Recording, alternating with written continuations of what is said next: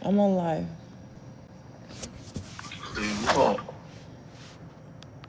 It's about to play a game. What time is it? It's midnight. What, midnight? Mm-hmm. Nigga, you need to get to sleep, dude. You just woke up? Mm. Hmm? Yeah. It's 8 in the morning here.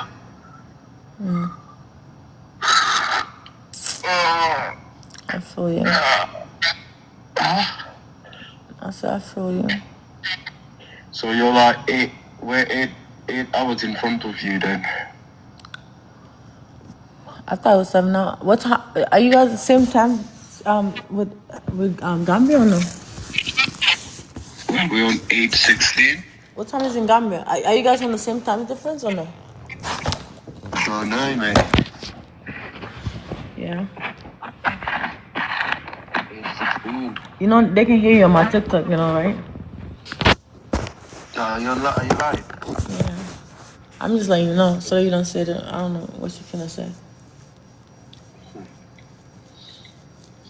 Let me see. Turn the camera on. Let me see the TikTok live. You wanna, they finna see you though.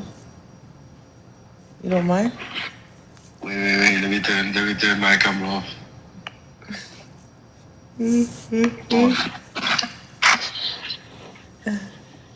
Oh. Let me see. Turn it again. Again, how? I can't see you properly. Why you mean he's handsome? Mind your business. Somebody say you're handsome because they saw you for a second.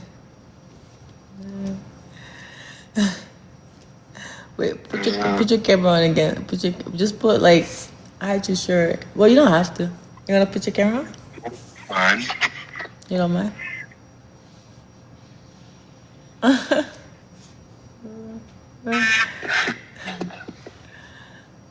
You wanna say hi to them? Like hi. Go on then. Huh? Yeah, alright. What do you mean he the lucky man? That's not my. He fumbled me. You know what a fumble is? They think I'm with you or something. Well, you're my ex-partner, aren't you? Yeah, but We're still friends. We're still besties and whatever. yeah. How's England? Yeah, alright. Good, yeah. Hmm? Yeah, same old, to be fair. Yeah. I feel that. Why you call me? Didn't hear from you for a couple of weeks, so I thought I might as well call you, innit?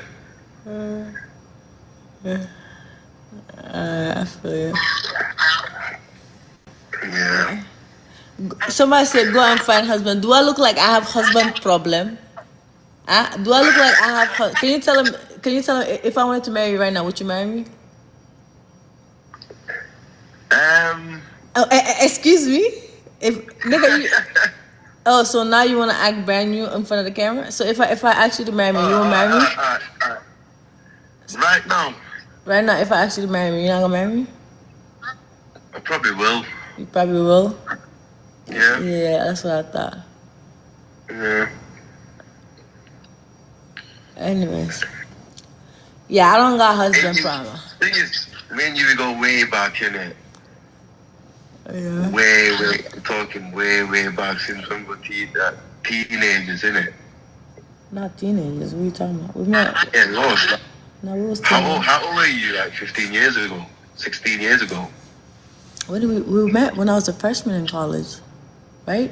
No, 2011. That's like over 15 years ago. That's when I was a freshman. I graduated 2010. So I was a freshman. Yeah, but how old were you then? You were a teenager, aren't you? Because I was only 19, I think. No, 2011, yeah, I was only 18. 18, 19. No, I think we started dating 21. I think I was 21, you was 20. But I was. No, I think because I was a sophomore when I met you in college. I think I was a sophomore. Yeah, but what year was that? 2011 or Oh, let me 12. introduce you to the funniest nigga on the app, bro. Do you for myself? Hey. Bounty. Let me see if you can hear me. Bounty, come on, Okay, my back, yes. I want to introduce you to my friend. Say hi to Bounty. Say hi, Bounty. Hi. You know how to speak? Well, he can speak well. I still come on, Bounty. I can speak well of, yeah, but not proper though. What do you Okay, mean? okay. Shuma gorilla. Mbitandema. No. He fumbled me. He Kabimba 21 le na neka sign. Alastan la ko remember map pale. The mine is coming. The mine is coming. Then take him, man. Then take him, man. No, I'm not. No, honorable also is here. The honorable have entered. Today is a problem day. Nah, he's not. I'm they're not on camera. I'm the one on camera. Honorable Fanambijana. Na ye lamoy. Nah, honorable Kalastan. Yo, wala nang ko careful. Mbitam fula le benta jambe dula. Nah, but he don't look at man. Nimang surako. I surako man. Man kakome. You don't know how to speak nothing Mandinka, right? Obviously, right?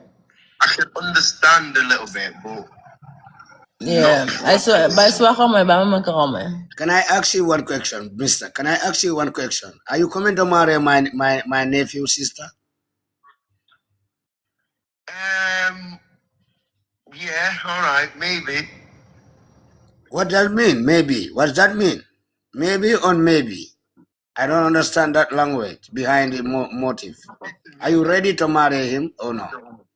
He said it's not Yeah, up but to him. it's not up to me though, is it? Yes, then you have to be quick and run and come on. So many people are making a queue just to take it for housewife. So if you are not ready, don't waste our time, okay? Nah, when I was 20, listen, when I was 21, he was the first man that I saw, and I wanted to get married. But and then he was playing games, like he broke my heart. No, you he's know? a stubborn boy. He's a stubborn boy. He's a stubborn. He plays stubborn. That's He why. broke my heart, but now I'm like, nah, like he broke my heart. I was young at the time. I was only, what, 20, 18, 19? I can't Nah, remember. but you was 20, like 2021. I was 20 years of age. I came to England 2013, right? 2013. And we was already dating for like I think 2 years before that, or a year and a half, right? Yeah. Yeah, so I think we Are you definitely gonna... met. I was 21 when I met Why you, or should you break the love? Why should you break the love? Mister, why should you break that beautiful love? Yeah, I was young at the time, brother. I was young. Oh, I cannot blame you. No, you are right. You are right. You are right. I cannot blame that. I cannot blame that. I'm 34 now. We're talking when I was 19. Do you know what I mean? it's too late now. Then now I will try my best. I will try my best convince the girl so that the mind can come up again. Yeah, talk to her. I will talk to her. But somebody also is here, is a high diplomatic person. He also ready for marriage. Then if I fix this, be quick, make a quick service, and you run and come and pick it. Okay? You know what? Yeah, I've always said this. I've always said, like, Binta is probably the only Gambian woman that I would marry. Wow, that's a good Oh, that message. is true. But anyways, Wow. Binta, how do you see this boy? How do you see this boy? Let's make it a second chance. We see. As far as now, she's grown up. She's 34 now, 32. He's looking like a grown-up man now. Let's try a chance again. Second chance. now we're friends now. We're friends. Okay. We're friends, Honorable, good morning. I greet you. Greeting from Bounty, Jufa. Good morning, Bounty. Hola, ¿cómo estás? Yes. We are good. We are good. Hi, honorable. Good morning, Pinta. How are you? Or good evening to your side. Panka 500 bulaning Adam Bernatalo Balapejo Pinta, Dumbangule. always. Can you please stop No, this? I take it back. I take it back. Oh, I don't know where I call you. Cisse. Hi, Cisse. I don't know Oh where I yeah. call Hi, you. Pinta. Hi, Pinta. Love. How are you? I'm good. With this Adam Butter. But anyways, I'm gonna let you go. Yeah, I'll talk to you later. Yeah. Yeah. All right. Hello. What's up? What's up? Hey, let me see the person that's saying block me. God damn, what did I do to you? Not yet. Not yet. What did I do to you? Fake up on your block. Request okay, bang. Even the feelings hurt, Canada. Voluntary block. And I don't want to block. And I'm block. And I don't want to block. Pinta, so Not how's the just. night? I'm good. How are you guys? I'm fine. I'm just here managing. I have to travel almost 7 hours journey. Oh my goodness. Wow. Yeah. I Mamma have mia. appointment there. 7 hours. It's just like going to Banjul. Mamma mia. Yeah. Mr. Now me, I cannot travel even 6 hours. I don't know why. Why? Because you know me, I'm a smoker. If I if the feeling enter in my testis, Yes. I pissed up. Hi, I Tito. pissed up. How are you? Pinta, bang.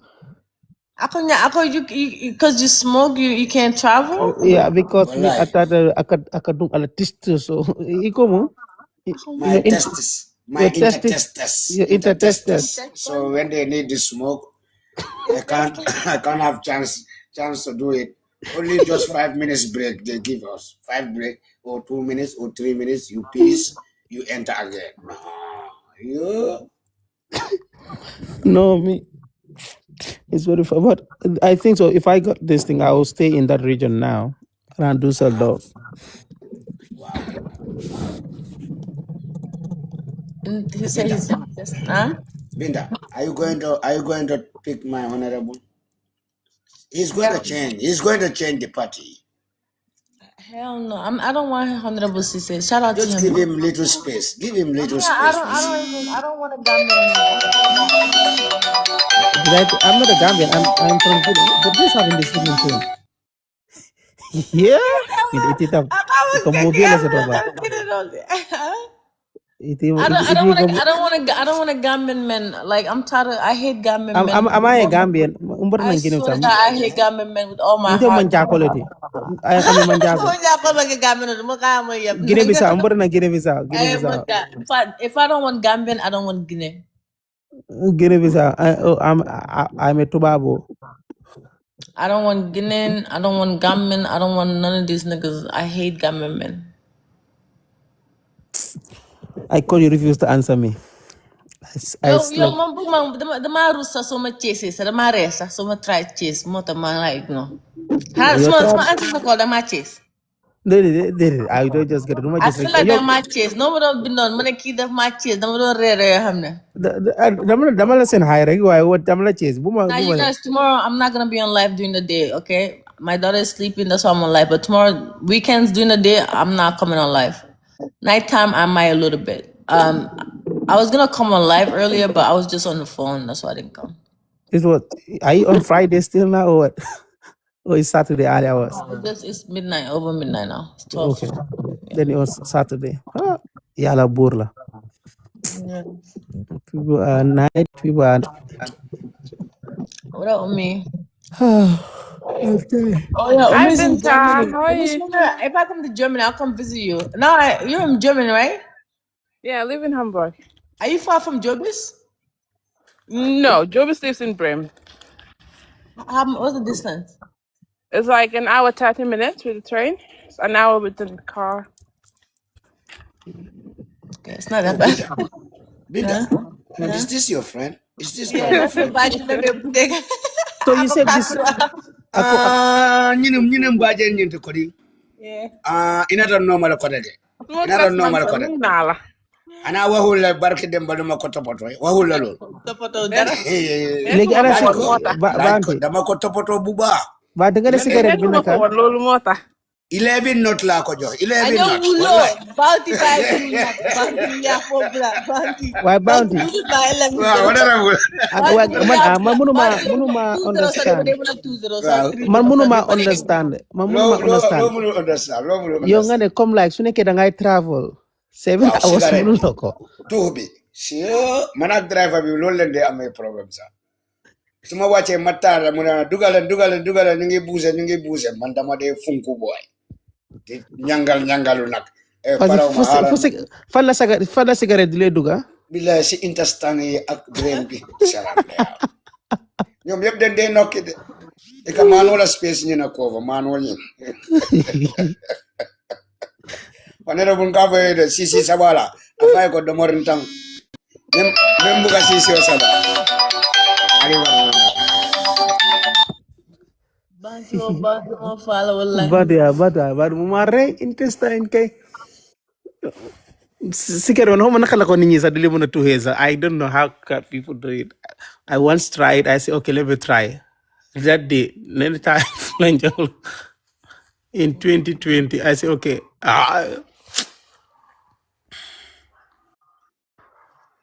But a day packet like honorable that's my a day a day packet of fula jëlu la katara ji packet ko no. 20, How many? 20. So you take 40 cigarette a day. A day. Is it Piccadilly PI ñaari CC PI ñaari LLY? PIDLY. No, be more Winston Blue. Okay. Lo America tolla baba la America sate kuma. So, Ni be nyola. Ika Marlboro male. Marlboro mkasa wala kay. Was certainly Gambia ko de. Marlboro sometimes $90 is one pack. Na be fit. Binta ninka cigarette ma aka dum na intestine ne ani na brain. Go.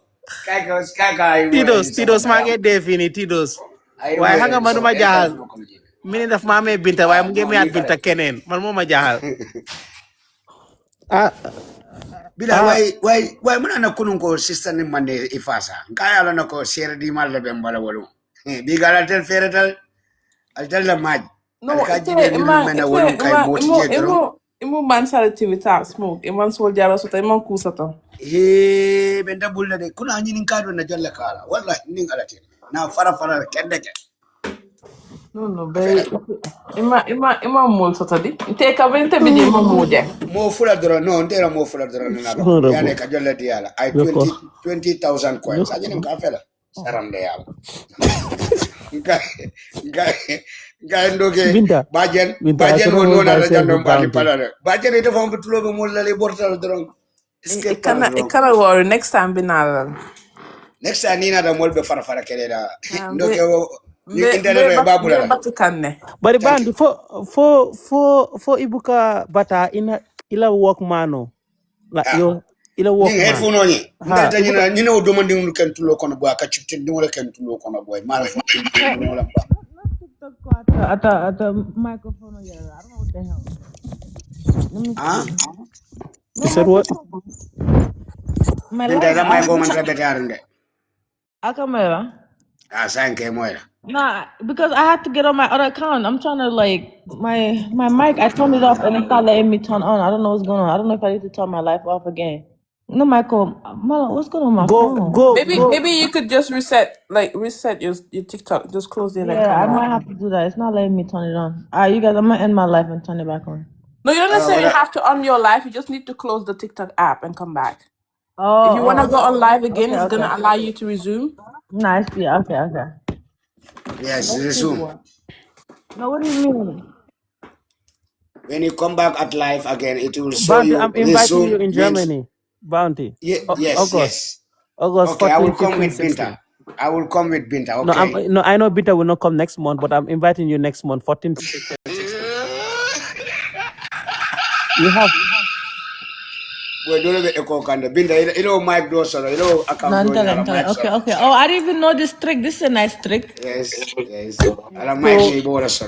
So accommodation. Iti embe ila accommodation fenka ni natata. No, but nim Binta la mina nyola de. No, August. Binta man na August. Na pass okay I know. Wait, what do you Even mean look at August? Where? What's going on in August? We have an event somewhere. Sign them boy be free In like. Europe? Sign them holiday la be Yeah, killing. Eh. Nah, for me the I first here. time in the history Wait, of where in Europe? in Where you having Germany. that? We In are having Germany. Sangmari celebration. Like Right it's now, I Sangmari. It's don't a have Christian. any business in. If I come in Germany, the only two people I want to see is Jobis and Umi. That's it, you know. And with me too. But I'm not Italy, especially for you Bari specifically. kanata ila KGB de budget. Budget o kanata o jibe. I'm not Wamunna bad. Are you wamunna okay? ene mirati boy dukare boy fema je wolo How's e shit? menken. Wala na kunun ko moli e mutajam. Eh, Iba but va e moli e okay, tiyo I ila normally, nyame. but normally, but we are sa to ke karna ka ve muta Adum jara benin hamne. kam But mba the post la na le. ko ko enya na Mba ko be bute post la pa. le. Boy bari moli e Bute. butere. Boy kunun ko But boy killing ne kam 11. bute. Akam bute 100 points si fala 200. 100 points. I 19 is 20, 32 coins. Boy, Ya fana ya man. juma kam bute no ba ke jizo da kam bute no. Jisul mundela chef jenolti. Jisul wonte. Kunun fon nanya ndaka play la bon ni te bari. Sino le ndamuta. Nan serbet le boy atambe dambo. Serbet le tambe dambo. Sino. But is the Indian, I swear to God. Nga But nga ako service tabi tabi mundo falo na tabi tabi bala. la wala. Mesino si wala Ko kunun. bantu itebe munto ma fango Italy banko kono. Milano big city ndaka tara capital ndelmu capital boy the city boy. Milano man pensa al airport. Aywa jela form ni fota mal pensa drong. Afoy Milano Central. Ni ko Central. Central. I was one time there. Ni ele netalo tado yake mo mo I tambe. one Nata time use your iba fo airport nalon. man pensa. After from there I went to Rome. Milano motije memalo motije. Mm. Hey, Banti, if I come to Milan, we're gonna do a photo shoot together. Me, I'm a model on Milan. If I come to Milan, I'm doing a photo shoot. So I'm gonna hire a professional photo shooter, photographer. We're gonna have a stylist. We're gonna have a makeup artist, and we do a photo shoot together, right? Like a So Wow. Binta, are we going to Bali? Yes, I will proceed him to Bali. I will proceed him No, to Nah, no, Bali. no, nah, no, she not said Germany, You Carlito. must Bali. go. Oh, you must go. You No, no, must She no, go said no. because We are going to Africa. she said for Adam and Talo, you know you make me look bad when you come here. Billah wala tala, you make me look bad. More bafla ajibe binta is becoming a sellout. Billah wala tala. She said, "Nin halo honorable mo nila page na honorable season." ala natalo kije sano Now, ala natalo now you kije. want to judge me because you don't Nah, want yeah, someone. I'm judging you. You're the only person that might even stand here. Funny Gino's story, but what I don't worry about it. Gino's story. Now you making me Gino. look bad. You the pin call binajane yaje they will like disappointment. But look at this. Yana binde minela itoka. Yana ike kumani nyadi resa. Niko drum binta bigal binta reke ka folko. Ika folko jina. Another. Iko mo?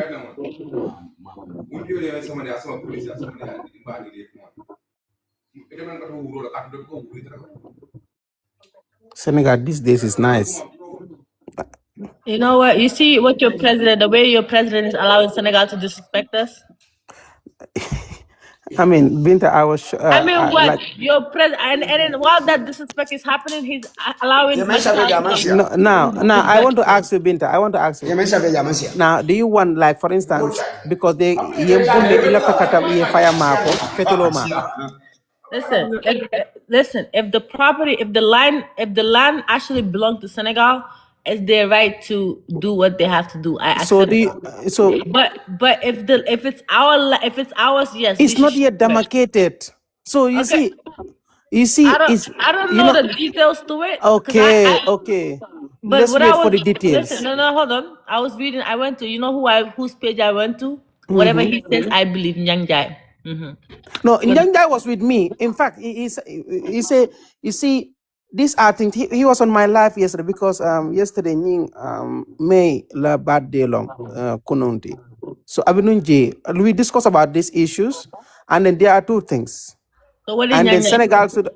Senegal should apologize when, because you see in Fonyi, I went to St. Edwards in Buyam. I know In Fonyi. Senegal, they like to do a lot of nonsense when it comes to But Fonyi region in too. this I know this. you know Fonyi, the reality in Fonyi is that sometimes you can be in somebody's mirror, you sharp someone at the Senegal side. Huh? Yes, you come. I can open my window and call someone. I know that the same thing is Farfanya also. I know that. Okay, I know. it's a border. Okay. So us is in fact they have set up a border But commission. how come Senegal, this border, like, how come when Jammeh was how come they never took it? If it was really their land, why now? Always these were problems. Since it's not now. Go back to the history. It's not about today, but that this border problem. It's not today. Even Jammeh time. I know Sometimes it's been they class. happening with different locations. I know that, right? Yeah. But how So come this specific location? How come they waited until now? now, If it belongs to them, So now, why not have it listen, since then? Binta. Now, what we should do as a country, we all come together through the Senegalo Secretariat, Senegalo Gambia. They sit in a diplomatic way to sit as a border so that they can resolve this to be a lasting problem to be solved. Do you think the land belongs to us? I'm asking you.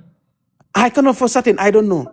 I cannot come and sit and justify. So why would the government complain if it doesn't belong to us? No, the Gambia government say what the government they connect because this is provocation. If in fact, if what they should inform people so we know. Guys, who knows if the people that are saying bring me up, if you know details about this information. For me, I don't know. That's why I don't know because the Gambia government condemned it. Well, Binta, I did a live yesterday, and it's clear because a lot of ex-military personnel came there and made it very clear that the wall is 2 kilometers away from Senegal. So a wall that is centered on Gambian soil, I don't see any reason, I don't care what it is, for Senegals to feel like they could take a bulldozer to drop down a Gambian construction. Now, Senegal, their government brought out a press release stating that they have tried to do this thing in the right channel. They went through the right channel. So basically saying we did it because we wrote to the Gambian people and they did not respond. So the only necessary thing was to use force. So they basically said "Nyoko def nyote." No, can I ask a question, please? Hold on, let me ask a question. I think it might be more no, Binta, please wait. Hope is not because of the politics is ahead of front of us. Is it not they are creating any violence to delay some voting this election? Hope so not. I don't think Adam Barrow will want to risk postponing the Gambian election right now. Because you know what doubts me? You know what doubts me? You know what doubts me? You know what doubts me? How comes the ex-president can be visiting and secondly, this type of violence is creating in between these two countries? How do you suggest? Because a politics have a full mafia. Hangala mo nekk problem bi right now. Wow, It's ne Senegal. ñoom si liggéey dañ bind a press release. They did not really apologize or anything. They did not say they ñoom ñoo nekk on the wrong. Then justify liggéey def. Then justification bi mooy ne land boobu noonu is in dispute, which people actually disagree with ne. Listen, guy fu guy daaneel si military barracks bi wall boobu noonu. It's 2 kilometers away from the border of Gambia and Senegal. What do they mean by it's in dispute? What do they mean by that? And what's the I think what they want to do is to add that land to Senegal soil. Why? Okay, so are they acknowledging that it belongs to the Gambia? No. They're claiming that it belongs to them. They did not necessarily claim. They just said they wrote to the Gambian government, okay, land bini is in dispute for a very long time, but because nothing happened, so they took actions basically. Okay, No. Binta, hold on. Relax. Binta, hold on. Binta, hold on. So why this is happening? Arambara is inviting. No, listen. It's not about, you see, listen, Binta. Hold on. Okay. Binta Ibatum. So when you say it's in dispute, let me give you the press release from the Foreign Affairs of Senegal, their community. However, the government wished to recall that this area in question has been the subject of discussion between the competent authorities of both countries for several years, as repeatedly drawn to attention of Gambian side through appropriate Why the fuck channels. does Senegal even need an extra land? Don't they have land extra land already? That's why I cannot hear. I am sitting here. I cannot justify because I don't know that place to be specifically. Senegal, you see, this is why I told you guys Senegal is a threat. How many times did I say Senegal can try to invade us? How many times did I say that Gambian people think I'm crazy or they think I'm a narco? I always say that Senegalese people can sit and try to colonize us. They can try to invade us. I've been saying this to people, and Gambian people think I'm fucking shaitanic or something. Remember when we did a conversation about it, when I asked Nyang Jai about it, and he did a whole speech about it, and I posted it. A lot of people were mad in the comment section. Senegalese were mad. Gambian people are saying it was shaitanic while we're having this conversation. I'm telling these people they can try to invade us. Like, if Senegal have a crazy president, they can just like the two Senegalese niggas I ever dated, when they want to fuck with me, you know what they say? If I become president, I take president in Senegal, I take Gambia. I swear to God. The two Senegalese niggas I dated, I swear to God, anytime they want to play with me, they be like, if I was president in Gambia, I'll take over Gambia. Like, literally, that's the jokes that they tell us. So if Well, they're doing it one after the other, and someday it might happen. Like, so, but they like what actually? If we're fighting over a small piece Binta, of Gambia land, is a sovereign state. hey, should I be that so I can't be sovereign state? Hey, Binta, hey, respect Gambia. No, wala nte ni futu no fan kakara fu ni fa yen kanu ko tende fan. Yes. Nko mbe futela la, ite mbe futela la. Guy kakara fu ni fan. I don't like it. Nko kabala kana alla sogona. Okay, hold on. Listen. I wish the government fighter soldiers they didn't fight obviously because they don't want to lose their life. Were they outnumbered? No, they were with weapons. But they didn't open fire, but they use professional. If I told they didn't use professional, but why would you let somebody invade your land and shut down? Be like, you're not doing it. It's either no your fire, but you're not finna come. No, they apparently had a Nakalawati. They had a command not to react, so they're basically called back. I don't bother Buddha. That's why today. When Gambian people No, Binta. Hey, Binta. that's right. Binta, no. I will not see you insult my leader. No. I will insult him until tomorrow. First of all, listen. Nobody tell me what to say when it comes. Then let me go down. Yeah. Okay, you can go down. I ain't tripping. Yeah. Okay, goodbye. And never come back again, please, for the sake of Allah. Never, ever send request of my life again. Okay? Friendship you bang sainte, yeah.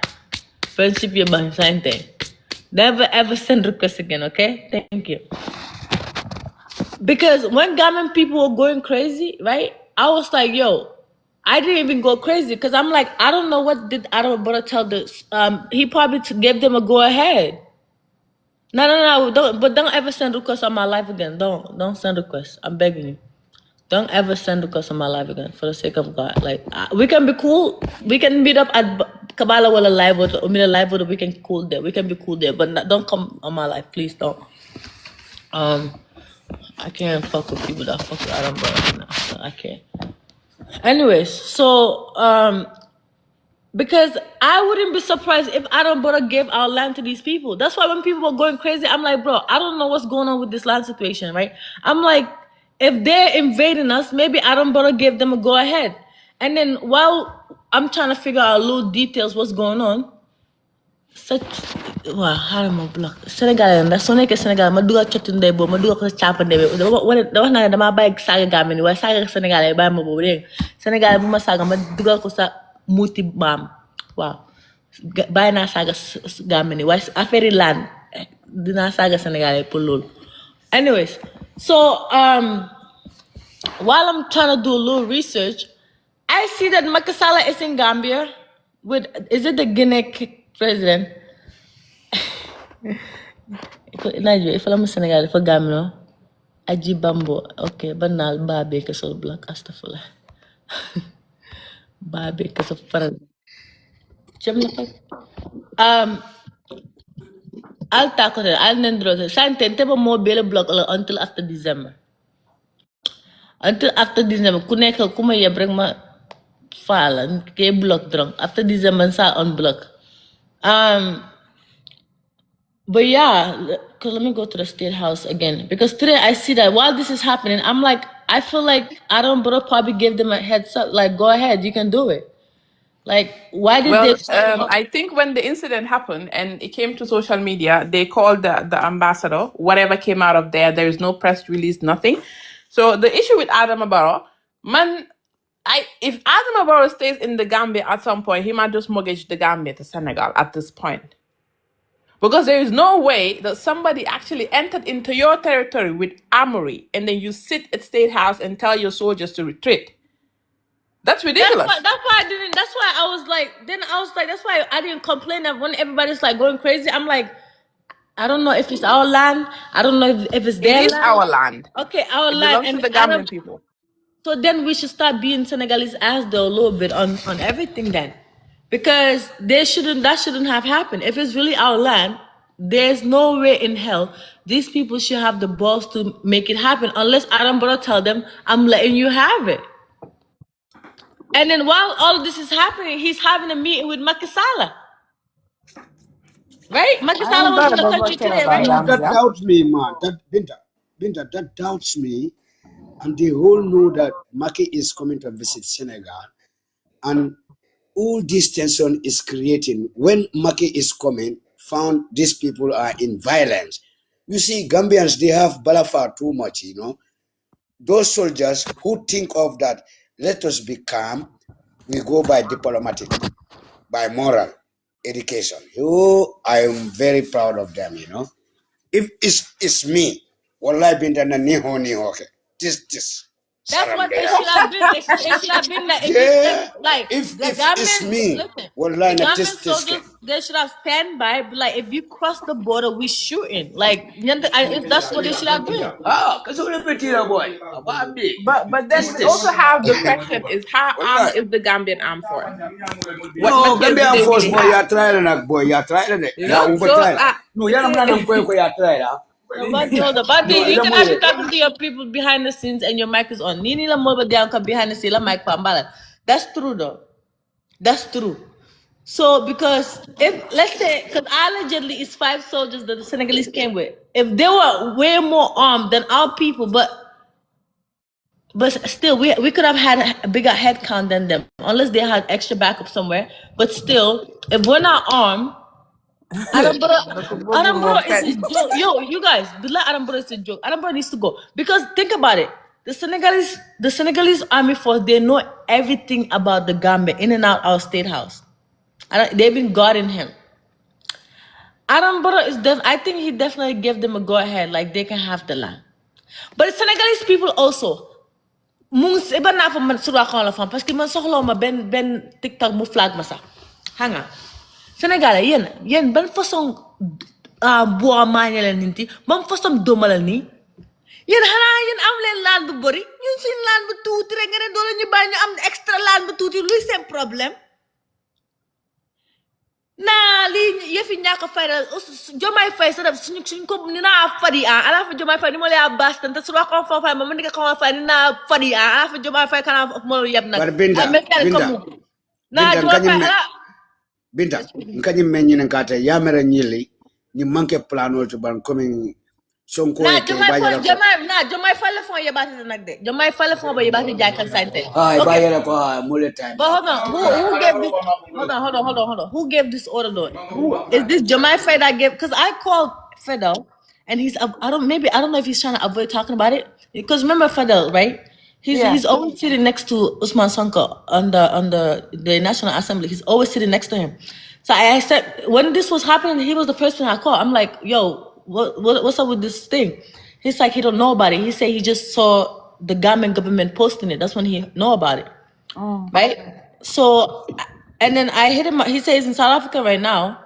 So I was hitting him up to try to get more details. Let me share him the live and see if I can get him in here. Right? But how can someone who is the manager of the National Assembly in Senegal, somebody who is one of the head leaders in PASTEF, how come he can't know about this? Senegal hangen lala halama walen li tedu. Okay? Yen sin mbokk ngeen. Okay? Bajen, I follow you, okay? Okay, hold on. Senegalese people, okay? Senegalais. Yan ñun seen mbokk ngeen. Ñun ngeen gëna ñun ngeen gëna jege den ñeneen dëkkay si man. Mauritanie, Guinée, all of this si man ñun ngeen gëna njëkke. Yeen seen dëkk bi moo gëna rëy ñun suñ dëkk bi. Yàlla ñu gëna am dëkk. So yen naka mo make sense yen ngene da ngeen di xula gambe ni affaire yi laan loolu yefi ñaka xel la loolu dafa nekk yefi ñaka xel bam ëppa yen su nekkee ne yen da ngeen di bugg a start fitna ak gambe ni affaire yi laan he loolu affaire yi ñaka xel la nag loolu nga dee wax affaire yi jiko duma jiko soxor waaye soo leen dofee boo ngeen foog ne di ngeen ñu mën a tooñ any kind of tooñ di ngeen xam nag yeah te Binta ku laay mën a baasta ku laay gën a mën a baasta mu neex moo Binta nekk xarama wale foofu ngay dem nag xaar gis nga ñun ak Sénégalais buñ dajee si peacekeeping war bi the whole world Gambia la day proud ñun ak Sénégalais time buñ nekkoon Sierra Leone ñoom xam neen Gambian yi xam neen luñ fa def okay, Fadel just sent me something. He just sent me. I don't know. He just sent me something. I don't know if he's watching my live.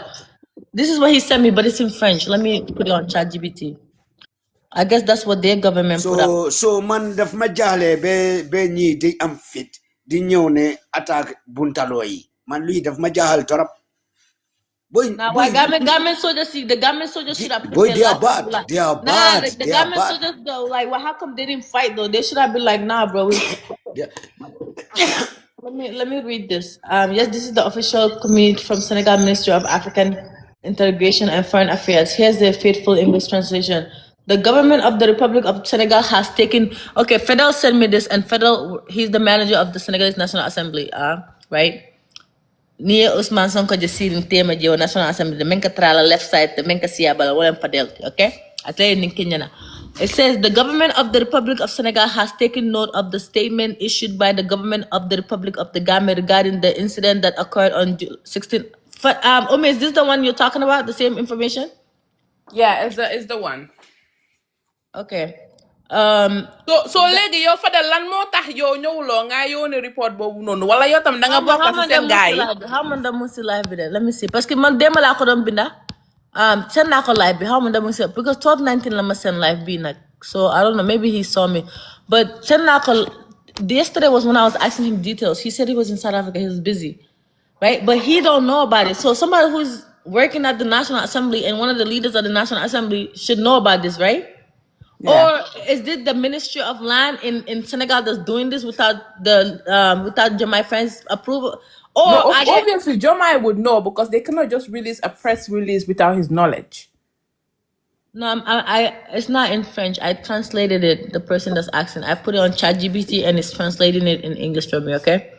Okay, let me read it. Hold on. Senegal remains committed to the historic ties of the fraternity, good neighborness, and strategic cooperation that unite the two countries. These relations, founded on widely shared aspirations, are a valuable achievement that both governments have a shared responsibility to preserve and strengthen. However, the government wishes to recall that the area concerned has for several years been the subject of discussion between the competent authorities of both countries. On several occasions, through the appropriate channels, Senegal has drawn the attention of the Gambian side of encroachments affecting what Senegal considers its territorial integrity, involving installation and activities that it considers incompatibility with cooperative and respectful management of the common border. Despite sustained exchanges at the highest level and long-standing negotiations, these discussions have not to date resulted in a clear agreement capable of permanently resolving the outstanding border issues. It is in this context that the incident of 16 July 2016 should be understood. It should not be interpreted as reflecting any intentions on Senegal's part to undermine the sovereignty of the Republic of the Gambia or the excellent relations between the two countries. Rather, it forms part of the border situation that now requires a prompt and lasting response. The government of the Republic of Senegal remains fully committed to the peaceful settlement of this issue through dialogue, consultation, and exclusive use of existing bilateral mechanism and appropriate diplomatic channels. So they're pretty much saying that na Adam Bora government a manka government serious thing. A male do long to the point that a border dispute me an ka metaje gambe ka fa teletam Senegal ka fa teletam even though nyaka hel ma nyala ngoti ma na nyaka health right so saying they're contacting the government and the government is ignoring them. So if African guy go, okay, bari almang mol ignore until we will show you how dunya works, how a government runs. So we're gonna take it.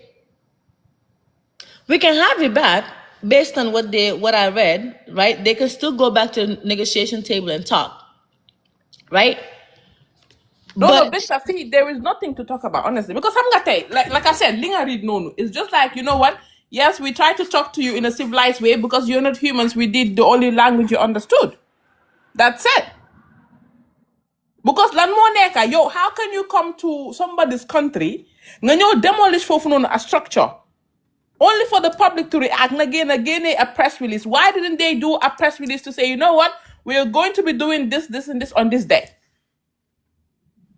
Why does the public have to react? They did it on the day that Macky Sall also came to the Gambia. I think, no, did Macky Sall come to Gambia? I think he's in Senegal. No, Macky Sall was in, because I saw the State House release thing today that they released a photo of him in Barrow today. Or maybe Barrow went there. I don't think he went to do thingy. Macky Sall is in Senegal or Gambia? Macky Sall yesterday he was in Senegal. I don't know if he went to Gambia, but he was in Senegal. Hold on. Barrow went to Macky Sall?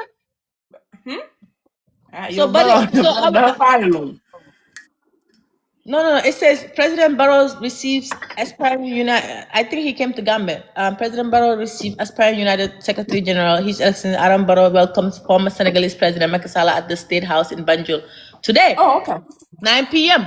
So they did this the same day Macky Sall came to the Gambia. So are they trying to what's going? Because I heard, according to Fadel, I know Fadel was definitely mad at Adam Barrow sponsoring or backing Macky Sall with the UN bid, because he complained about that. So if Fadel is annoyed about that, Usman Sonko is annoyed about that.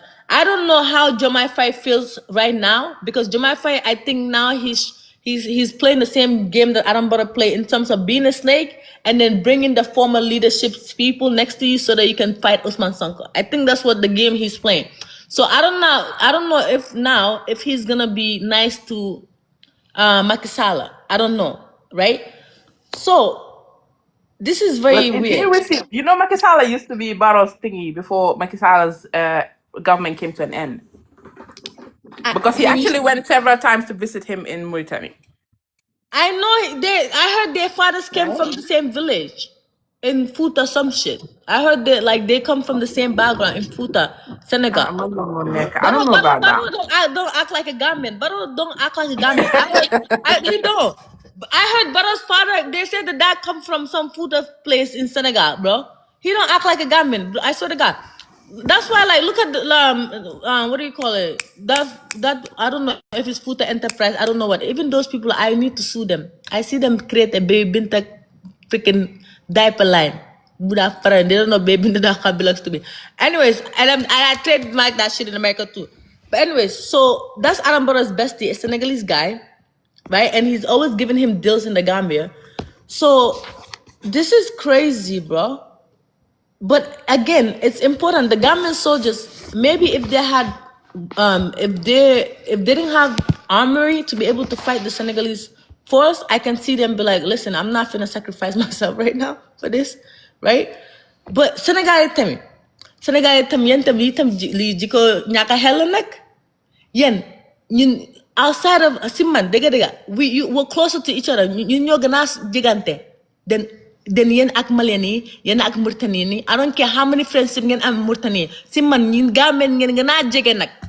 So okay, ñun ñëpp nekk the Senegambia region bi, right? Mali Empire came all the way to Gambia. Jollof Empire to some part of Gambia, even Farafina included. The Kabwe Empire also came all the way to Gambia too, right? So, tubaab bi ñoo sin dëkka ñu colonize ñu dry ñu ñëpp def lu ñu bugg a def ñun ñëpp, right? French jël that territory. The British bought the little small Gambia from the French. ñu ñoo jënd ñu jaay ñu dof parce que ñun nit ku ñuul xam nga duñ dara duñ dee soppantante moo tax tubaab bi dañ ñoo def lu leen bëgg a def suñ dëkka, ok? So yéen ngeen am seen dëkk bu rëy boobu noonu nag ngeen am seen dëkk bu rëy boobu ñun suñ dëkk bu tuuti da nga mel ni melentaan we are the suñ Africa bi yëpp ñun ñoo the smallest country in mainland Africa bi yëpp. So yéen su nekkee ne yéen ñun magaara xale ak yéen dëgg su nekkee ne ñun ak magaara xale ak yéen doo leen ñu bugg a fay laan bu tuuti sax di ngeen wax ne ñun am nañ lu bëri nag su nekkee ne laan na kay am nañ lu bëri nag mën nga ni jël tuuti bii nag ak tam sénégalais bu ñu amoon yaa jëme even though maanaam moom affaire am neexuma waaye dama dee like nu mu dee traité tubaab bi western ak outsiders yi I like how he treat them. Lu tax dem leen ngeen dem dokk lifin bi ika fa ñaale suma wolof bi baaxut bi lu tax dem leen ngeen daaneel maraaj bi ngeen daanal bi lu tax so léegi ngeen ko def parce que dañ am bopp bu rëy boobu noonu boo xam ne xaw ma foog naa maamam dafa jógee Sénégal moo tax moom amul benn loyauté Gambie nag amul benn loyauté Gambie parce que man dégg naa lii ñu ne papaam ak Macky Sall fu mu jógee ñoo jógee benn place so Adama Barrow Fuuta Tooro la fu xama Fuuta fan la Fuuta benn Fuuta ngeen am Sénégal so moom foofu lam nopp nag dafa mel ni foofu lam nopp foofu lam nekk di show loyauty di ñun waaye sénégalais yéen itam dëgg Binta ñaata xel la comment section o jibe ko ila moy ba Binta comment section o ni nga bay suma doom ji ni comment section o kono jibe ba ndolo ko Gambia is older than Binta ni Senegal jibe ba ñebe sa okay hold on sorry one to ñina comment jibe ba ñina comment is true Gambia is long Senegal amang naka la ko ga de waxe ci soose du dé xalaat so doon xalaat you will not even sit here di wax ne Gambia moom ak Senegal Gambia mu ngi mel ni dara ci Senegal. So what has the Gambian been doing? Xam nga yéen listen suba si dafa teel yéen Gambians how come yéen a mag Sénégal mu ñëw mu sóoraan leen bugale naa lekka léegi mu ngi leen di lekka sax ngeen di yuuxu waaye naa xam nga Sénégal lu ñu Sénégal da ngeen li leen de wa buli naka de wa buli su wala baajen yéen xamu leen suñu papa sénégalais la yéen tam nag non antica man mi di dëgëral sa man suma yaay sénégalais la waaye xam nga at some point nañu gaay baaju nooki tamit waaw léegi man dama bëgg a contribuer wàcca tuuti léegi suma client bi léegi tey mu ñëw waaye baajen suma doom ji nii nga koo baay Binta nii nga koo baay nii rek nu siri Binta moo baax si gaay sax Binta damaa daga ticket ñëw foofu de da ngaa support Sénégal over Gambia. déglu rek I didn't have Sénégal oh hell no.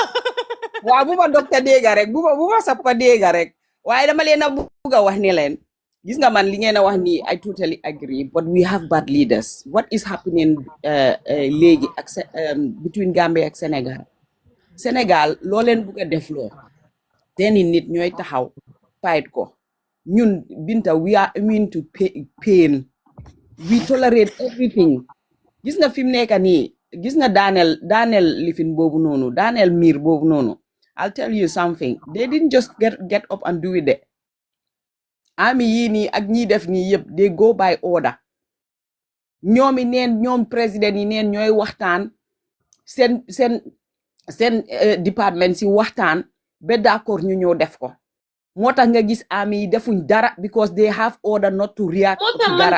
I didn't complain that much because I was like Adama wax la am na benn dëkk boo xam ne nga am na loo xam ne yëpp doo ko mun a wax si média and I am telling you this from a fact gis nga booda bi ngeen gis noonu du booda boobu rek de it's not only that de am na benn booda boo xam ne boobu Gambia dañ demoon tabax fa base daanaka du duga fa nit ñi duga nañ fa comme ne foofu moom seen Gambia la bokka.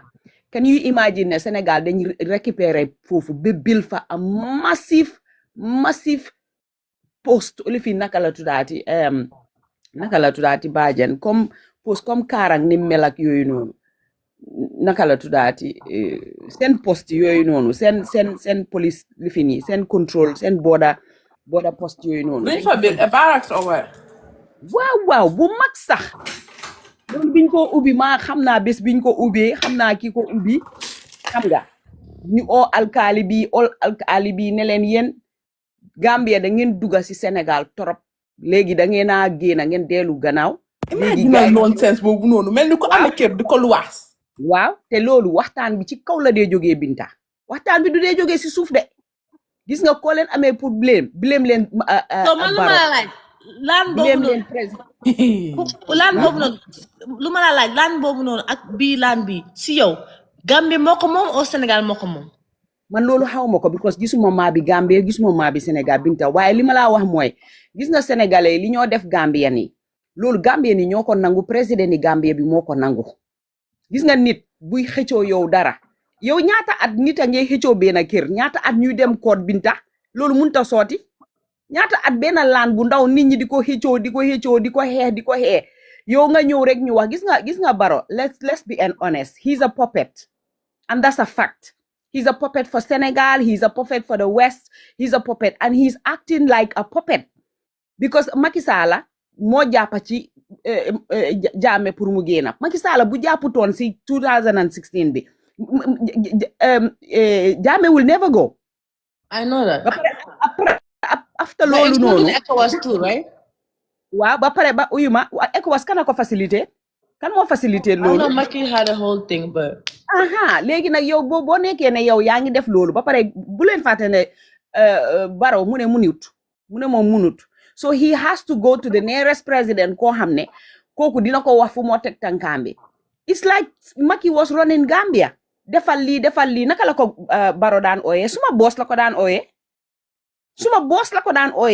because he is actually telling him this is how to run a country boo seetee balaa Macky di génn Gambia Sénégal imaginal the way Barrow was running Gambia ak running fii soo duggee Gambia sax Binta right now nga drive around in Gambia nga miin di drive man damaa drive Dakar man damaa drive Gambia léegi am na parts yoo xam ne it's very similar to Dakar seen pont yi seen bridge yi seen road si seen building yi gis nga building yu ees yi nga gis nii yëpp they have twins in Senegal so di nga gis ne ñun imaginal yow tegul leen ko de waaye kii li muy wax ni dëgg la de imaginal sign and the symptoms imaginal soo jëlee lifin soo de jëlee bagage Sénégal ngay dugga Gambia it's very very easy pour nga dugga Gambia because ñun ñoo ko nangu man I'm a business woman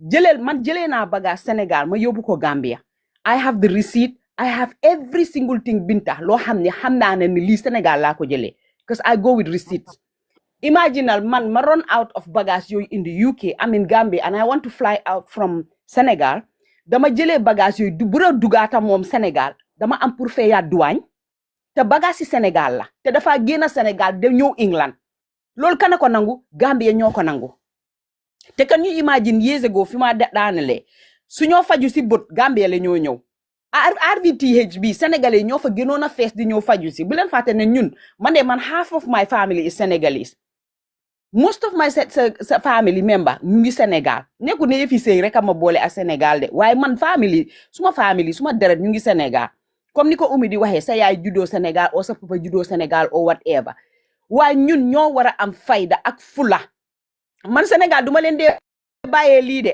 man even su ma demee foofu nga wax sax ñu naa kii Gambien la dama leen ko dee defal ba mu saf sàppa wan leen ne leen yéen doo leen gënu leen maa nite gënu leen maa mun a tegu ci yoon gënu leen maa muus kenn mënu maa nax si seen xaalis bi waaye naka la things day yombee pour sénégalais ba pare ñun things mënut a yomba pour ñun fële man maa ngi nii 4 years now man maa ngi sëy ak suma jëkkër man mun naa ko ital kayit within a day in Gambia te man amaguma benn kayit Sénégal man amaguma benn kayit Sénégal because it's so easy Sénégalais bi dem wane ne nangam o jabari man ma am contact ma dem foofu ma génne driving license am ma wan ko ñu isul ko driving license mu dem uti ji benn kayit Sénégal embassy mu ñëw ñu defal ko residence.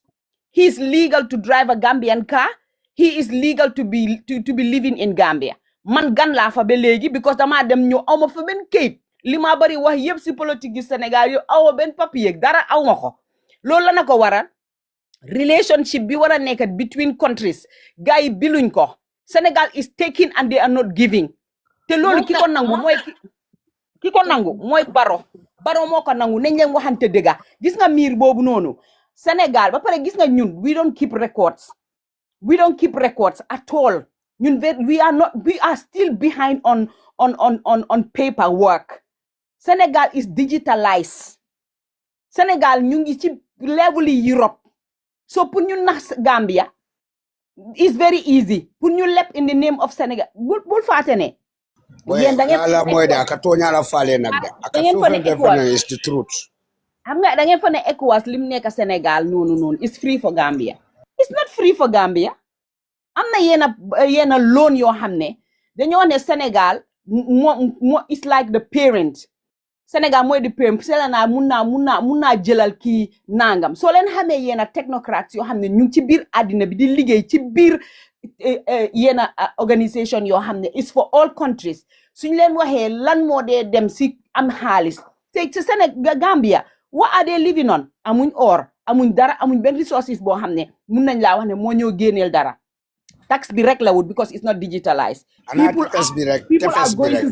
People ñu ngi dem pour ñu ngi dem pour fay tax voluntary nekku ne by force mun naa toog di business for ay at duma fay tax discipline uñ amuñ benn système boo xam ne faa fay tax lan lañ resort to woyaan an kan lañ dee woyaane jigéen yi ak xale yi youth si how many recently maa ngi dégg ñu ne $150 million or whatever ban dëkk moo ko joxe pour ñu ne pour youth si pour ñu toog seen dëkk pour ñu create leen job how many times loan yooyu dugg si biir Gambia da ngeen gis any improvement. waaw beneen bi moom Europe lam jóge woon I think. waaw so yooyu bi jaame jënde ñaata xaalis moo fa nekka do you see any factories boo xam ne mango mu ngi bari Gambia do you see any factory bu government bi taxawal ne nañ def juicy mango do you see any the moringa bi génn Gambia kan moo ko faa def Jamaican yi ak black British yi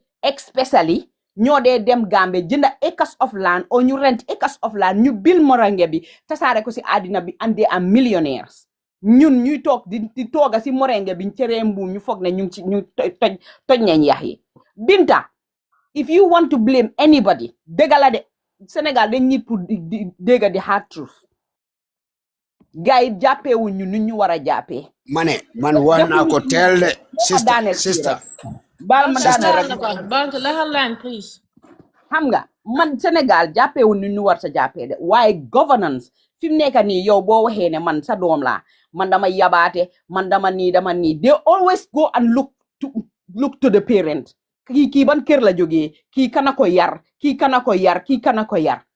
kon leader bi la Barrow moom moo munut moom moo war a bàyyi Barrow dafa waroon a bàyyi bu yaaga dafa waroon a def one time second time mu jox technocrate si ñu ron dëkk bi waaye yow yaa ngi jiite ba pare yow xamuloo lu bari yow fi ñu la wax ne fii nga war a teg sa tànk fii nga war kii di ñëw di advice fii kii di ñëw di advice fii léegi yow dem nga bi resort ñu ne Barrow dafa xambul léegi ñëw resort nga ba nga dóor dina may nanga maa defar yoon maa defar nanga leader du big headed lii dafa war a humble dafa war a look where shot film shot mu di ko mootali may ma xam nga lan mooy leader xam nga nit yi den foog ne leader mooy su way ne defal li nga def ko leader dafa war a am lenient a peasant if you cannot able to control that lenient and peasant you are not nothing like a leader. God said a leader have to be lenient, patient, and you taught your people about the mistakes, about the consciousness, about the righteousness. Senegal wanted to collect Gambia. You know in which year? Let me brief you people for you to suspect. And if you go to my videos, you will find one Senegalese was announcing that Senegal is under, Gambia is under Senegal, and Senegal command Gambia. When I just heard that from the man, I say, oh, how this man come across Bounty's mind, my logic, which I think Okay, hold Gambia on. is now lost in. Oh, we are lost in Gambia. We are lost in God Gambia. forbid. Okay, Let one me. second. Give me a second. God forbid. Inshallah, that will never happen. Hang on. Well, I agree with everything Auntie said, right? I agree everything she said. Obviously, Gamini, She is saying right. yes, dinala clip nag. You said a lot of important stuff, so I'm gonna cut your videos and post it. The stuff you said. I want the babuga Senegal dega lumwa. A Gamini tem dega lumwa. Mansa legi sa. You know, I gave up on my coalition because I was heartbroken. But I think I'll come back to this coalition because Tonya, we need. Coalition become for down to Nah, Binta. that's what I'm saying. I gave up by legging I think this will bring me back again. Because we Holen ko really need. helate sa money. Hold on. Holen ko helate. Oh, but Yo, Banti, yo, so ban political party nga they talk No, about. me I'm a Okay, Mom, you revolutionary. Boy, support Binta Soban, Mune? Binta Soban, I'm a revolutionary. I'm a freedom fighter. Me, I'm a freedom fighter. No, me, I'm a freedom fighter. Wait. The Gambia concern me, not about the politics. I'm not interested in politics. I'm freedom fighter of any national, whether you are from Asia, but let it be in Africa, I'll fight for your right. Okay, well, this last topic which I want to narrate. Please, this girl, what was his message? He's an anti. What ko oya ko anti is Bounty? okay, it's all anti. Anti, boy, mantam maglade. Anti, Wow, uncle, anti uncle, lumuy wa uncle fini. Manta, sorry. Anti lumuy wa fini yep, lol dafa am man 2022 la ko waxon Gambia yi moytu len Sénégal mu ngi jël suuxu len ci onda parce que tubaab yi luñ bëgg moy ne Gambia dafa ndaw na nekk ci biir Sénégal mu nekk seen capital ngeen nekk di city man bima gis seen féro yooyu noonu yëpp ma commencé di xeex Macky Sall si la songu Ousmane Sonko man may doomi Gambien kunte ka songu fasa farle Sonko Ousmane Sonko man la the whole Gambia can do one Okay, let me say something. Something. wait Binta yow doo dee ñemee buy xaaral rek yow xam nga gaay din la dee jaay muus xaaral ma wax la rek billahi sénégalais suñ ko amoon tey da ngeen nekk seen biir ngeen nekk benn réew mu nekk Sénégambia wala Dakar wala Sénégal lii leen let me say something, okay? When I'm saying this part, I need you to stay on mute because I'm gonna edit it. Oh, I might cut it. You guys, Gaminol, it's extremely important. Seriously,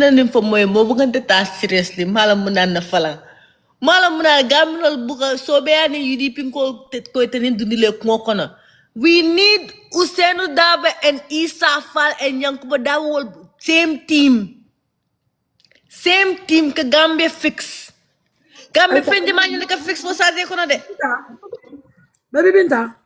Naam. Ndala anti Fatou be ñaari. Mbijan ko tan. MJ yo man sa xama. Eko? Boy, you look fresh. Oh, I look fresh. Okay, continue. But there's a lot of things I want to say. Binta. Yalong. Let me go back to Chamatale Menfokori.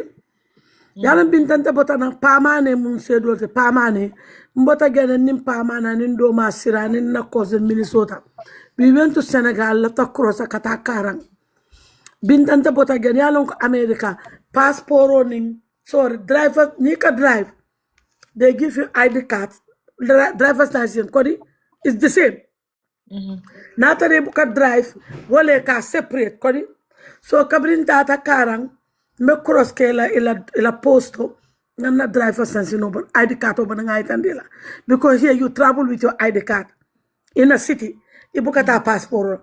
Ako nye ko no sa ID card bila, carte d'identité bila.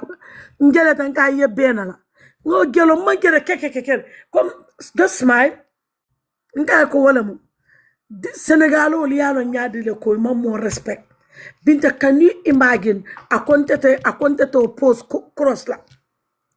Because the man not ID card to itan lala, gonna driver's license to guy is all the same. America, naked drive, they don't give you 2 documents, they give you 1. We get inclusive. Amanson. So on this smile to make I answer again. Can you imagine Binta Pamane kilo? Yeah, Pamane long kwadi. Pamane was that Binta, do you know that since in the morning we'll end the mutagel after 4? Ikoyen deport la wanyaman. So akamunta ko Binta ni potet Pamane. Sorry. Banti, I don't like this. Listen, I don't like. Boy, Hold on. Listen. Banti, instead of live on. Ndakadala, because left out on a Pamane Dumalem. That Pamane, I know him. Seattle. No, okay. Pamane, you did pila Pamane.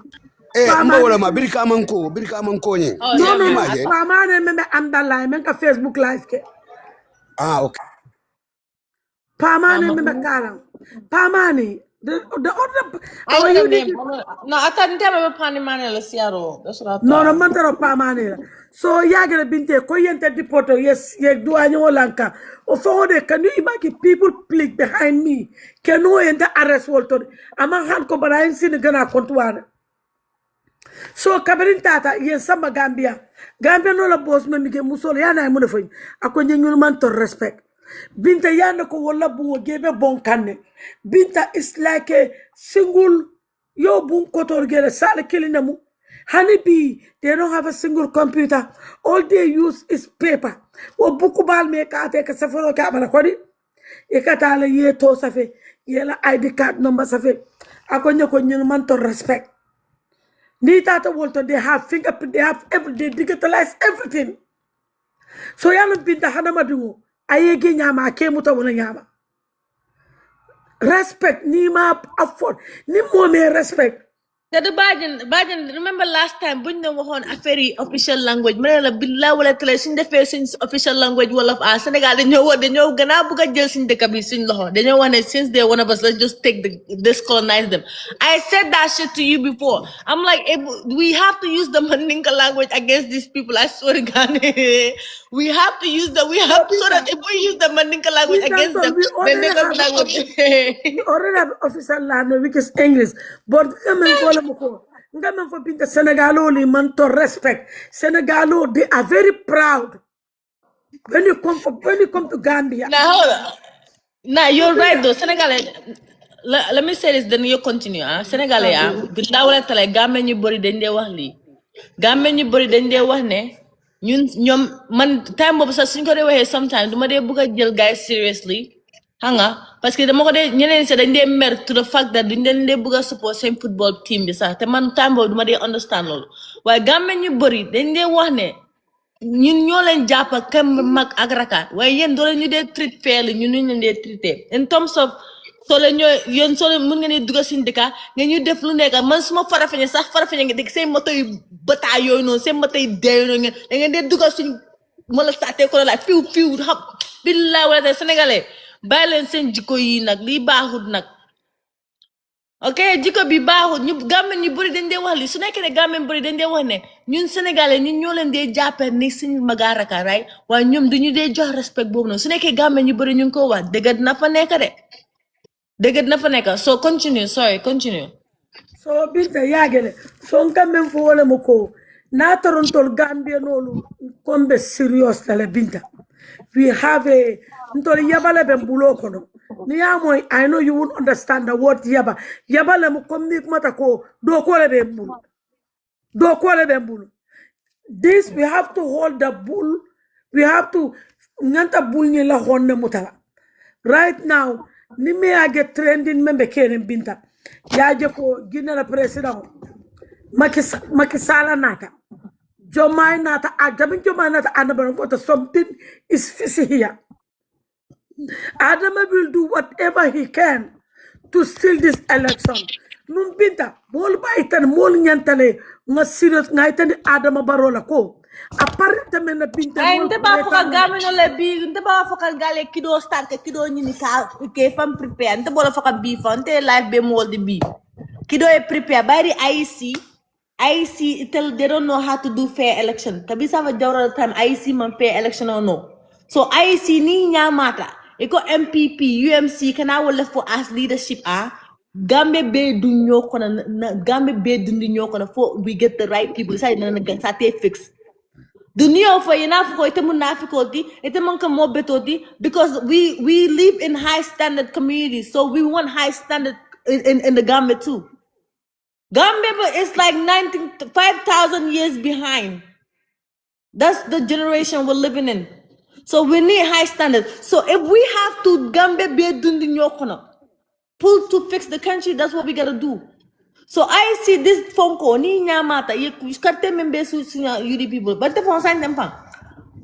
I don't even want. I want, and I keep advocating for this. Nobody want to listen to me. What We are you need all our best politicians need to be on the same team, bro. At least for 5 years. Halifa Salah, Usainu Daba, Isa Fall, Hani Mama Kandefon. Those people sitting together every day on a table, making a plan for the Gambia for the next 30, 40 years. That's what Gambia deserves. But I don't know why nobody want to accept this. Okay, Binta. Yalo Adama Baro Kafonyama, Afon Kafonyama, Kama Izwo Nyamad. Yalan Binta. Okay, Binta. Yeah, don't go there. Binta, y'all remember caring, Cody. On a serious note, y'all politics is numbers, Binta. Binte kuluta gande. Mbeda mento te kuluta volta. I know, I'm saying I want Isa to come. No, just yalante. If you listen to me, Esa Fal Doma Hadifal is a very close family. Yeah, understand, Kodi. Ala cousin Salama Sise, na classmate, so I know the family. Nte, if I know you, like nte, horomon kasa momo come back, but nimbe kumo fola fana. Ni natara Binta ita benante join na. Binta inte siate eteki. What I tell one, it's a business, okay? You already vested. Nkoko Binta, I want to join your business. But no, I agree with everything. I know where you're going, and I agree with what you're saying. Okay, I'm mad at Isa Fall a little bit because I feel like Isa is doing the same mistake that Usain Dabo did in terms of Usain Dabo. Even though he had the big numbers, it's also his duty, his job to make sure that he do whatever he can to get these people to back him because we don't have fair election. This year, Kelol Bekela pull a fair election so the by first no pull election.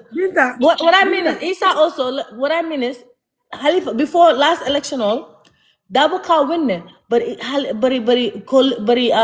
don't have fair election. So it's either Ale Kele and Nanyofa Ayala sit sort or I coalitional secure. But so among coalitional secure no, one na abuka sino. So Isa Falfalang, he's doing the same mistake, and I'm saying this. I kept saying he's doing the same exact mistake, thinking that he can go on a fair race. Maybe I don't even think he's gonna be on the same thing with Talib. I don't think Talib none of them are gonna let the other one lead. I don't think he will be on the same team. So I believe Isa Fall is doing the same mistake, thinking that he have a chance of winning by being able to challenge Dabo, being able to challenge MPP, like he's doing that same mistake. So I want Isa Fall to just accept backing Dabo, UDP, just backing Dabo, even try to negotiate VP if he can. Try to negotiate VP or try to negotiate something else. I don't know what, but try to negotiate. Like I think that he should try to negotiate VP. Okay, just try to negotiate VP. Binta, can I ask you a honest question? Yala muna nante, I'm very careful in platform also. Kodi, the phone cater join in fenke like people who are close to my party. I join them. Or if I want to say anything on the platform, on the Facebook, I say what do I feel. But I want to ask you a honest question. Okay, if you are the judge today, Mama Kande came, Esa Fall came, you want to join, they tell him like you be Usainu Dabo. You are Usainu Dabo. Esa Fall came, Mama Kande came. Esa Fall want to get a vice president, Mama Kande, they all requested the same position. Binta, how are you gonna judge that? I'm gonna the same way that I think it should happen right now. I'll say the same thing. I would lead as I would say I will lead Buddy. I will negotiate VP with Isafa. I will try my best to bring Isafa to get him to love me the same way Yankuba Dabo loved me. I will try my best to try to talk to Isafa, try to get him to understand. Listen, please, just come and work under me. I believe in you. I know you have passion. That wasn't my question. My question is, don't That's what just I say will do because I need him. No. What I'm saying is, if Mama Binta, let's forget about Mama personal. Kande, you give him any minister at ACJ. Mama Kande, into the call, into the middle of call back on Yampa. Mama, in the fair, Isa Fal is more valuable than Mama Kande. Mama Kande have numbers, fine. Mama Kande, near Isa Fal win. Near Isa Fal win. Iba Mama Kande settle. Because Mama Kande, Abrata Aramboro Kuala. He's gonna, I believe, if Dabo is able to win Isa Fal, right? And Isa finds a way also. Nin Dabo the Mapla Isa Mbala Lefalam, please stay there, Halifasala Natin and Isa can be the connect to video eyes Natina. Neo Nati, Mama Kande Aramboro Siple, Amala Fetter, Amala, he wants to see Aramboro fail. Because if he wanted Aramboro to succeed, Anabotala and York at the same time. So Binta, there is something that I wouldn't say. Maybe Mamfuta Diamento, Ibagan, any Tembedi Amulan Baffle. Alan Binta, Kule Benyum Cook on a May Alonco. I know Kule BJ. Because that thing is, hold on. Binta, that thing is, these people, they have the same numbers. What I'm saying, let me be honest here. These people have the same numbers, Binta. Maybe Ninga explain here back, you will understand. But these people, they have the same numbers. Binta is very tricky. Go back to if you want to win this coalition, let me tell you one thing, what's going to happen. For instance, Mama Kande, we need Mama Kande. Because Mama Kande have 100-something thousand votes. We need, if you have to get a Mama Kande, we need 100-something. Esafal is my brother. I try to, when you come to Esafal, nka dodge.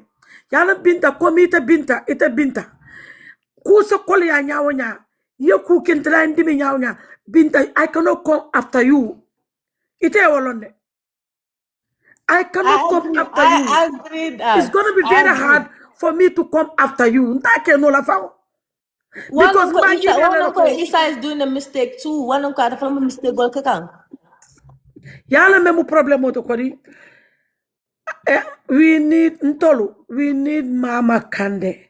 We need the new guy. Me atondufa. The new kid on the atondufa. Guys, no. Sewu mumbingiru wolte. Sewu. I'm not talking about Sewu. Me fenkela. Baji. Sewu mumbingiru me fenkela. The APS guy. No, can we make Congress okay last week? Oh, Keba Jubate. Keba Mari Jubate. Okay. Ali also don't fuck up. You guys already have. Okay, let me tell you one thing. Binta, today. If you get Mama Kande, nah, let's forget about this. Let me tell you one thing. Nana to following in life to. And honey nita ba kachala. Mbafulene Binta kana nyum kumofo. That is the kuome alonko. This is politics. Ntendalo no lawakang. But I can tell you, we need Mama. If we get Mama Kande, we get the Keba Bojang. We get Keba Bojang. People come, hey, let them go. Trust me, Binta, we're gonna be fine. I'm telling you, if we get those two parties, those two people back UDP, we're gonna be fine. Because there is a percentage that belongs to certain people. And you don't come for Kodi. What we need those people. My thing is, I agree. I know that yes, UDP can definitely win this election on its own. Me, I know that regardless. By force, me, I'm saying that the only person not the IC, the only person that might accept the IC announced is not a Sobea announced, right? But it guarantee outside of that, the Mola announcement accept a name UDP the guarantee. Okay, so game be nyana ko dunyo kono pull way ke by force because right now sinya si baba keka ni MPP masunya Taliban mante I'm scared that afalamba dugalante ke kan dumal with IEC because that's a good step. That's criminal mindset la babulu. I'm assuming she's thinking like that too. the same way MPP thinks like that, you know. But my thing, the reason I always like to mention Isa also is Gambia is such a mess that if you did not have fun blue now, if you guys don't even have Isa fight and you guys come in, please, Usainu Daba, if I'm Usain Daba, he needs to hire young Jai as an advisor to him. Because yes, you guys, there's competent people in UDP, I'm 100% sure. But still, the best talent soul, the best talent soul, it's important you bring them in your team. Master hayeke, fairness yeke, doku kendo yeke. So natari nalma isa fal nale isa surala timo kona. Binta, Isa comes with value also. Binta, can I come there? I don't think Nyanjai is gonna be a problem with Usain. Yana Usain Dabo, Nyanjai ba mam jumat yana ba? Do you know who Nyanjai is? I think Usainu was under Nyanjai's grandfather, right? Yes. No. Before. Nyanjai, no.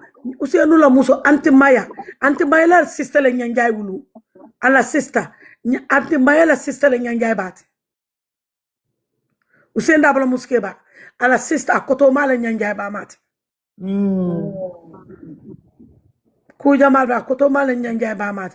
So want a problem moti. Fofu mom or surwala ko bo fofu mom du problem. Ntola problem o yala memo kodi UDP ngan singolo ngaitani Adam ngaitanu IEC la ko ni Adam baro pareta mena mol pareta la disia. Nda binta election Amanga Adam brodi after ni IEC pareta menam pareta tol because IEC la meta ka UDP yep for a long time. Binta muna nangawo fo ya Adam baro geta nyame ni ngaitani Adam baro la ko. It's going to be free and fair election. Yalan Binta, Gambia no nyanta menke na wala muko. Okay, Binta, ninta bota Joshua kodi. Nda mantara Joshua. Bari sira, nin sira be loring Joshua na jamo to voting tekedame. Momo ni bento lo Shanghai kuru kana kono. Sira nyoli elone mel mununta woti mel wuruta Gambia mel nyanta vota. We have to secure ko lunta nata ke ngaf Senegalo le menke ngaf ka te vote kala you don't belong here. Nasisa foi demu Joshua Uncle ba nasisa Ah emu Joshua Uncle ha ndefa na mu wolta ti diam so nyantale ngana dula am nyaga am Joshua Gol fale action also dafo. No Shanghai ngada na nyamo sanwol ati ala nan kada men. Okay, Anti. So yalon Binta ni agibe ko ni woketa Gambian youth soul ibeye pare ngana youth soul tange parendi youth soul ya foko jawo de ni electiono momo ni mulunta wata gibe ye yai sata okono ye mai ko muta yai sata ko ya foko lunta ni electiono stay away from our polling station. You guys are not invited. Senegal, yeah, I think we should include them. No, yes, it's a good idea. It's a good idea.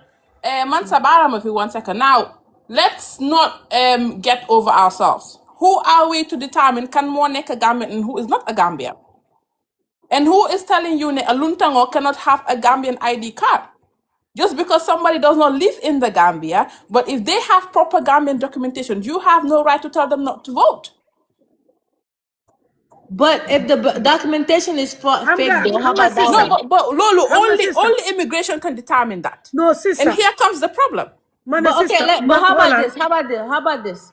What Binta, give me 1 minute. Okay. Sister, man wuxuma lolu.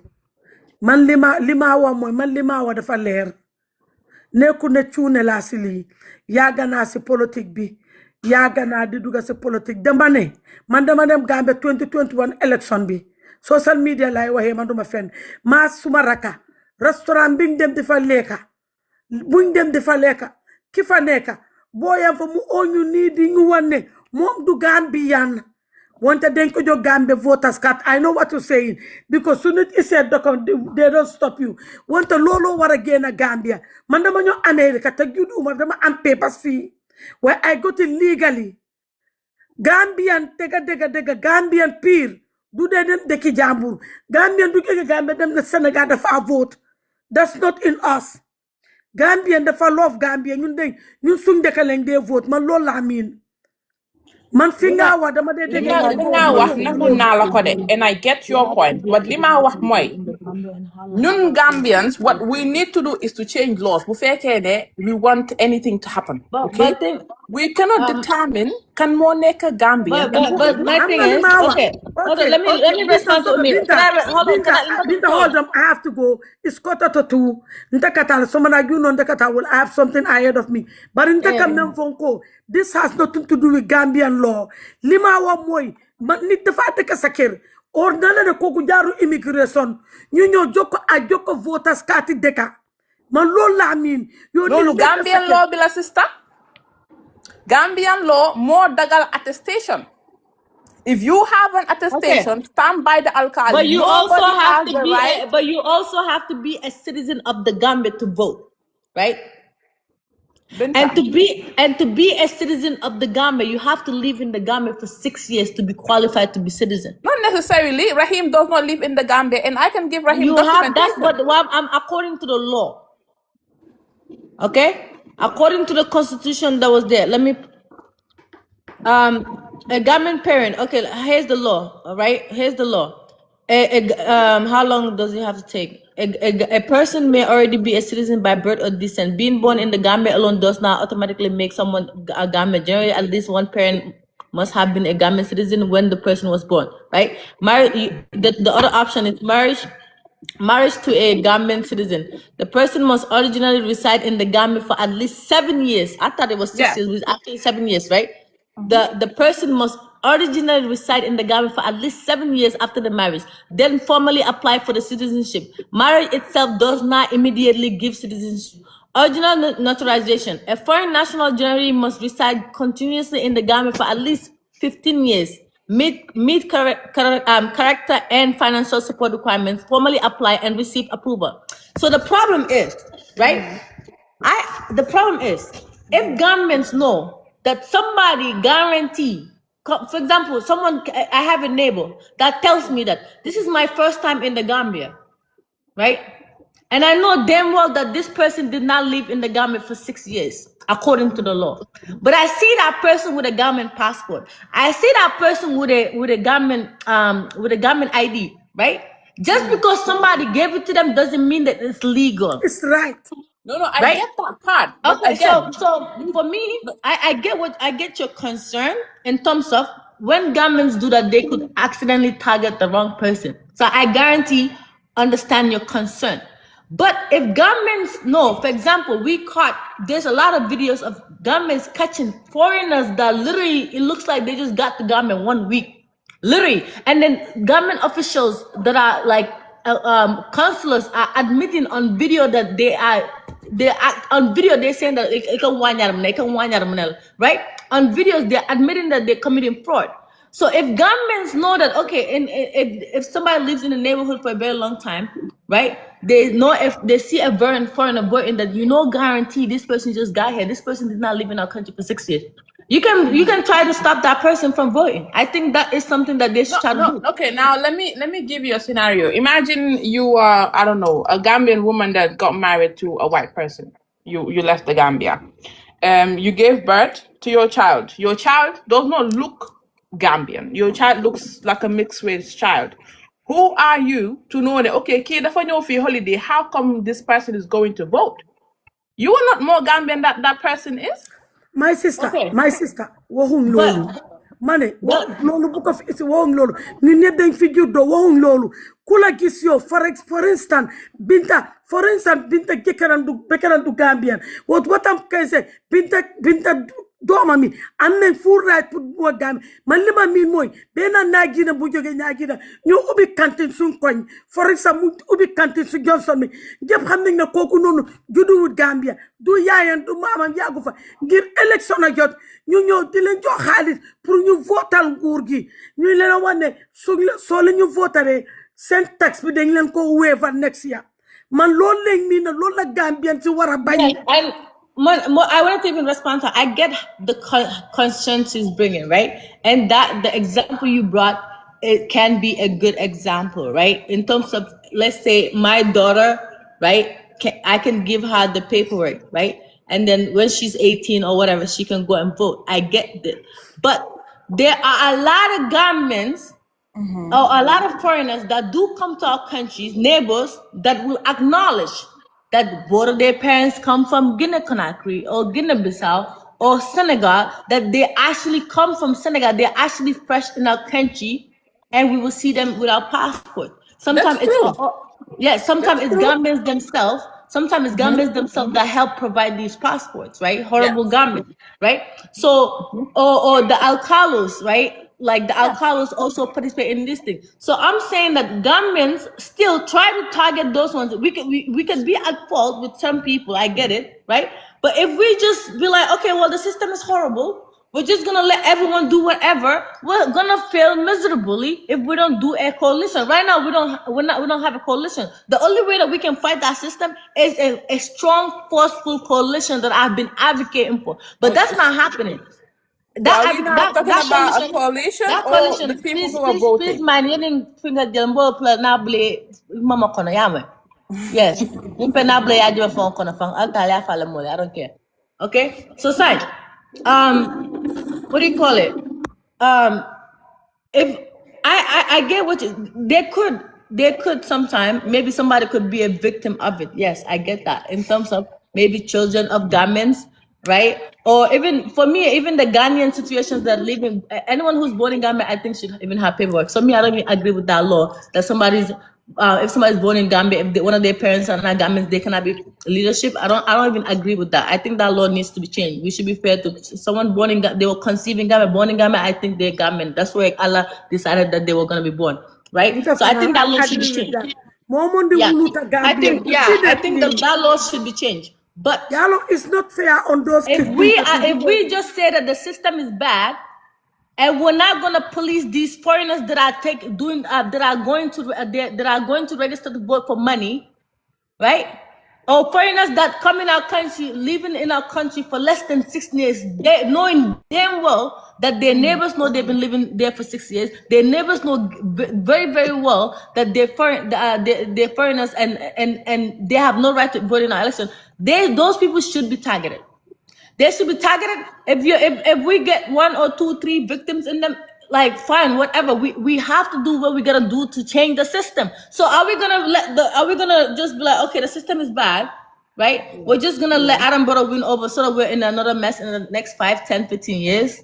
Come on, bro. We gotta something has to happen. My thing is, right?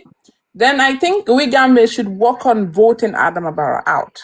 Man, I don't agree with going to raid people or you're Gambian or Yagulofi or whatever. I don't agree with that because, like I said, even if you've offended one Gambian, you offended that person. So it's wrong, right? I think we should work on a free and fair election and also work on how to get a good and stable coalition. Okay, but one thing in Africa also that we have to acknowledge, whether it's happening in northern Nigeria, whereby they're bringing a lot of Benin people that interfere in their elections, even though northern Nigeria have a lot of numbers.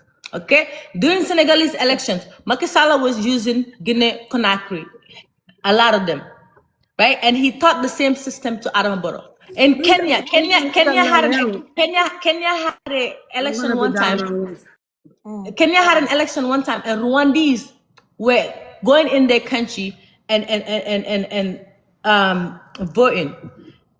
Even Jambe, I will mention it since people saying proof. Jambe was also using Casamas in our election. So this is a behavior that that Africans have. Okay, and then Macky Sall's Usman Sonko and them's region, according to Padel, right? They had a big support system, but they guarantee fought against illegal votes. And then allegedly, Macky Sall, Usman Sonko even put out a threat saying that if you are not supposed to vote in our election and you go and vote, whatever happens to you happens to you. Yeah. He made that threat. So if we sit and win a maslaha forever, it's either we have a grand coalition that's gonna guarantee take Barrow out, and then we don't have to do that. But right now, that coalition is not happening because why? Our government leaders are all selfish in their own ways. Then boycott those Gambian leaders and look for something else. It's easy. And who do we have? then you look for someone eligible. Because at this point, Binta, man, I am not going to allow one person cannot take Adam Bura out without but if every Gambian feel like, now, you know what, man, my leader is selfish, file with my bopa, I'm not neka digis, you boycott that person, yo, amulo dara, but the stone that you're going to cast belongs to you. Gambian should start taking responsibility. Man, I'm not going to allow anybody. Then everyone should be rallying UDP then. Then everyone have to rally against UDP then, behind UDP then. If that's then we have to boycott Isafal, boycott PDI. If Gambian people believe that ñom mi nekk Isafal, ñom mi nekk Doy, ñom mi nekk GDC and all these other political parties, if they believe that their party is not for the Gambia, let them go and rally with who they believe with. But honestly, the problem is you have that mindset, right? Because you are not like every other Gambian, right? But the typical Gambian don't have that mindset. No. Some of them have. But that's what I'm saying. So since the typical Gambian don't have that mindset, and the politicians are gonna behave the way they're gonna behave, the other solution is to try to stop obviously the illegal vote cannot be stopped completely. Everybody, I have to put my part in there. I even had an idea. Maybe me and you could partner doing it. Small Gambia with my people in terms of we try to find volunteers that will go to each poll. And with their cameras standing there, and maybe if the cameras are there, they're being recorded, they know that they're on TikTok live, then maybe some people will act right. Maybe we will not see 10-year-olds voting, 12-year-olds voting. Maybe at least we will try to condemn that. We can try to put attention to that. If Isa Afal and what's his name, and Yankuba Dabo and Mama Kande decide to be on one team in regards to, we will if the media team are telling us they're spotting fraud going on right now. For example, this is the media team. It shouldn't even be us. This should be Kerfatu and Fatu Network and them doing this. Or QTV most importantly. But QTV is working for Adam Barrow. He's doing whatever. The owner of QTV don't even want UDP to come in. He don't even want them to come in. So that one he will do whatever to help Barrow cheat. So the only other solution now, everybody is standing on their own. UDP is gonna be on their own with their little coalition. Sobeya will be on their own with their little coalition. I'm gonna assume UMC will be on their own also. MPP on their own, right? So now that's what we have. UMC will most likely join Sobeya in a coalition. You think so? Sobeya join, yes. Sobeya join UN. So who you think is gonna lead? I don't know. Probably SFL might lead Talib. You think Talib would leave Isa lead him? Why not? The way Talib is power hungry right now. No, because Talib, you need to, Talib has the KMC for now, and he has KMC till next year. So if he allows SFR to lead this time, he has nothing to lose. The way Talib and his mother are hungry to capture the Gambia. You really believe Talib would allow Isa to lead him? Remove your UDP glasses so you can see clearly. This I don't even think you know what's going on with Talib and his mom. No. You're talking about SFL. Okay, you want to jump Mama Kande, you want to jump Talib and go to SFL. Now, in UDP, your argument is we have the numbers. Then, Lolo, we accept it. But you cannot then jump the other two. Let me go and get okay, you know what? Fine. Because Isa did tell me that he thinks that the Apex, whatever this so-called coalition that's going on, he thinks that they want him to lead. He told me that he did tell me that. Apex. UDP, they're not going to allow UDP to lead, so UDP is going to leave. The deal or the wish for them is then for SFR to take over after. Fine. Let's say fine. He's not going to lead the UDP. If I see Talib lead, let Isa lead, I'll be very surprised, buddy. I'm okay with it. Let's go with that scenario, right? Yeah. Let's go with the scenario that Isa Fal and Isa with Talib. And maybe that Dabo guy, the lawyer guy, Right, the other guy, yeah. But that's a strong team right there. That's a very, very strong Man, team. I just have one problem with him. One problem.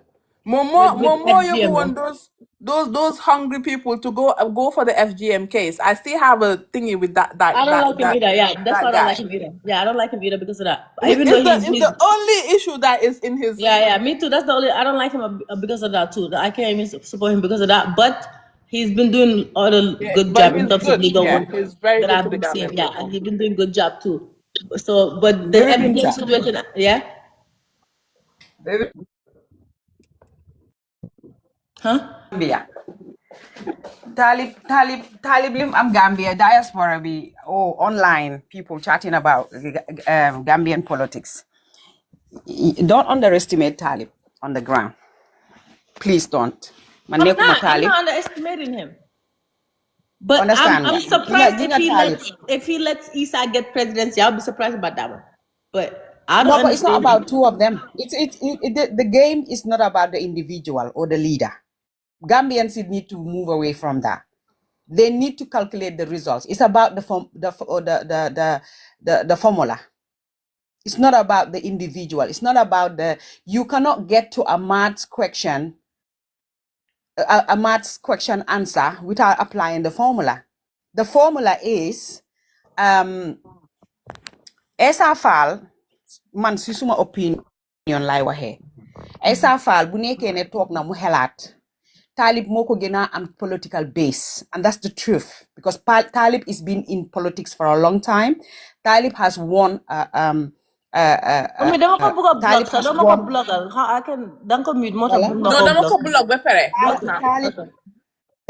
Talib has won election, number one. Talib has interacted with voters more than Essa Fall. Talib is been more visible to Gambians than Essa Fall. The Gambians, if they don't see you around them, or waxuma legi ko mu nge dem mu ci on it. Remember, after the other election, Essa Fall disappeared for a long time, and we didn't see him until recently mu doga ñëwaat and then mu sampuwaat and everything like that. Te bim demee daf fi bàyyi Talib. Talib was still visible to Gambians. Talib, still people look at Talib like he's a politician. Talib has won election, and Talib is absolutely loaded with money. Talib is rich before mu nekk mayor. Yaayam is filthy rich. Surprise fu bay Isa mu nekk président moo tax wax loolu. Waha léegi moom fi mu nekk nii soo leen tegoon ñoom ñaar pour ñu dem election ñoom ñaar kese Talib is going to beat Essa hands down. Loolu is a fact. Loolu lu ma gëm la I can put my money on it. So Essa Fall bu nekkee ne li moo oote as a leader ne doomi dafa bugga system change te dafa bugga Adama Barrow mu wàcca du xalaat boppam dafa calculate the formula of making sure mu am result boobu noonu. Kii tamit Talib tamit su nekkee dafa bugga su nekkee Talib tam dafa bugga Essa Fall dafa bugga Gambia dina toog mu wee the formula for the results of actually removing Barrow because dina toog mu xalaat ne lan mooy ñu wee seen boppa ne kii lii la kii lii la boo But Talib said he's not doing that though. He said he's not gonna do that in the sake of taking Barrow out. xam nga li ma miin mooy man Gambia ninja supporter a leader and ninja supporter a party and not look at the wider Gambia man daf ma jaaxal moo tax change pour mu am fa xaw ma ndax man sax dinaa ko fekkee waxuma change of leadership de Gambia always fight to change the leader soo ko seetee si suñ biir conversation all the time all they ever do is to talk about leaders instead of we talk about Gambia at large and the interest of Gambians. Always loolu lañ dee def then they always they talk about the leader, the individual leader. Xam nga it's something loo xam ne ñoom ñaar suñ waree work together they're not gonna look at kan mooy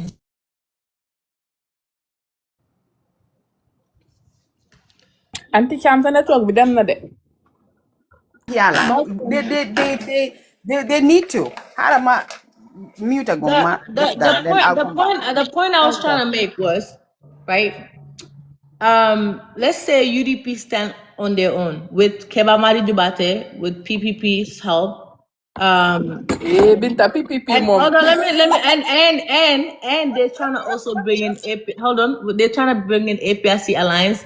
That's why they even wanted me to end that fight I was in. Oh, you mean APRC no to alliance? Not the alliance, yes. They're working on bringing those people in too because those people, some of them have a relationship with Yanko Dabo already, right? And so that's why they wanted me to dead that. Even though you hang a man musma in the new small coalition talk, but they must have guys after coalition talk, you know? Why? So UDP, let's say they're stuck with that, right? And then we have, let's say, Isa is on his own with Tali, with what do you call it? Yeah, that's another strong team. Man, lol bugma team bo muneka no. Mota man time mo de buga rek ini so But be you UDP also need to, if you that coalition talk to me, then for what a picture in Mama Kande as well. Oh, yes, Mama Kane. Let's say Mama Kane tell mom ta hamuli problem to this. Let's say mom ta move coalition bob no, right? To me, that's a very strong force too. To guarantee be like challenge UDP in terms of their like I believe that those numbers are strong right there. And I never wanted that team to be one. I hated that. I never liked that idea. So that's why I always wanted UDP to find a way to bring Isa in. You bring Isa in, you're hurting Talibs. If you bring him in, you're hurting Talib. I always preach that, but people don't want to listen to me. But anyways, so now let's say we have that, and we have MPP, right? Yeah. The MPP, they have the Alcalos, they have the IEC working for them, right? They got the government military working for them. They got the government police force working for them. Right now, they even have ECOWAS working for them in a way, right? So we have that. So now, the only other thing that I can see happening in terms of at least to help us with fair election is trying to tackle the illegal votes like Yankuba Dabo and them have been doing. That's what the point I was trying to even get to again earlier. Like that was the point I was trying to get to, right? That's the only other thing that I can see that can help a little bit for us to have at least a fair election is for them to try their best to fight the illegal votes, right? Because if they really tackle those illegal votes heavily, then they will be able to at least then it could be one of these winning, right? Whether UDP or that other coalition team, right? Yeah. And then right now we're even hearing that IEC in terms of the IT department, they're messing with the numbers right now. Yeah. They are like doing so now. Again, if you don't want us to target illegal votes because we can do a mistake and violate somebody's right, which is true, right? So the only other option is that beautiful grand coalition that I've been preaching for. But like Auntie said, government politicians are also selfish. In terms of, they don't want to just look at Gambia first. Why would Talib leave UDP? Because he said presidency by force.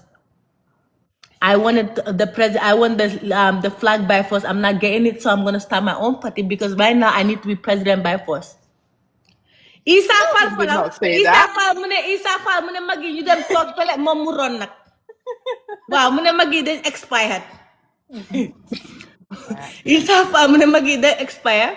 Mom mo gonna qualify. The numbers don't matter. No, mom cares the numbers. I mean, mom mo gonna mun, which I agree that he have the best potential in terms of like quality. I believe he does have that. SFR cannot be Talib Balen di no. In terms of development, come on. No, why? What? Anyways, you need people, and you need the numbers to even start developing. Talib is a fancier version of Adam Barrow.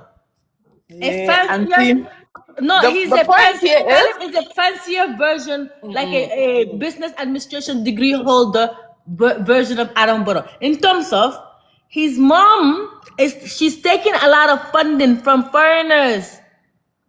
Why Adam Barrow? You cannot take away the fact so now these people, they're just ambitious with money. They eat off of government contracts. That's how they eat. That's how they get extra big, and the money gets getting fatter and fatter.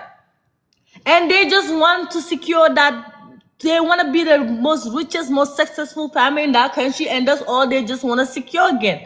And they're taking funding, they're doing whatever. So that's why, man, the Isa Fasala because they merit, because don't associate with this criminal, like don't associate with them. I think you're better than them. In terms, I think you do a better job. I think you love the country, like the future of the country. I think you will do a better job.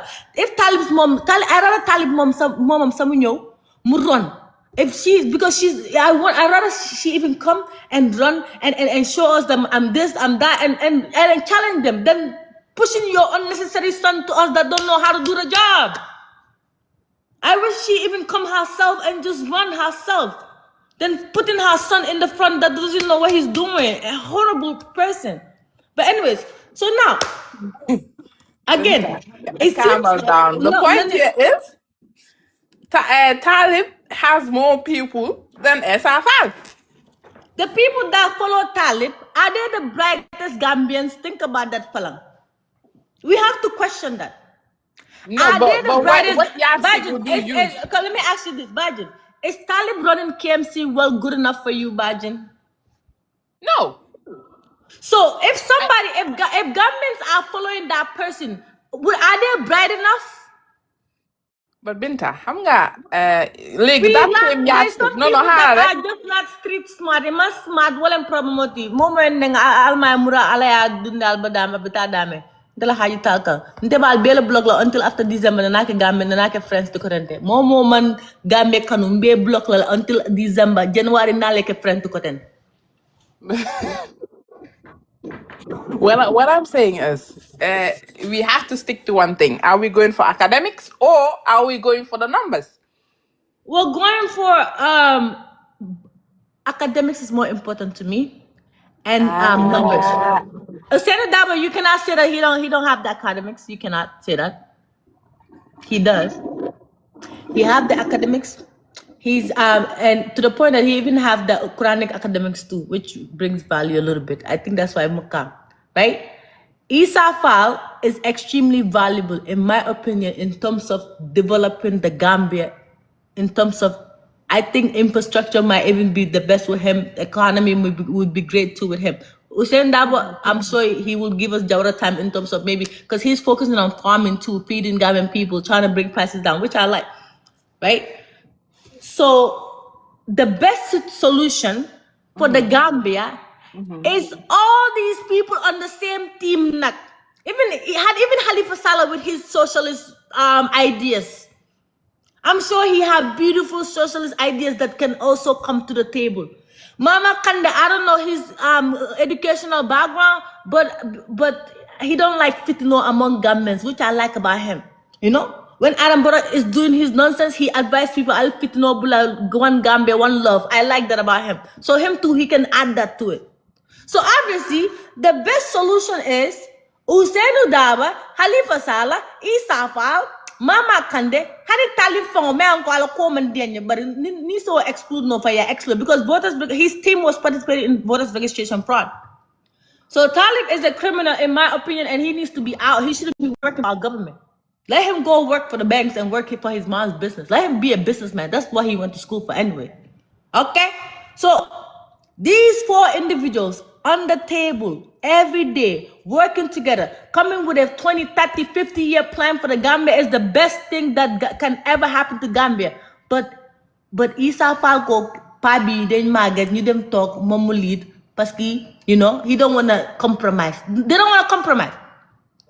Usainu Dabo should compromise VP to Isa Fall or Halifa Saleh. Compromise them. Halifa Saleh tamit moom xam nga ban problème la am ak Usainu Dabo ñu bàyyi ko fele mu jeex nag ñu nobante bi dugaf bàyyi force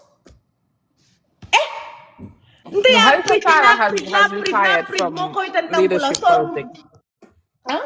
So Legi, since we're going for academics, let them organize a state debate. Let all these parties... Shouldn't QTV be using their brain to be doing stuff like that? Shouldn't QTV? No, we don't even need all of those people. But they're the biggest professional TV station in our country. The only professional TV station that's actually doing things in our country is QTV. So QTV should have that brain to be having programs like that, but they don't have it because maybe they don't have the brain for it. They're not thinking. They don't have the brain for it, right? So if QTV don't do it, then what's up with Fatu Network? When Fatu Network? How much Fatu? How much nyari Fatu you know? No. There's difference between Fatu Network and Kir Fatu. You talking about Kir Fatu? Because they're the other outside of QTV. They're the other biggest two media platforms. Western Gambia, Western Gambia is doing the best work in Gambia, than any other media outlet. Huh? Yeah, but maybe Western Gambia should open a TV station in Gambia and do it. I don't know. Because if you observe, Western Gambia been doing the most work in terms of helping Gambians to me than any other media outlet. Now Gambia is sad, bro. Like that's why I don't. That's why like ever since the way when I see Isa going hanging out with Talib, mandama de pak. You need to stay away from Talib. Yes, wow. Yes, sir. Wah Isa fa mu bay de mak Talib wax na ko ne lawyer daba mu dem waxa lawyer daba ñu nekk best friend. Mu dem mu indi ñu Halifa Sallah tamit. Super mo indi ñu Mama Kandeh. Okay, you uten dama nekk président sa su bëggee sa mu ñu jox Halifa VP. Ñaar ñooñu tam xam luy seen problème tam mu pa biirum fu la ma mu ne problème.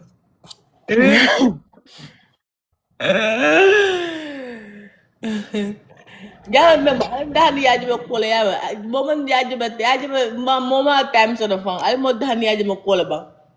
Ni ya aja for sunyaro. Well, anyways, sunyaro message. PPP started sunyaro first. Muna ni PPP bela do ko ken ku muna ya kudeta ba kala. Xam nga waye aja mbe ñom duñ dé wax seen bir, and then you want people to talk about you, and when people talk about you, you're upset.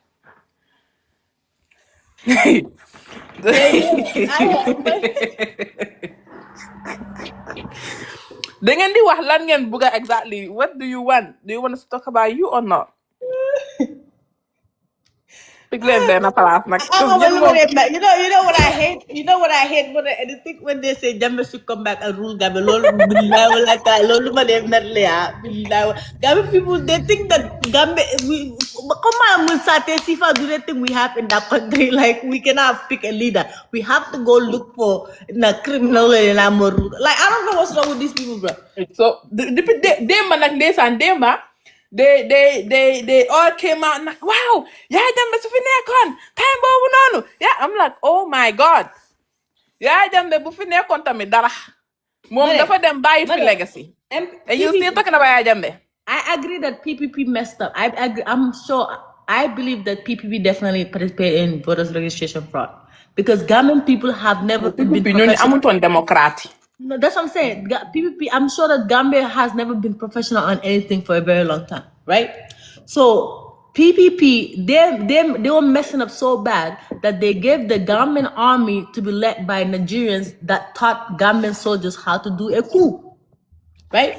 So now Jambe came in. So Jambe came in. Jambe could have done things the right way. But what did Jambe do? He also participated in voters fraud. So if Jambe did the right thing, Dabo would have came, be president. Dabo did the right thing. We would have had people like Halifa Sallah would have already even been president, maybe way before Dabo. Dabo will come leave. We will have Isa and them come leave. Gambe dia, molba gana advance kandro. But Gambe we don't have one and cover IC until being in the kanyapi IC le kanefa na Jenny. I see building on the Janile from top to bottom. Nimpreda na duake na building no rise up again. Because IC is the problem in that country. They don't want us not giving us fair elections. They don't want us stealing voters. So right now, man, what I'm even saying is every vote they stole from UDP, let them pay back this election. What's wrong with you? Give us a time, I've been as a sentence is correct after a new. Jambe is all you know. Jambe is gone. That's why I said that's why I said Talib's team, right? That's it. In terms of the horrible, he's not able to run his department well. But there's government people with the brain. I don't know what's in the brain that actually think he's great. So with Gambia Tammy, there's a lot of Gambians that I don't know what's in the brain. I don't know what kind of brain they have. Some of them are even young. Like it seems like something is not in there. I don't know if it's lack of exposure. I don't know what it is, but they also have a brain that feels like Gambia should come. So that tells us the amount of low IQ we have in our South economy. Gambia be mo kunteri ngo siata je nak. No, why having a Talib is not actually that terrible. Listen, he The is way you're saying terrible. He's terrible. Okay, if you cannot run your accounts, which is the funding, taxpayers, their money is the most important thing when it comes to a government, in my opinion. This is government bill, government mirror, their hard-earned money that you're collecting, and you're collecting what do you call it? You're taking loans on the behalf of them that they're gonna pay. If you cannot manage that money well, you should be out of government. Get out. Sit down. Go do another job. Binta, you people are not fair. Rohi Malik Law, the type of corruption. Harold. The type of corruption that was found in Banjul City Council was nothing near to what was found in Rohi Malik Law, daf ma KMC. unfollow TikTok. Man daf ma unfollow TikTok parce que xam naa daf ma dégg ma ne moom sa dee war a toog pele mama talib yëpp. I don't man local government commissioner bi ma ko xoolal time boobu la ma ne this if UDP comes they give a Rohi Malik Law a minister position, I will be mad. I'll be personally get mad. I will be personally mad. And I know that if she hears this, she'll be mad, But this is about Gambia. It's not about if we know each other or if we are cool or if we're family. It's about Gambia. We have to be honest and be truthful. Okay? Rohi Malik Law, the same behavior Talib was doing in terms of not managing her department well and not being professional, she did the same thing in her departments too. Even though, yes, they're claiming she, did good work in terms of the boreholes and things like that, fine. Those are charity organizations that she's actually working with. That's not her money, right? But she was giving her contracts to her brother, conflict of interest, right? What did you say? What? I believe she gave a contract to her brother that, like a contract. She gave it, like, she was supposed to give out a contract and she went and gave it to her own brother. That's conflict of interest right there. That's bad. I missed that part of the commission. Hello, baby. That's bad. So she did that. So UDP itself, even today, I was telling them, they're petty. I don't know how it works, but whoever, in terms of like before they vet anyone, I think it should go through Yankuba Dabo right now. Fine, Usain Dabo be president. But Ajiyam Seka should never even make a decision who should work in the government for us. I think she need to, when UDP have party, I tell all party organize, all party, all events that maybe I organize and I see, I relax. But when it comes to decision making, who should be working for representing UDP in the government? Nope. Because you guys, Taliban, that's your person. Honey, MP, Honey Adam Borough come under you guys. These are your people. Okay? Rahim Malaglo under you too. The best quality you brought us, Yankuba Dabo. That's the one making y'all look good. And I've heard the guy in Bansang is doing good too. Yankuba Dabo and the one in Bansang, so far they're the ones that making y'all look good. A lot of your members are making you look bad. So they have to also take responsibility when it comes to that. That's why I wish, but this is a dream of mine. I wish it could happen. I wish Sobeya and UDP can become one party. One. You will call it United Sobeya. I have been saying, you're more. I wish they can be one. Imagine ni Yankuba Dabo ning Isa Falba UDP United Sobeya ron ka hep Gambe sa dianak. Why men ka Gambe Gambe no ko takala wala problem mo. Men ka Gambe diandia Gambe no ko takala because of unnecessary malafla. I don't want to use the word tribalism, but because of different languages we speak, we discriminate against each other because of language. That is the thing. That is what we're facing, and it shows how low quality we are also as humans. It shows how low quality we are. Instead of we forget about the different language can speak because Gambia. You have to understand. If you're born and raised in that country, you will have to understand Mandinka Wolof. If you cannot speak Wolof right, you will understand it in a way. If you cannot speak Mandinka right, you will understand it in a way. And that's all that matters. So what else? Let's just be fair to each other. Let's do our job. If you say you're going to work for the government, make sure you know what you're doing. Make sure you come and do your job right. If you don't do your job right, get out of the way. But there's this horrible system in Gambia. People that have no qualification for anything in life. Well, government do ko etelbole kala bay force adiata me ad ko atame. Momengo hani qualification killing dunia ko ne master to Ibrahim Diba Sifa. Huh? Itel ko by force government ko na itel nyanda ka do ko kejel. Why? Because they want to be big. They want to drive free cars. They want to have free land. That's the only reason. It's those benefits. The only reason why they want to work for the government. So that's the problem we have in that country. So I don't even know how government is. So right now, this grand, beautiful coalition I want, I don't know if it's going to happen. I gave up on it a little bit. That's why I was quiet. But now that Senegal left the mall, landing right now, I feel like I'm getting motivated again. I think we need to make video Naburi Isafal kan Nabura kan Nafa Isafal please billahi wa dima usenda ba ko mol be mbokalal de Gamino alim be video de that one video each Nafa Isafal please Isafal alanding kila la ko nak Why, Binta, why are you not making video for Talib but for SFI? Hey, more Talib, we don't want criminals. Talib is a criminal. We don't want criminals. No, we want the best. Hala wax male so ñëwé def lo sa liggéey noko wara def da nga musi sa nga dem tok. Talib war dem liggéey yaayam bank office, mu dem liggéey bank. Let him be the president of the bank. Let him go do that. Talib is the mayor of KMC. Anyone who we see criminal behavior, Rohi Malik lo fala, mala te fala mamne kala after ning ponkoy bang. Aita ayala driyang ke manya kenak, mala mamne kala fala nyanda ka retire from government. Momo na te mera do ko ku retire, di yetayel business o yele, yetayel company yele go do work for another company. Leave the government alone. Talib needs to leave the government alone.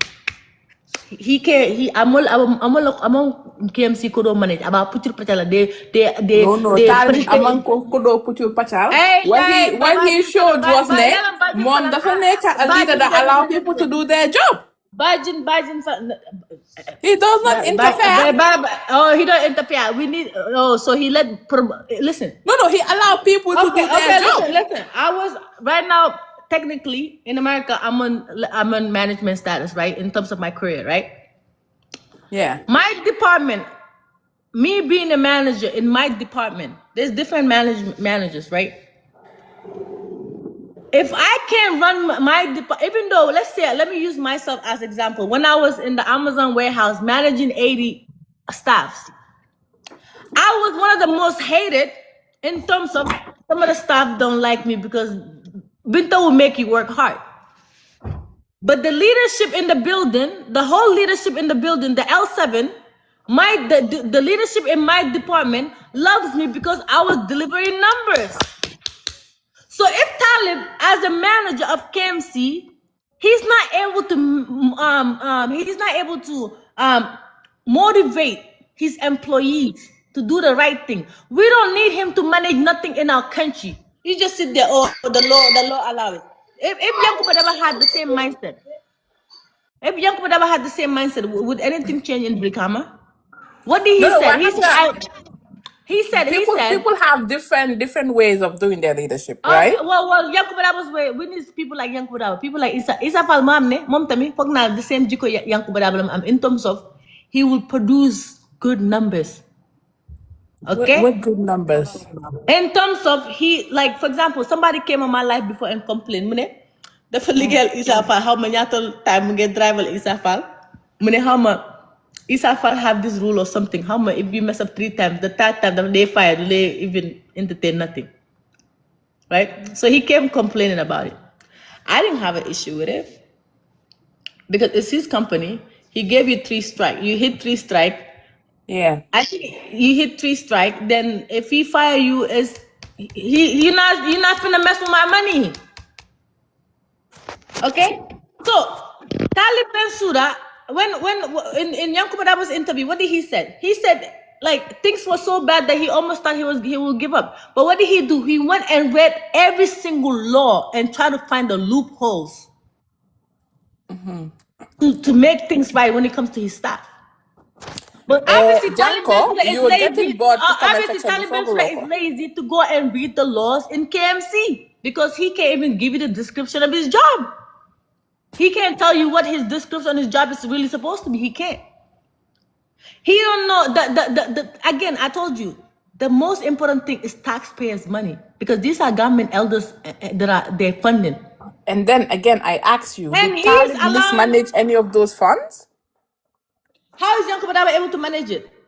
No. Waxuma la daf ko manage dama le ndax Talib dafa mismanage any of those funds. He did. Did you not watch his commission? Monday con I missed that part. Bring it, Madam Utiko. I did not see where the commission concluded. I'm gonna bring all of that back, Fang. What I'm gonna bring, I'm working on my desktop to do desktop streaming. Okay. I'm gonna bring TRC back because I think we need to remind Gambians about what happened during TRC. I think TRC Gambians heard it, right? Nah, but we need to play it back. Binta, I'm gonna problem before because if you stream the TRC again, okay? Because Buru ha domino mi TRC mokasi. I don't care. I'll do it. Right? So either you want to work because hangawa APRC Note Alliance, some of them nanings and Garabi. And then 10 coalition what time the dole musa jubo. So it's either you say, okay, you know what, Jammeh then got accused, he should come back and face justice. No, TRC is not about Jammeh. Me bringing that TRC is not about Jammeh. Me bringing it back is about showing Gambia's people the unprofessionalism that was in that country and is still going on in this country currently right now. The level of unprofessionalism that was happening during Jammeh's time with the police force, with the army, with even IC, all of them, right?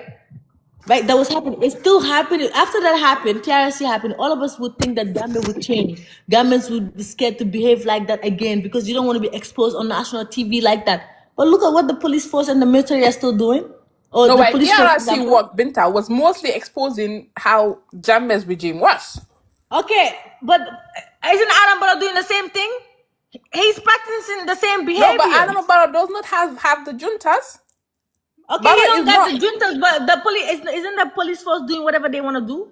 No, but police force right now, you cannot compare that to Jammeh's time. I disagree. Yeah, but the whole point is to remind Gambians, and more, not even just that. We have to bring Talib Bensouda's also his local government because it's a lot of footages. That one I'll play it all too on TikTok. We all watch it together again because a lot of people support Talib. If you actually watch that whole commission and you support Talib, it's either Jowiatale, Mam Betia, or Elokmoto Fentije. It's those 3 situations. If Jowiatale, Imam Betia, Elokmoto Fentije, and MPP people are the same exact way in these 3 situations. If Jowiatale, if Mokon Fentije, Imam Karang, or if Mokon Fentije, or just Jowiatale. The other people that be saying bring Jammeh again, those one time that one I don't know, brain problem time move for hanger. So it's just Gambia is again, and I tell Gambians this, and it's true. I don't like dictatorship. I don't. And some Africans love Paul Kagame. Because because of how he's able to develop his country. He took the life expectancy from Rwanda from 40-something to 60-something years old. The standard of the hospitals in Rwanda currently is in the same standards of European. But why I cannot love Paul Kagame is I believe he's guaranteed stealing money from Congo. He's stealing money from another African country and developing his country with it. So Jambe, for example, Jambe was good at security in terms of civilians were scared of him. They were not committing crimes. But did he develop our country at a level that Paul Kagame is developing Rwanda? No, he did not. He was there also mismanaging funding. Well, you know, Jamme, man, I would say he was good to the Gambian and bad at the same time. That's my stand with him. He was good when it comes to fighting fighting outsiders, right? I do believe he loved the country. I believe that. I believe Gambia is where he knows, Gambia is where he's from, and I believe he loved Gambia. Right? So when it comes to the West, he does represent, he tries his best and represents well, whether even with the oil, he tries. I believe that. But his problem is he was the big criminal in the country in terms of also committing crime in the country, not following the laws of the Gambia. No, I hang during Jambe's time. Jambe was the only person looting. But now Adam Barrow, he's looting and he's opened doors for others to loot as well. So that's what I'm saying. So now we need to, the thing is, we need the right individuals. And that's why Talib should not be, Talib cannot rule the country. Again, you can't stop ruling our Talib. No, I budget from Dal, Malam budget promote. I don't know. Because imagine having the illegal vote.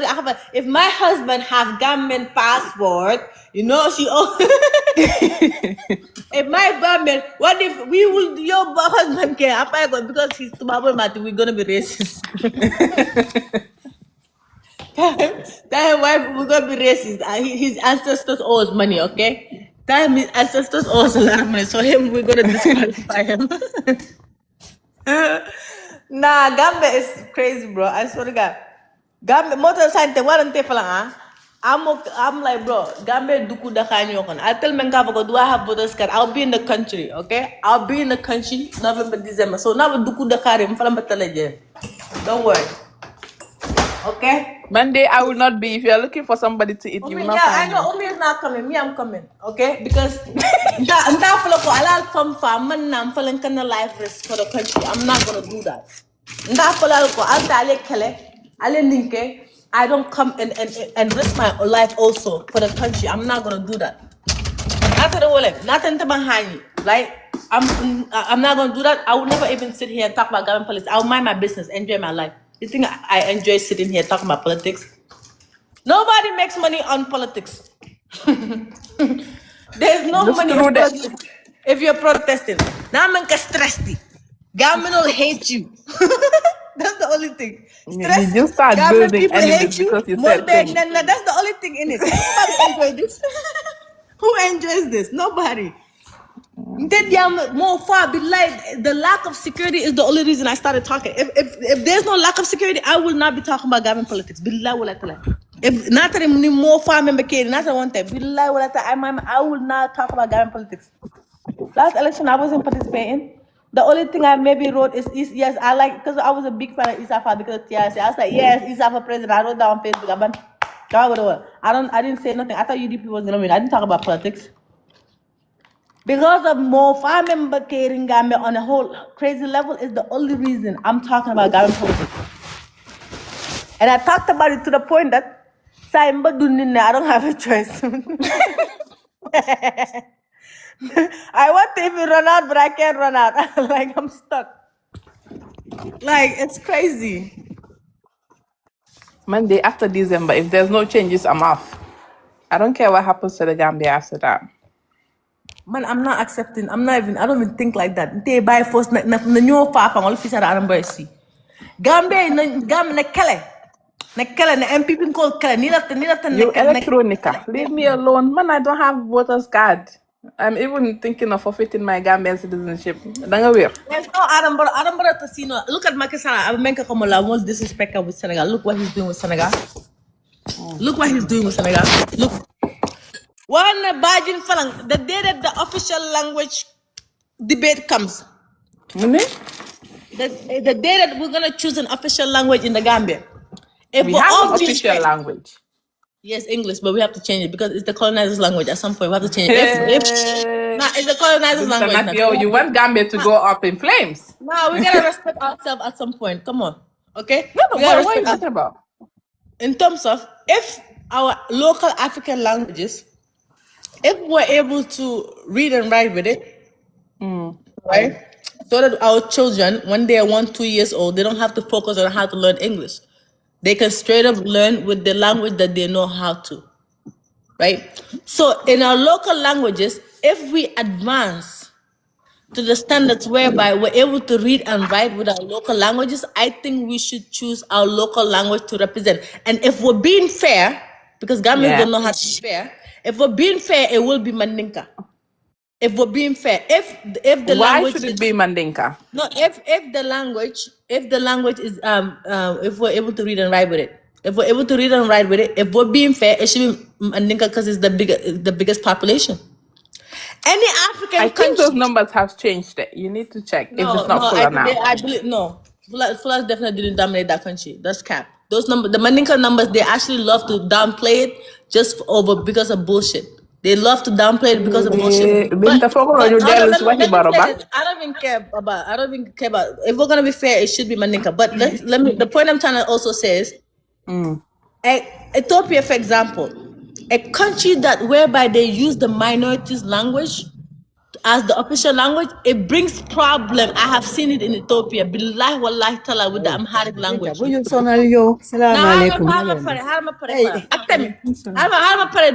My last point. My other point why it should also be Mandinka is to use it against Senegal.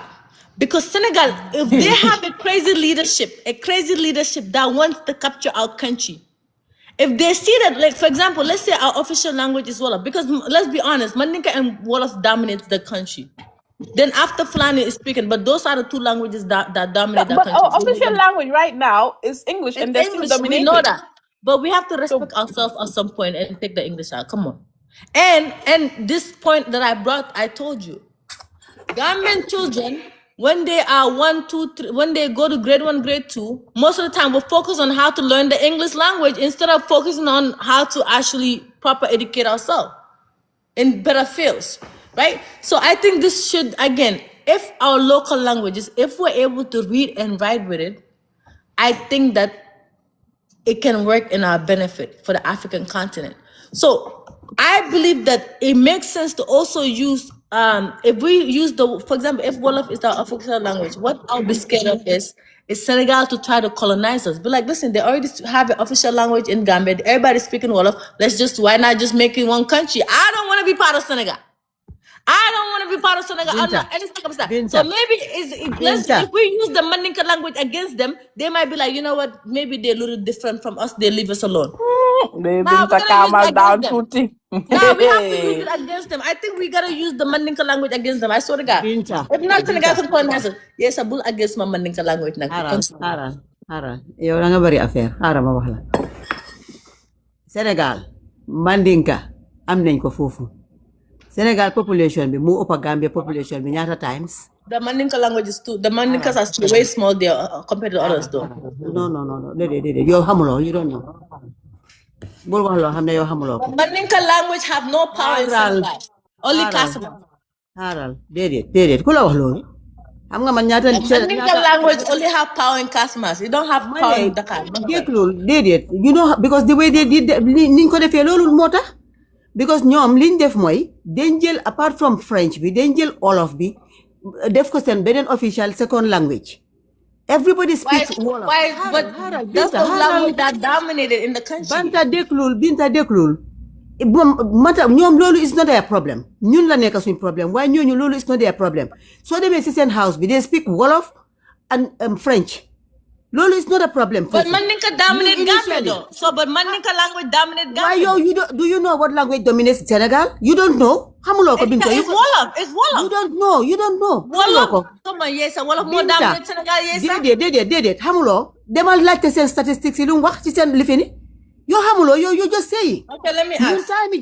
What language is most spoken in the Haral Binta. So yow da nga bëgg ne Gambia andaka social dégg na lak ni Wolof. The social language in all of Gambia, the whole country, every corner, the Mandinka language dominate the country. That's a guarantee. Nobody can fight that. Lolo amut. You can try to dominate the Combo. You can Combo and Banjul is not all of Gambia. Come on, bro. Binta haral gis nga ñun li nga wax ni time Jawara regime am pen problème li nga wax ni amuton fofu Gambia te news bi sax even the news bi it dafa used to be English Wolof and Mandinka biñ ñëwé ci leen change lolu yépp moy isi tribal lines yi ni because ñi focus yeen mi nekk ci comment section bi can we be respectful please time bobu lolu amuton biñ ñëwé ni isi tribal lines ñëw gëna isi problème ci dëkk bobu ci leen ñëw change lolu yépp narrative bobu te ñun lolu musu ñu am problème bobu fofu ñun xalaat ñu dañ xalaat lolu sax okay even if you do your research on the internet in Senegal it will tell you it's the most spoken if you do your research online let's just say a foreigner search it will tell you Senegal Wolof dominates in terms of the whole country, the most spoken language. Because mom in Gambia, if you do the same research in Gambia, it will tell you it's Mandinka. Okay? Binta, because that we is have what to talk about the households. We're gonna talk about the households. What language is spoken most in every household? It's Mandinka in Gambia. It has to be Mandinka, yes, sir. It has to be. That is what you said. It has to be. You're not so you're gonna tell. So you're telling me the households in Gambia, the other languages are spoken more. Wolof is spoken more in every household in Gambia than Mandinka. Yes. That's cap, bro. That's not true. Okay, that's why you feel lola. Man mënuma ko génné ci yow di waaye li ma la wax if we don't also want to be colonized, if we don't want to be colonized by Senegal, it makes sense for us to go with Mandinka. How can Senegal we go with Wolof, we're risking our country. This is the tribal problem. This is the tribal problem. It's not tribalism. That's the fact. That's not how is that tribal? That's security. How is Senegal? How much? Senegal is bigger than Gambia by far. Yo xam nga ñaata nit ñoy laka olof soose in Senegal man xam nga ñaata family soose la have in Senegal in Dakar you're joking. I don't even think you know what I'm talking about. I'm talking about right now the conversation started because xam nga lan la big Binta man li nga wax understand na ko why you know what ñom Senegal is taking our land. Senegal currently is taking our land. That's how the conversation started in this room, right? Senegal taking our land. Like Gambians being scared of Senegal bullying us. That's how the conversation started. Legi, Senegal, anyway, can I chip in quickly? I just want to so no, can we allow them to conclude? Balangan di muna chip in. No. Yeah, Binta, lima laajte. Nga ne Senegalese they are taking our land. Fan lañ ko jëlé laka lan mo fa xew man dégguma ko. Senegal they entered our land and demolished our fences. Okay, right? Problem bi amon fofu. Yeah, so that's where it started, right? So now, Yesa made this claim, which I know is guaranteed false.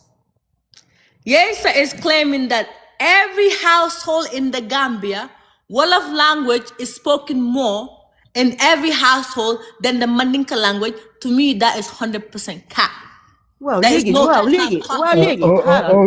let me just say this quickly. You know, you have to understand, you are both debating. Okay, each one is on a point.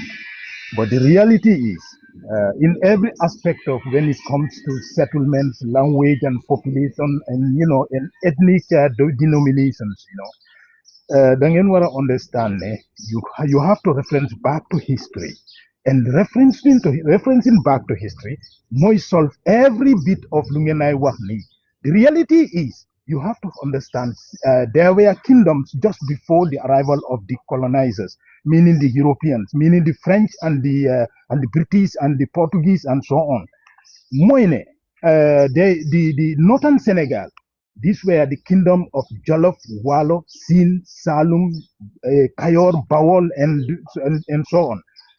Down where Casamance is, southern Senegal, was once part of what we call the Kabu Empire. And after the fall of the Mali Empire, rise the Kabu Empire. And Casamance was part of it. That's why you find settlement of Mandinkas in Bissau, in Casamance, and Fulas, you found them in Casamance because there is a history. So you have to reference back to history to understand that Gambia was once under the Kabu Empire, and even the island of Banjul was under the king of Kombo called Tumani Bojang Ise Mandinka. The island of the Bara, the Fort Bullen where it is is under a Mandinka king called Burungai King. Sonko. It's never a king from Jajanjai. So in King. No, Jajanjai let him and the land though. other. He's No, making let good me land. points. Let me Let come. him I'm Because land. telling mom you dafa what chip is in. fact. No, he chipped No, it. no, So no. I will chip in. No, no, Xaaral I'm déglu. just telling you what is the Waa fact. You xaaral talk dama la about bëgg a laaj dara rek. global I have to habit. dama la bëgg a laaj dara. I just want to Yeah, ask go you, on. who was the ñana njëkk settle Gambia? Who was the first You- settlers in the Gambia? No, Thank you the very thing much. is, the Loolu It's lañ first bëgg a not xam. settlement. about Déedéet, that. because No, man the, xam nga Non, yéenay man léegi yéenay man yow loolu soo laa ñëwee bëgg a fii xam. di Man wax maa yoo war a xam ne dama Binta, those nekk people si Binta, migrate xam nga from ne no, conversation bi somewhere. fii no, we're not let talking me about respond. Let me tribalism. respond. Let me just Xaaral respond. Binta yow soo Let me ñëwee just ngay respond. wax settlers yooyu nga xam ne they travel from another country He's settle to trying to make Gambia, a No, no, point no, and in we no, terms have of listen, listen, original listen. people households that settle in the currently. No, Gambia. listen, So He's who what listen. he's were the trying to. first settlers in the Gambia? No, Who were what the Okay, first he's wait. trying settlers? to. Let me The point he's explain. No, trying Let to. me You guys Binta, are explain. yo, missing his just take the point. please. Yo, xaaral déglu rek. Binta Who was the déglul rek first sista settlers? bi mu ngi wax lu sound de sista Wait, bi mu ngi wax okay, Déedéet, loo because xam now ne man dafa mënuma war a listen, understand déglu. ki li moo listen, wax. Yo, listen. these You people will came from understand. somewhere. So who were the Very first good. settlers in the Very good. Gambia? Nit yi dañ Okay, migrate dañ How ñëw. did they listen, come from listen. somewhere when the kingdom was all the But way in the Binta, country? Like, do you no, guys Man, wait, know Binta, wait, xam stuff? nga wait. lan la.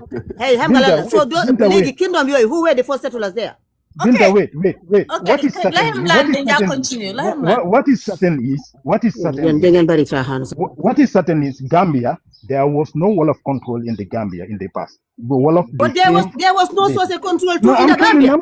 I'm coming. I'm just let There me was land. no You said who there was the was no first settler? xam nga man No, li ngeen di wax wait. xam nga li suñ si doo Listen, continuer you dafa have to nekk listen. tribal issue. Man I don't even talk about No, You tribal are you issue. very have Very well, tribal. very That's well. what We y'all know we like no, should to not no, use you talk have to about this tribalism listen. tribe a issue lot. and who Some of y'all, first You y'all have need to settlers to stop were. listen. using Because this yéen word, ñi You yow bro. non have to non yow listen. yéen Let ñi ko me start explain. Binta No, no, especially no, you. no, no.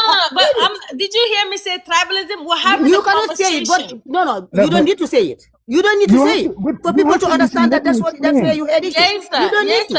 Yes, listen. You're But in your listen. You have to feelings Man, right I listen. am now. not You Let me gotta Olaf. acting Man, explain. duma like Olaf, sir. Man, I am not You, Olaf. you, okay, But yeah. what I'm Listen. saying, But you have to. You have to listen. Let me explain. You ask a question. You just jumped in. Listen to me. Let me explain to you now. One of our Danga jumping. neighbors. I was There was talking no. and I oh didn't my, finish. There And was you no. jumped No. in. this is what I don't like though, right? When Stop we're interrupting. being No, honest and we're Binta, trying to Binta, speak wait, Binta, wait, historical facts, people want Binta, wait. to drop this No, Binta, tribalism word to wait. score Because points. we will say It's ridiculous, bro. Like it's really ridiculous. Binta, yen li ngeen di def nii moo correctul. Xam nga li Hey, Can my I guy, can come I back, please. can Where I he can I at? can I Where's just the say guy? something Where's in the Balama 1 second? where did he go? My guy, can you come back? Cause I wanted to hear what you said, what you were saying. Can No, you come but back? it's King von was Yeah, can you send him Lee again, the first please? sensitive. Can we allow each other to speak? When pare ñun ñëpp ñu mëna am because lii fi mu nekk di demee mu ngi mu nduru ni xëccoo wante diggante Olof yi ak Soose yi. So let's just be civil when we No, discuss because ñu bari ñëw nañ they're I'm not. listening. This is not about man. To be honest, man, I will Yeah. never. Man, it's not. I'm not in my feelings about anything. This is about about Gambia. How do we protect ourselves? And remember, the conversation started with All right. So I was Yes, hold on. Wow, Let me wait, I land. was allow listening. her Okay. to land. Let me Let land. me just land. King Soy need them to be able to. It's a multi stop. Like, give me a second. I want to do a recap. The conversation with us started with us talking about Senegal, like us also being scared of being invaded by Senegal. We talked about the political situation. How can we win election? What is the issue? Blah blah blah. So now we're back to pretty much about being scared about being invaded when it comes to Senegal. So that's why I brought the conversation, because I said this to Bajin before, and some people don't like this topic. Some people might not say it, but me, I will say it because again, I'm scared of invasion, and I'm thinking it might be a good strategy for us to be scared of invasion, right?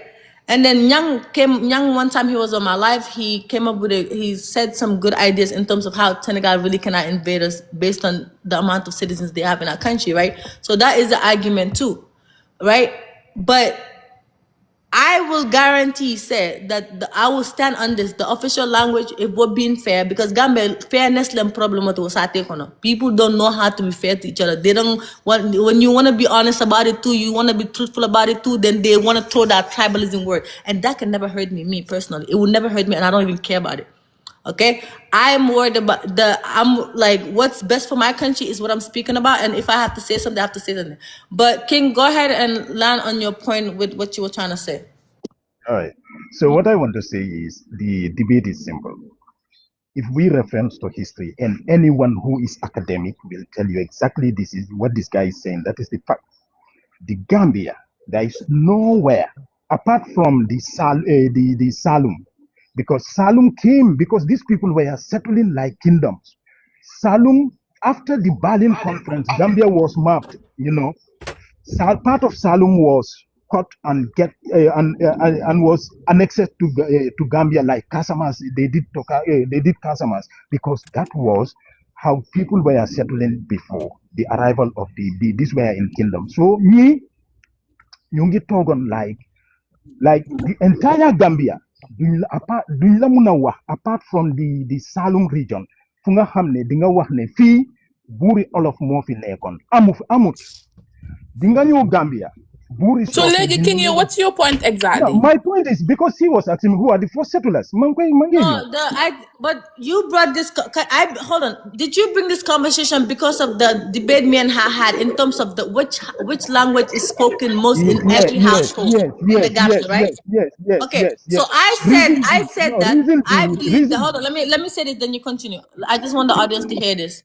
I believe that in every household in the Gambia, when it comes to our border, across the whole country, I believe still currently, the most in every household, if you went, Mandinka dominates the most in every. If you're gonna do the math, and Yesa thinks it's Wolof. Okay, so King, I believe that's when he's trying to have this conversation. No, I don't know what. So you can. But Mom, he's talking about the four settlers and stuff. Dulorurek. We go back, Yesa brought in that everything. I think Yesa brought this. Nini dunde hol tayte ni rek all of most did it. Binta Banjul si bopam king of Congo king moy wax history mo nek king bi bu nga xamne tuba bi mom lañ fekk fofu di luwas the island was ceded. King of Bara Burungay Sonko, the Sonko dynasty was found in the Nyomis. You have to understand that there is a reality that people know. That is why they understood that most of the lands in the Combos are owned by Mandinka. You go to Sunkuta, you go to Busumbala, and all those, there were Sulin Jata in Busumbala. So there is no wall of king in the King Lingawa, No, because you were asking who were the first settlers. That is what I want to know. Yo Lingawa, man, I'm not interested in all this Lingawa. The first settlers when we're talking about 2026. But let me come. I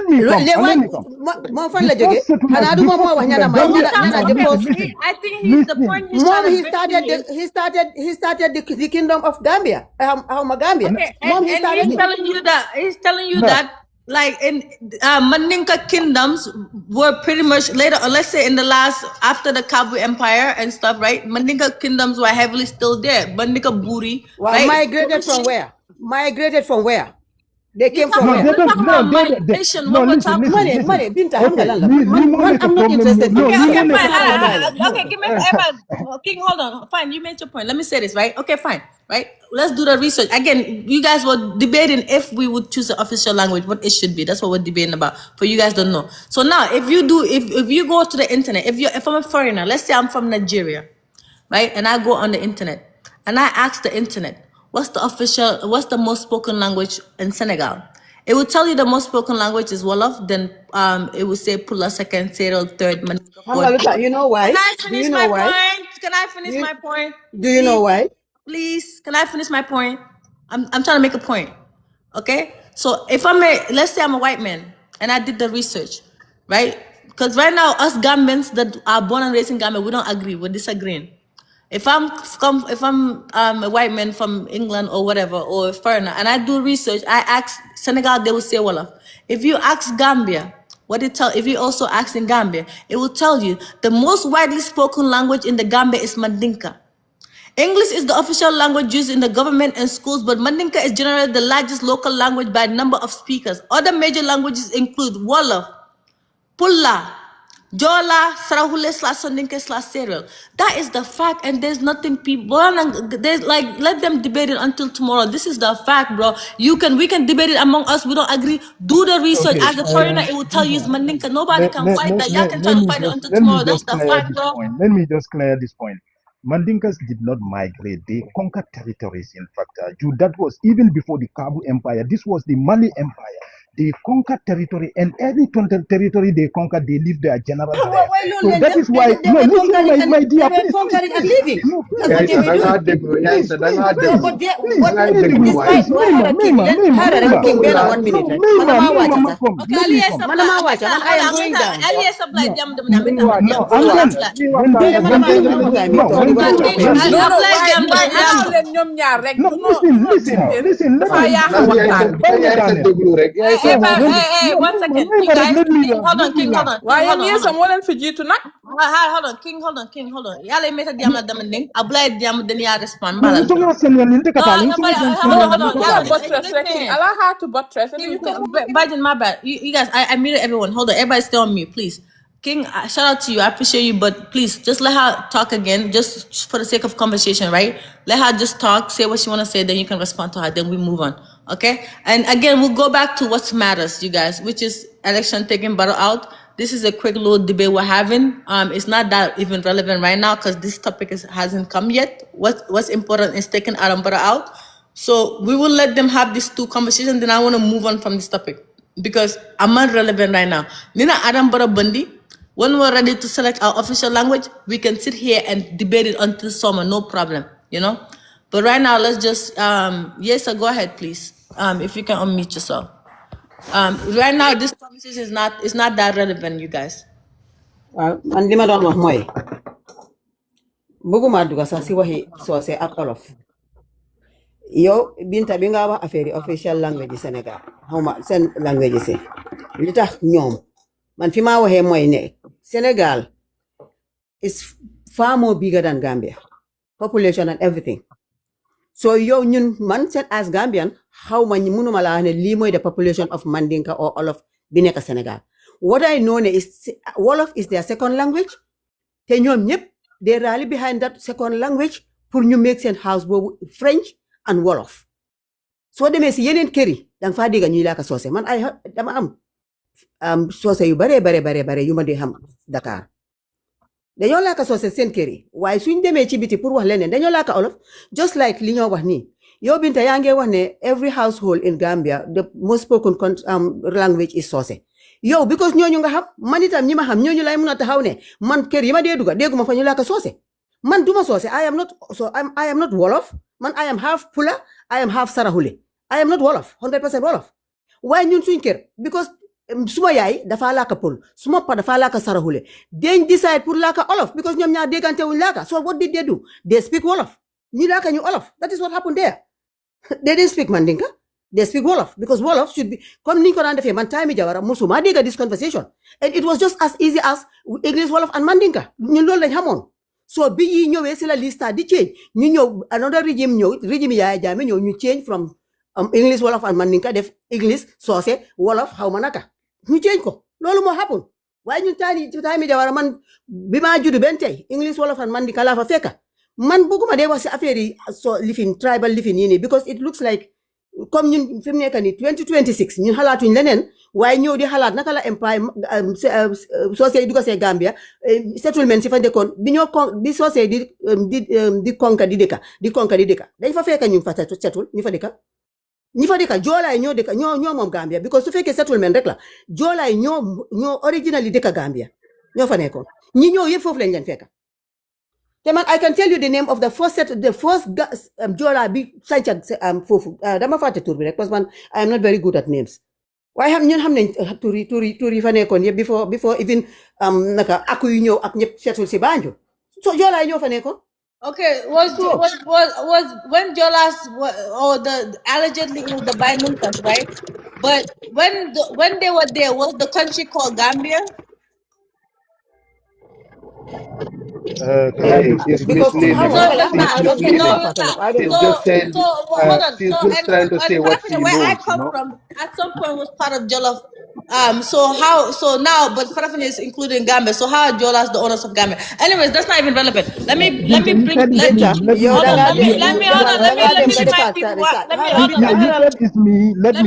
people. Why we're having this conversation, please, so that we can go back. Let me remind people why we're having the conversation. Okay. The conversation started with with the Senegalese Gambia situation that's going on. That's how the conversation started. Binta man bàyyi naa leen man dama dem tam dama Okay, no génn. problem. Yeah, you good. Soo Yeah, paree nga def Damal. soo paree nga def sa research nga seet ñana jiitu Hey, Gambia. yes, you're wrong on that information. Me, I know exactly. I already did the research. I just read it to you. I just read it to you. What an outsider when an outsider do their research, they will tell them Mandinka. You just want to Yeah, fight it. Binta, I'm not worried can I about that. come Like in? Can I I don't come care. in? Just like you said, everybody in Senegal they decided to rally with Wolof, and it's all good. What's wrong with rallying with Mandinka? Make it official longer. What's the wrong with that? Why you Exactly. guys That is fight their about it? problem. That is What's their the problem with problem. that? Like what the That is hell? their Binta, problem. Anyways, Binta, Binta. like come on, Yeah. bro. You people are actually the problem of the Gambia. Do you guys know? Because People, King Harold, wait 1 second. We were which talking about people, how to remove Adama Barrow. All of you were in your corners. Ken Wahut, nobody spoke about it.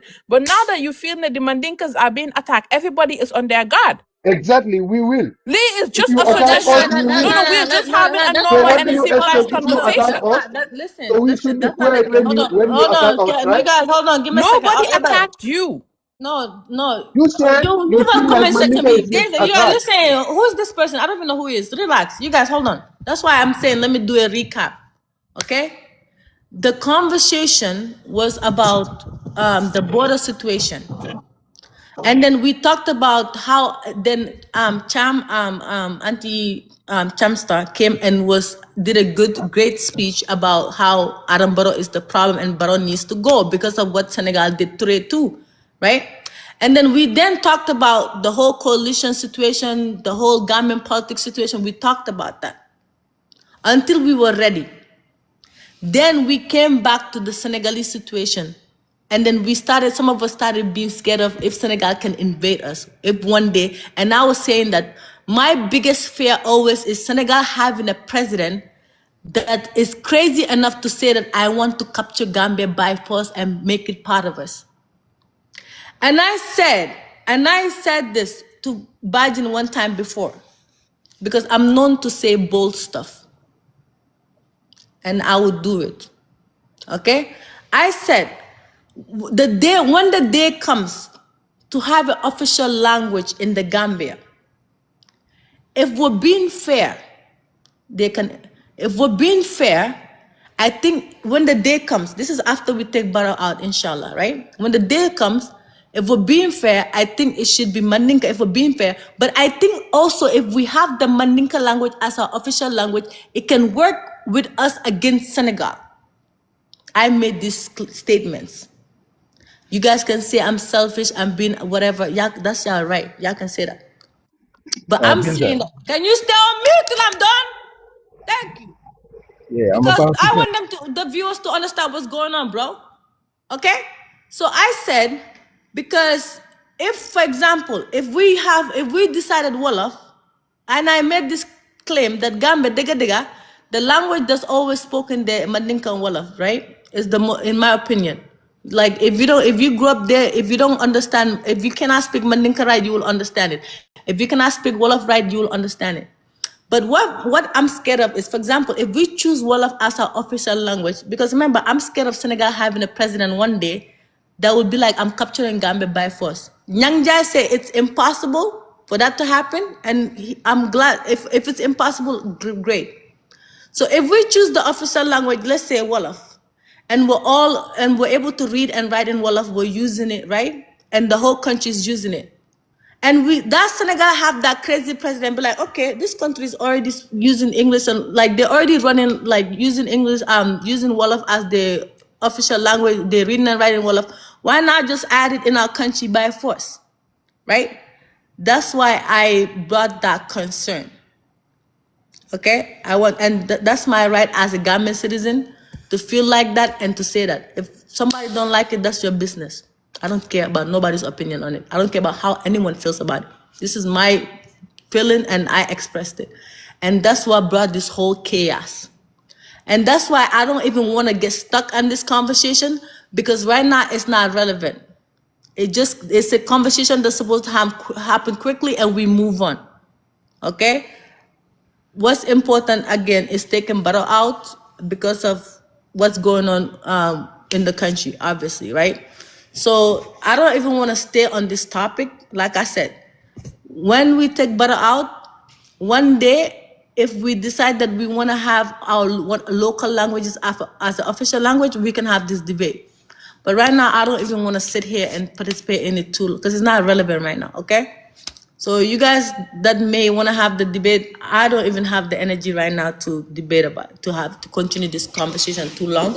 It was supposed to But be a quick let thing King and we talk. move on. Let King finish Yeah, King, you can his learn, but statement. it was supposed to be a quick conversation and we move on. That's it. It was supposed to be that, but it Yeah, became but just allow me. Let me just learn what I wanted to say. okay. Because the thing is, Nyembe Memfokang, these are erroneous statements are coming for. The reality is, it's true. Manding Kol, when the Manding Empire, when they were conquering from Mali, coming towards the southern Gambia, things like that. Ye general settled dulato. Okay, they found Kasika Fuko Jolal are the first settlers of Gambia, woman ketonyati, regional bijele meli alonko, molle benun settled like by nunkol benun Kasamas, southern Kasamas mafamole. Jolal fanan benun foni mafamole. You go to Jimara, you have at the Jimara, you have Fulas there. The Tumandas, you have Sarahules around there. So ye Mandinkol Bribe conquering na. Ye nyundol taral num foni mafamole. Ye jebe colonize. Wol be ka namo jo num Mandinka mansaleya.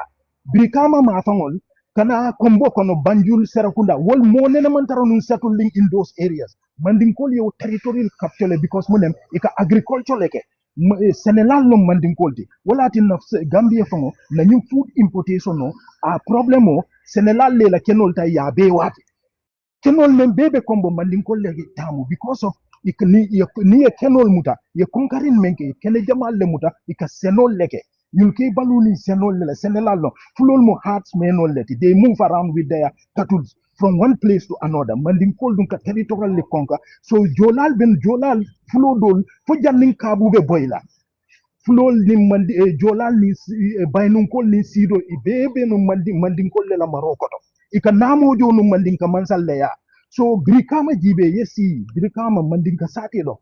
Gunju mandinka sate lo. Kiyang badibu jara wal ba fala wal ka surwa kan of suruwa mansan ne man soto Gambia lo bar bere banko kanje so ka sikilin tije safo no meye ko 100% Italy you are altol no the indignious of the Gambia because wasiol mantara repatriating all over the Gambia hani ibenu regional leto jolal benu one region le ka fada me foni in Casamas ni tata jimara fulo le benu je ya understand ni tata tumanna ma fa wala sara hulel bije ni nata kombo kono mandin kolle bije ni nata Casamas bere dol kana dunta la kombo bay nun kolle benunje mandin kolle wol colonize yo territory be mutale non territory dol bije motenunje mandin kolle kombo kono gusum bala sukuta ma fa wala na birin tubabu ni soninke marabu wo mamanta Suli jata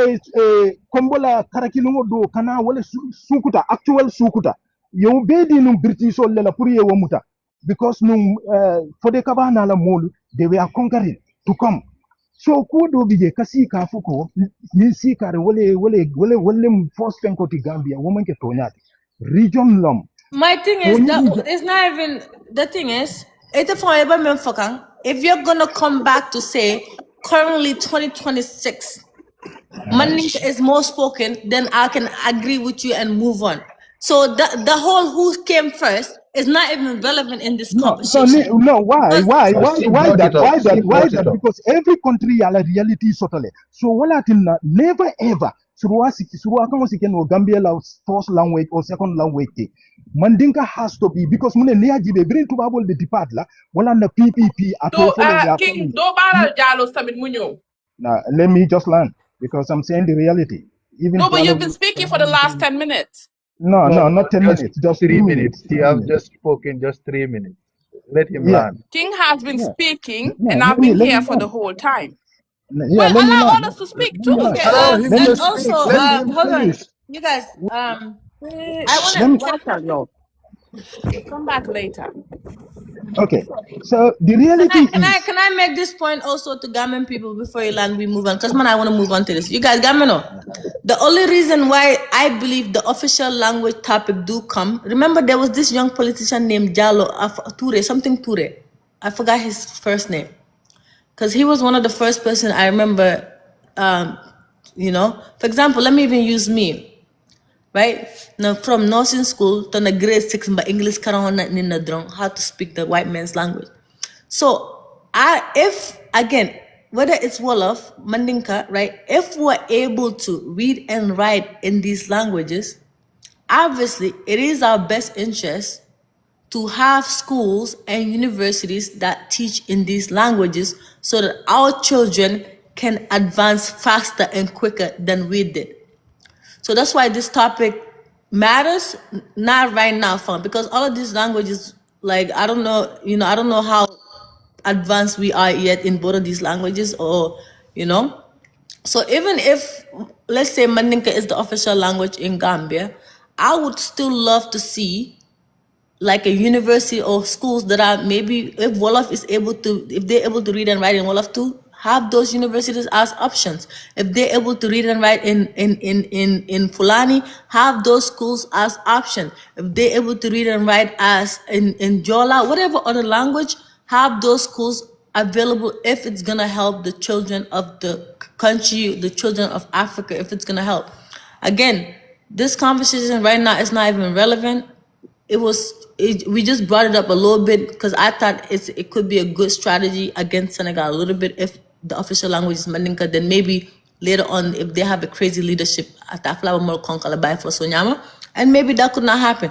So I want us to even move on from this conversation. When the day comes, official language, we can we can talk about it, get in our feelings, and do what we have to do. Right now, I want to move on from it. Like, I want to even end the life because of it. Because I don't even want to. Because some people get in their feelings. I don't even care about anyone who gets in their feelings. I don't care. I'm gonna say my opinion of something, and and I don't think I'm being offensive. I don't think I'm being offensive at all. If someone is being offensive about it or want to use the tribalism word, I think you're the problem, in my opinion. I think you're the one that's being nafiko for no reason, in my opinion. I don't care. Okay? Because I'm not doing it nafika ya or body ya fasa. Okay? If I thought it's supposed to be Wolof, I would say it should be Wolof. If I think it should be Fulani, I would say it should be Fulani. You need to talk to this your people from Kiang and Jara and all of these people. Yen, why is it that the moment somebody say no to Mandinka, you're willing to fight? No, but It's an opinion. People have different opinion. The Hamel Nimante, I am Mandinka, but I don't speak Mandinka, and so what? I speak Wolof, and then nobody cares. Gambia belongs to the Gambia. No, just so they're attacking me. Well, the comment section, sometimes they ignore guys. I be ignoring them. You want to worry about these comment sections? You know how many comment sections call me travelers, this, that. So much more way. The my God, while a guy feel, I would look crazy. Like, I just, forget them, bro. Gambia belongs to the Gambians, point. Because you're Mandinka and somebody is Aku does not mean you're more Gambian than them. But get off your feelings and go and sleep. Nobody cares. Ken waxut loolu am na si lu gaay di wax xam nga. Si lan la gaay di wax official language. We have English. What's next? Léegi lu tax nga wàccee King. No, but it can be. Man wàccee wu ma King. I just said that he was speaking for a long time. Yow la wàccee wu ma King. Lu tax nga wàccee yow. You guys, topic B. Like I said, this was not supposed to be a long topic. We were supposed to them back and forth, and we had a disagreement, But we're supposed to go back to the Senegalese topic. Oh, I go. I want to go to bed. I want to go to bed. But this is not supposed to be it was supposed to be a quick conversation, and I guess it's a conversation that maybe a lot of people are interested in. That's why a lot of people want to come up on stage and argue about it. No, they're not interested. They just need to say Mandinkas cannot do this, and you see them, all of them on their guard. Exactly. I'm not budging. That's what they do. Budging for sometimes I more to comment section. When I was talking, don't you see all the comment section of tribalism bullshit? But I muted and blocked them. Okay, mute and block the Mandinkas and stop trying to just do the same thing. Okay, now you write nonsense, I block you. Binalen. If the money can do Okay. just mute and Don't block them block them, instead of just mute how them. you Just so mute say them. tami. Bul yaka suñ tur tam tuddi nak. Exactly, like I'm not foofule de amee problem. I'm not Like how foofule about the nigga other people that were nigga. doing it to me? You could have said yen yi tami. You didn't do that, right? So Aha. just Man block foofu them yàlla and bëgg a move on. adresse soo waxee sa waa kii soo se kiyangi ak badi bi soo waxee soo se rek ñu topp xam nga foog ñu topp parce que tribe is sensitive. Gambians should know that. Xam nga loolu war nañ ko yaaga xam sax. You know, if you mention someone's tribe, you know, you No, why expected and hamga nobody expected. against the Understand? Mandinkas, right? Omar, you're helping her claim them. Bul wax lolu. That's not what it is. No, no, no, no. No, I'm not no, helping you're her helping. claim, No, right? no, no. You're helping her claim. Don't. That's the wrong statement to say. Because listen, the conversation came because of our children being able to learn in our local languages, and this is only my brain that thought about this. I've never heard someone else say it. And Gambian people find as some when they're I don't care. I think that I don't want to be invaded by Senegal. I don't want them to take Senegal, make it Gambia. We don't. They have more power than us. Okay, so I don't. I think having Wolof as an official language, man dama ragal lolu Senegal mu ne okay gars ñu ngi làkk Wolof nag léegi ñu jël leen nag ñu nekk Sénégalais bàyyi foo sax boobu moom you hear me? So if I can nam fantaw nam man nigga for gale sa yem bula dam ni as a defendism, I don't mind using that. And that's just me doing that. As for selfish and tribalist, I don't care, bro. I'ma say that. But again, I'm letting y'all know the conversation was not about this. We just brought it up, but it's about taking butter out, obviously. But when the topic comes of official language, the British number one owe us money. They owe us reparation. Mota umisasiwa official language English musterek. The British owe us money. They need to pay us reparation money, and a lot of African countries are all starting to, go back to their local languages. So at some point, this debate will have to happen. So let's just take butter out. And when we take butter out, and we can, inshallah, one day when this topic comes, we can bring it back up and talk about it. But right now, but come follow your kind of drunk, and we're gonna get irritated with each other, and tribalism word will be dropped everywhere. So it's best we leave the conversation right now. That's why I'm like, I'd rather even get off and go, bro.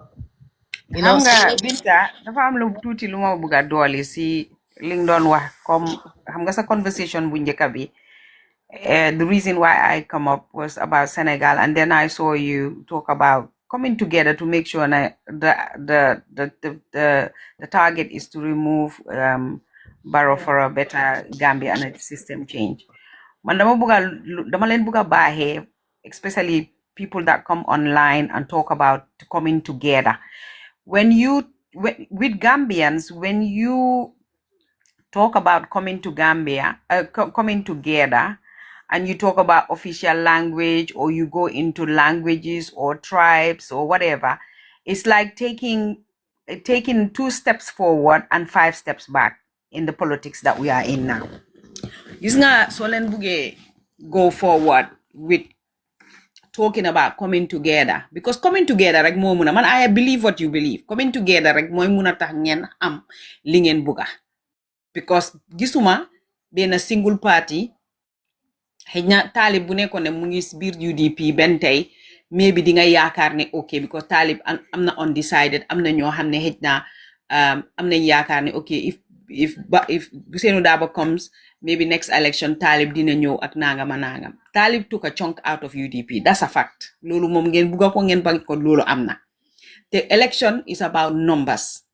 So man li ma advise Gambia ni mooy until the election comes, remove talking about tribal and languages into your conversation. Gis nga soo leen ko remove ngeen tege ko fële léegi tey ngeen gis yéen ñëpp ngeen ñëw nekk benn ngeen mun a ut solution boo xam ne li ngeen bugga di ngeen ko am. Because xam nga lu tax people nit ñi dañ dee gaaw a gis seen boppa. danga ne sose rek sose yi divide daf dee mel ni paaka bi nekk si sa waañ bi danga ko use benn blonde su blonde rek nga gis ne okay di nga mun a jaxase paaka yi pour make sure ne yaa ngi nekk di use ban moo gën. Léegi de minute nga naama ko rek benn paaka boobu mooy take over, te ku nekk su naamee paakaam rek that means togetherness munta am. te fim nekk ni Gambian dañ wara nekk together because bi Yaya Jammeh di dem togetherness motax ngeen dem motax mu dem te bobu tribal issues musuma ko dégg ñu am come into the conversation languages musuma ko dégg mu ñëw come into conversation da nga gis ne ñëpp dañ fàtte ñoom fiñ jógee lu ñoo laaka lu ñu laaka ñu ne lii mooy agenda bi na dem waaye yéen mi xee pour togetherness come billaay soo leen génnewul si seen conversation yi di because there are people loolu rek la noo xaar there are people that is very sensitive and Gambians do not have the tolerance to have the conversation si penca bi about this man loolu laa leen bugg a baaxee because right now loolu mooy focus bi 5 months moo des te gis nga fi mu nekk nii li ma gis muy xew depuis barki démba about Macky Sall Jomaay Fay ak naka la tuddaati ak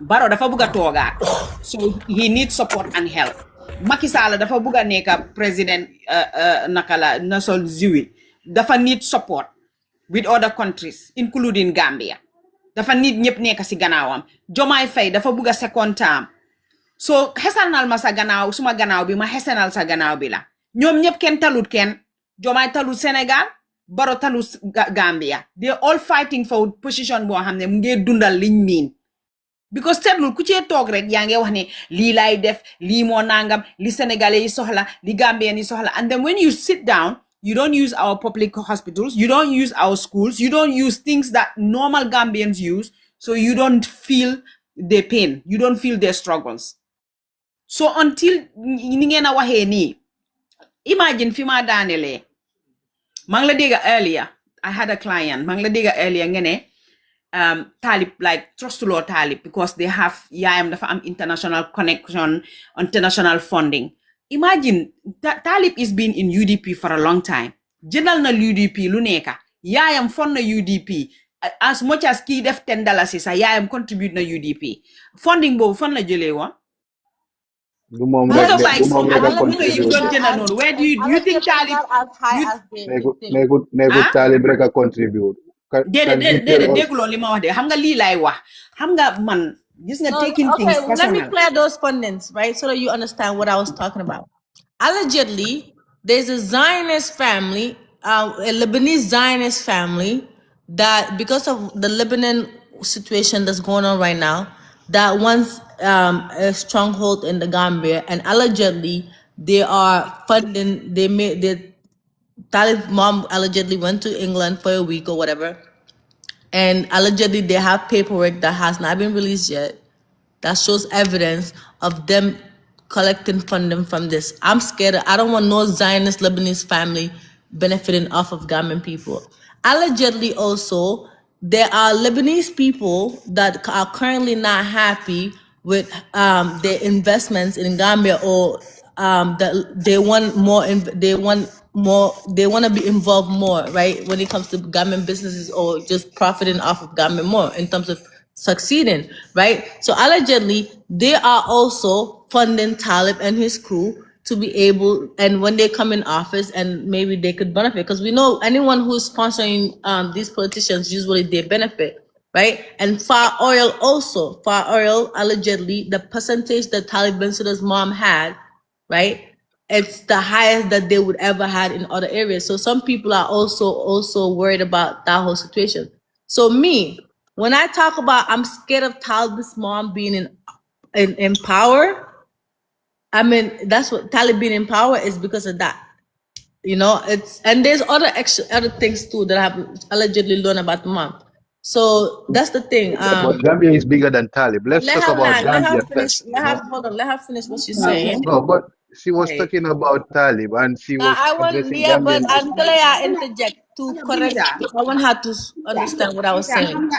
Binta, understand now thing I have defined. Why hamga ligena neex moy when we have these conversations si pencha bi we don't need to only listen. We need to listen and hear.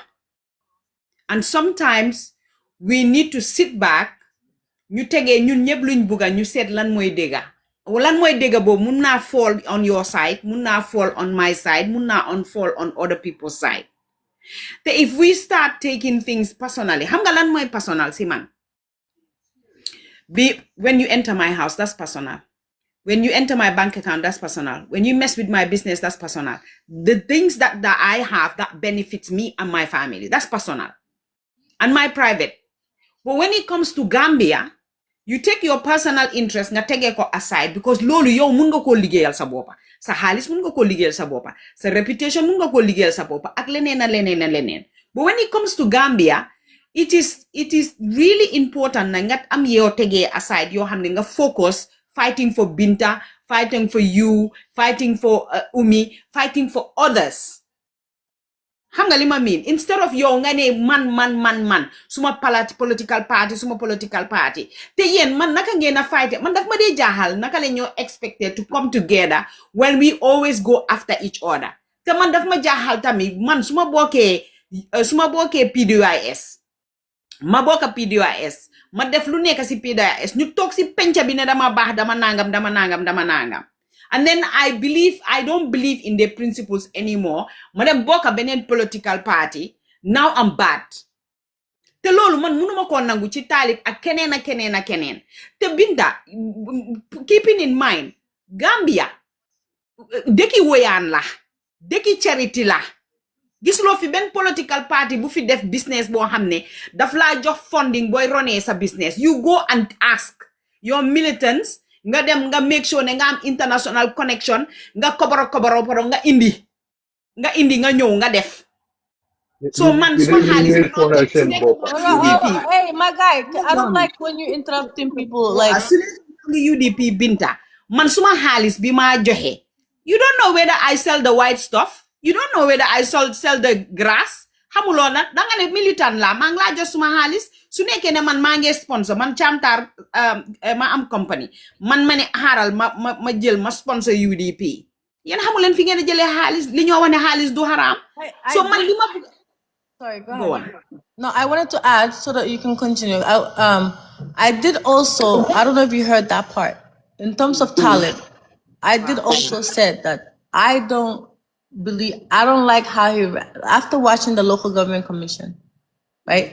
I don't think he ran KMC well. I don't think he didn't, it seems like he didn't even know what was going on in his accounts. And I made it very clear that in my speech earlier, I kept saying, for me, this is my personal opinion. If you come and work for the government and you don't do a good job and you just were involved in, whether you're involved in corruption, you don't know how to manage taxpayers' funding, I think you should stay out of the government. I said the same thing for Rahim Malik Law and Taliban also, I believe, should stay out of working for the government because he does not even know how to manage the funding of KMC. So that's one of my issues with Talib also. Most important, my issue with Talib actually is he don't know how to run. You didn't run your department well. You didn't manage the funding in your department well. Why should we give you the whole country's money to manage when you could not manage KMC's funding? That's my issue. Did you go? But because I'm not new, but in but did you go and research not only Talib's KMC of all the, if you go to Yankuba Dabo will tell you exactly the way that the department of councils are structured in a way bo hamne nyom si sen bopa they are struggling running the place. I know that between government bi ak council bi. So certain things xam nga bi fi Yaya Jammeh nekkee dañ waxoon ne daf ko change to make sure ne mu run council si, and when they said bad laws, that was part of the bad laws they were supposed to remove, and they did not remove it. Degala man in every section, in every council there should be an improvement. Wax dëgg ne yàlla te am na loo xam ne yow if you can hire somebody but you cannot sack someone, what is that system about? Man munuma ñëw ne okay man maay CEO of Chantar ma mun a hire ba pare ma ne Binta koo xam ne xëj na man moom moo war a ñëw lifin moom moo war a ñëw sack. So system boobu suñ ko ceeñut Talib ak anybody else koo xam ne nekk na mayor or nekk na chairman wouldn't be able to be fully control of managing that. Am nga tur bi, but you are not going to control that place fully. You don't make in charge of it fully. The lolu Yankuba is a victim. Talib is a victim ak ña nekk Farafenni ak ñi nekk ñeneen ñëpp is a victim. So man li ma wax mooy Serekunda wax dëgg neex yàlla Talib fii laay waxee you could have done better. You could have done better because I've gone to Serekunda. I had a business in Serekunda. Gis naa mbalit bu num fa nekkee. But it's a shared responsibility. The public too, they are not disciplined. They are not disciplined, but for a council seat, they are not well equipped, they are not financed. So shared responsibility between the public, local council, and government, ñoom ñoo am responsibility for these places to figure. Why man lima munta accept from UDP man. When it comes to Talib, bi mo dem si commission bobu nono. Everybody thought ne because of mo mungi UDP nakala tudati Barrow is going after him because UDP. The Degana recently, if I'm not wrong, he's been cleared. Barrow did target them, yes. I think that. Yes. I think ne move big UDP def with Talib, it wasn't wise because politics is about numbers. And if you're gonna lose even 10 or 1,000, it's still losing something. So man, Talib bugumangen underestimate ko. Even nakala tudati SFL bugumangen underestimate ko. Suma kilian bi ñëw na ma bàyyi ko foofu noonu ngeen jël dem liggéey Republic man Binta. Hello, Binta. Dolen bala Jados mu ñëw bala Can you give me 1 minute? Jados. Okay, you can come, brother Abla. Because that was a misinformation that I heard when I was listening. I just want to correct that. I'm not, when we are talking about the language. I wanted to even add a point because the conversation came from what I was saying, right? Talib had the same challenges. Talib had this. Yes, give me a quick second. Then my bad, please. Okay. Talib had the same challenges that Young Wadaba had. Okay, but Young Wadaba was able to because he's a lawyer, he was able to use his skills to find the loopholes to be able to manage his accounts. Talib Bensouda was not able to do that. On his local government commission, when it comes to what efforts did you do to try to fight the system, right? To find the loopholes to manage the finances in your department, he would say, I put in an application, I put in one paperwork in. I submitted. Did you do a follow-up? There is no follow-up. Bro, there is no excuse for the system is horrible. I agree with that. The government is also targeting you. I agree with that. But if you were a great manager, if you actually are a really good manager, you find the loopholes to fight and succeed. A lot of the times what those Taliban come and all he does is come on national TV or come and just complain why he's failing. Just give us excuses after excuses. Yes, we understand they're targeting you. We get that. Yankuba Dabo gets targeted. He's able to manage his fundings in his bank accounts. How come you can't do it? Me, I can never accept that.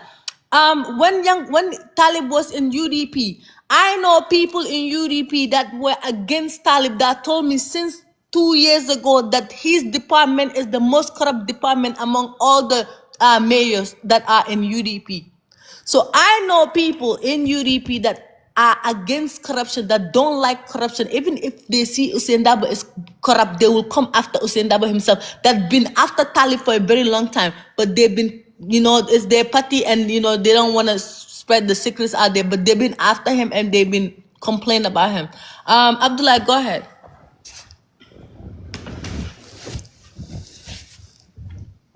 Abdullah, you saw Diamono, sorry. I had one, somebody saying that the language from the Hey, we're not having that. What language? I mean, she just said that it's changed, not in Jawara's time, but it's changed in Jawara time. You talking about official language? Yeah, official language. How they read. Move on from that one. No, not that. How they read news in the Radio Gambia. It changed in Jawara time, not in Jame time or now. It changed in Jawara time. So I want to say that. We move. Okay, cool. We move on from that. Secondly, my sister was saying about Talib. Because this 5 years, Talib don't have time to work. He doesn't have time to work. He want to be president. Since his first time, 2-3 years in his first time, he want to be a president. Since 2019, he's just eyeing to be a president. He don't have time for KMC that much. That's why he can't be like Yankuba. When Yankuba came, he fought tooth and nail. He fought to make sure, to show that he's the boss. He's more powerful than any official in that administration at back. That's what he fought, and that's what the law stated, and that's what he got. That's why he's different from Talib. This is what I can say, and we all see that Talib don't have time.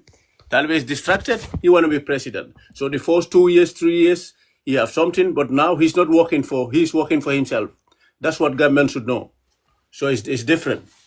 And then to say also that if you are supporting UDP and you are a drug dealer, and then you are sponsoring UDP, that's not UDP's business. UDP wouldn't know. If UDP know that this Bamba is a cartel, UDP would not entertain Bamba to come and be their savior, to give them money. I'm 100% sure that. But if you live in Europe, what you are doing, we don't know.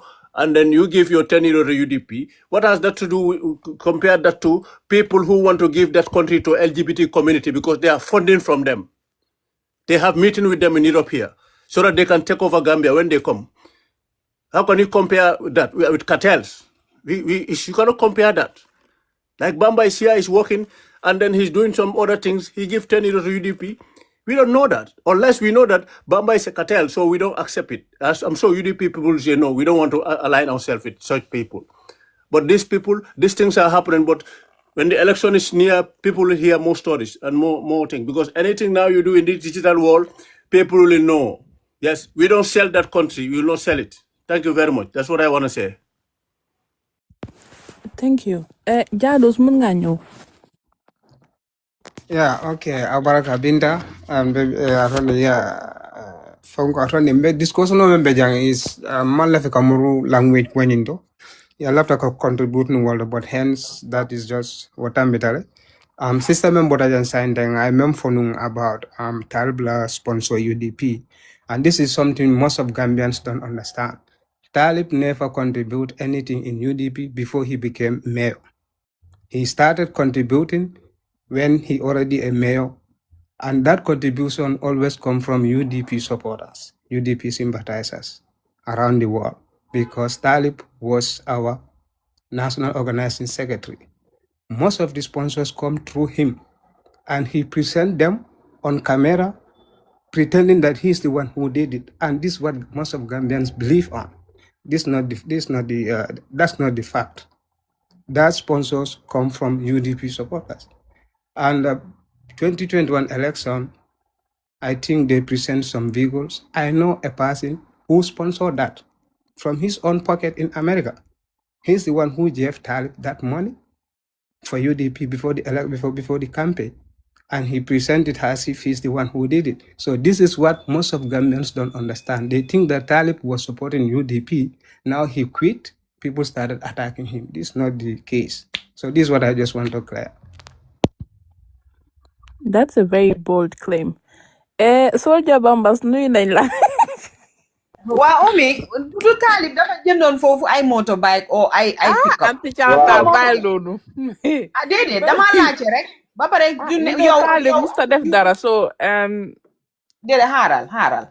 No. Bambas dina la mun a tontu su ñëwee. Members yi yëpp xam nga man li ma bëgg a mooy man I'm not here to speak for Talib. Keneen bu ñëwaatoon sax mu wax mu def the same thing dina def la nanga man Talib si boppam right as I am speaking to you I'm not happy with him because man ko contact bi ma nekkee Gambia for something that I saw in KMC waaye dañ read message bi xaw ma ndax moom moo amee téléphone bi amute dañ read message bi waaye tontu wuñ ma and it's something that needed to be addressed urgently loo xam ne mu ngi xew ci municipality am waaye kenn tontu ma dama bàyyi balaa suma time di jot pour loolu mu stay on my dama delete vidéo yi delete nataali delete conversation bi ma te maa ngi koo xaar nag because dama ko daan call bi ma amee business foofu noonu muy deal with that te li waa ji di wax ne dafa bëgg a nekk président talut nit ñi maa ngi koo bëgg a góob man I'm just gonna tell how it is Talib needs to make sure mu multitask right now because dafa need waa KMC dafa am nit ñi ñoo xam ne ñu ngi unhappy dafa need waa KMC te man waa KMC ban tey laa because even though suma kër mu ngi Tujareng man maa ngi suma family house mu ngi in Ibo Town so am na loo xam ne wax dëgg neex yàlla we need to tackle it straight away why we need to give credit where credit is due di munta liggéey ak yaayam si biir UDP just because you fall out yéen juboo mun naa am de juboo mun naa am sóoraale leen loolu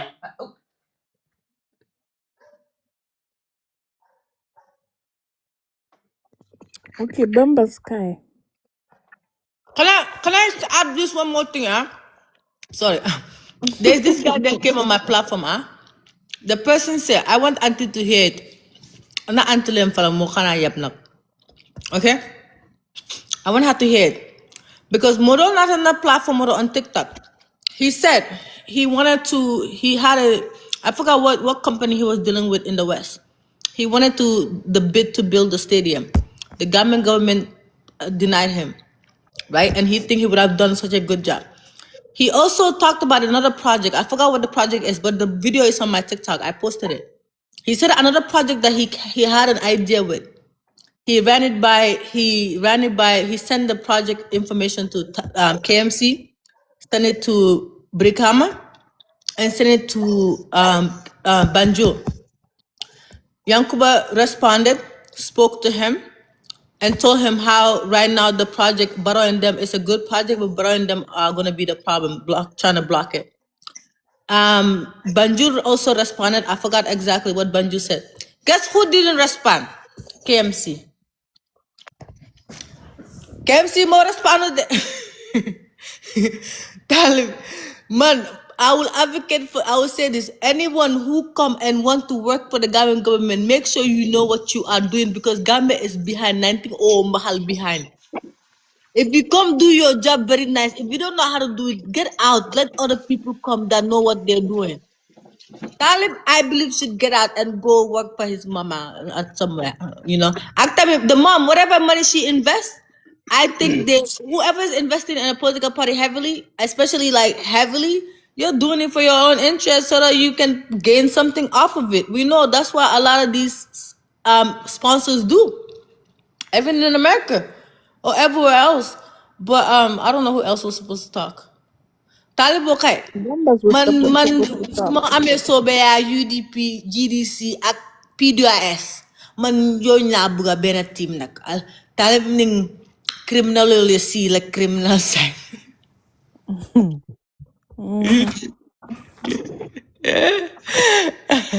But I don't know. Anyway, who was supposed to talk?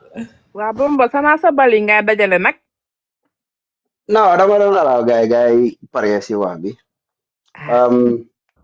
Nuyu naa leen waa Kerry Binta. Nuyu naa leen ñëpp. Greetings to you all. So,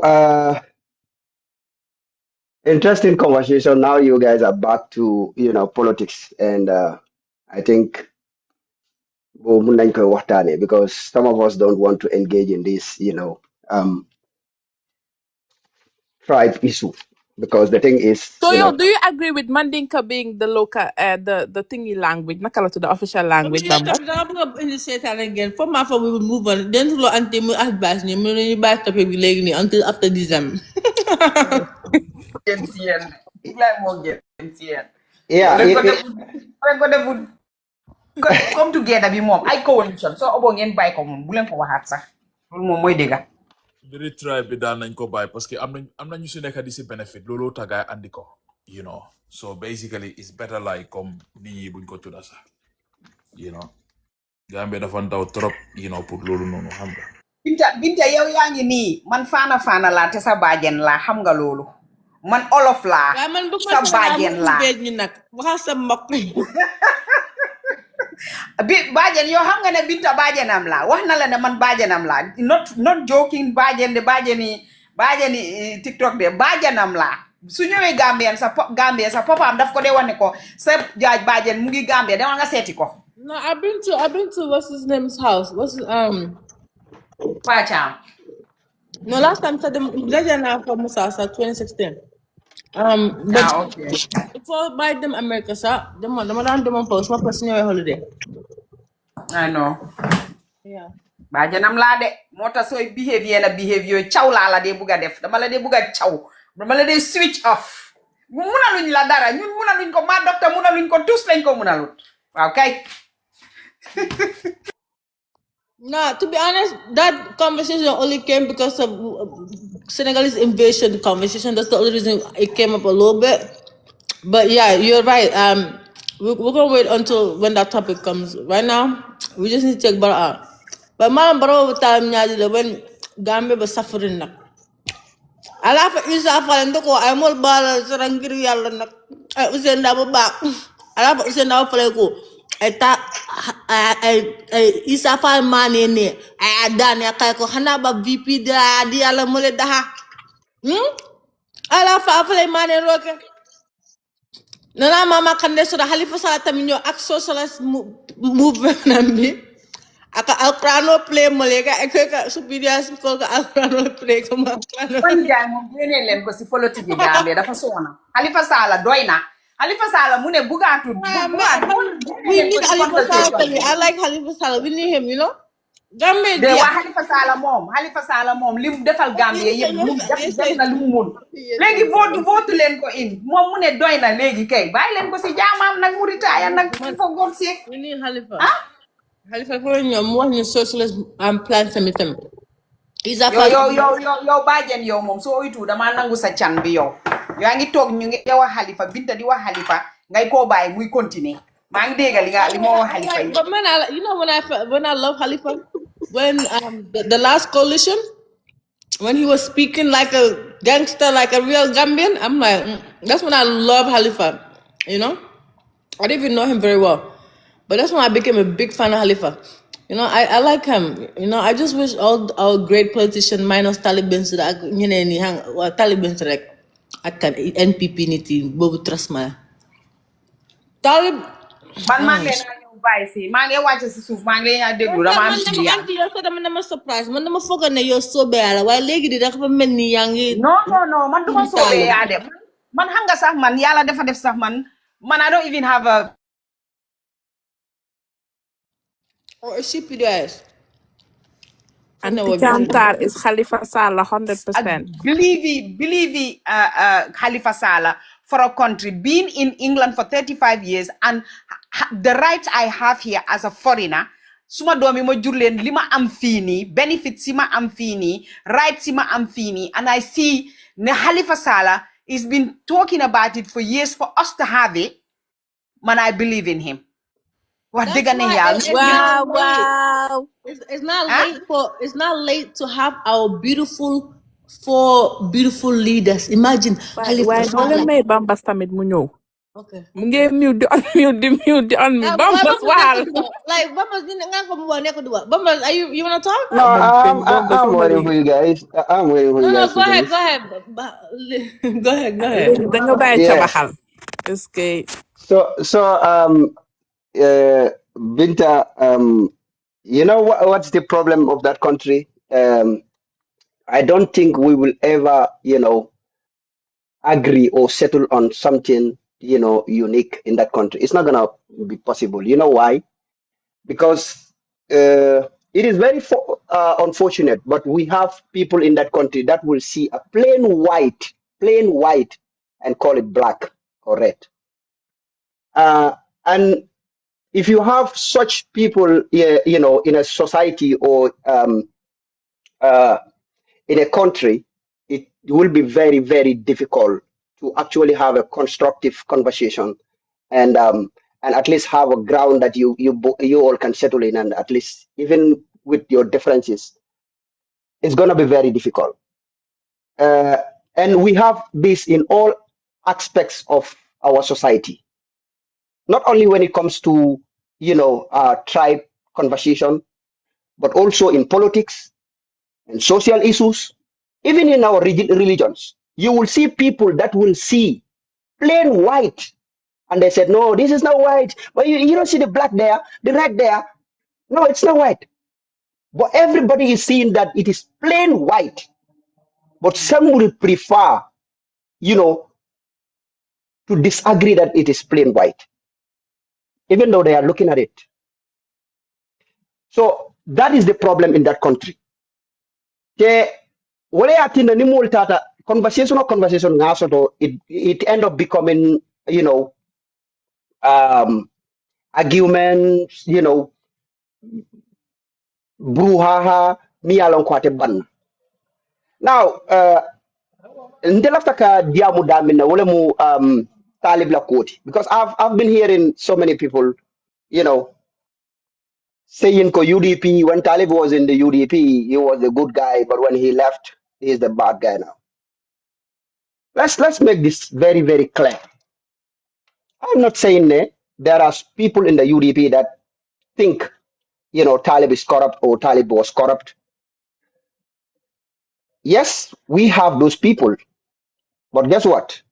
The UDP as a party and majority of UDPians, the problem they have with Talib is not because of, he's incompetent or he's corrupt or he was found wanting, but it was because of ethical issues and political issues. Ñun loolu lañ am ak Talib.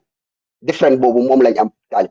Man, Bambas, right now, man, I still stand by whatever I said about Talib depuis 2018 ba léegi. Ne Talib bu mu ñëwee KMC dafa change for a lot of stuffs. Even the council itself, to actually make the council to become a professional council boo xamante ne to not be like a political bureau. Talib changed that. Okay? And so many other developments that he brought in KMC. I witnessed it. I saw it. So I will not come again and say, no, Talib did not do anything here. Talib did not. No, I will never do that. But the problem that we have with Talib, you guys need to understand that. Te foog naa ne soo leen koy wax da ngeen ko war a gisee ak from ni nga xamante ne ñoo nekk majority of UDPians fuñ dee teg seen argument bi wala fuñ am problème ak Talib, but not just few individuals yi ngeen gis UDP rek ñu ngi wax ne Talib corrupt nag. There is somebody in the UDP koo xamante ne kooku has always called Talib de dafa corrupt.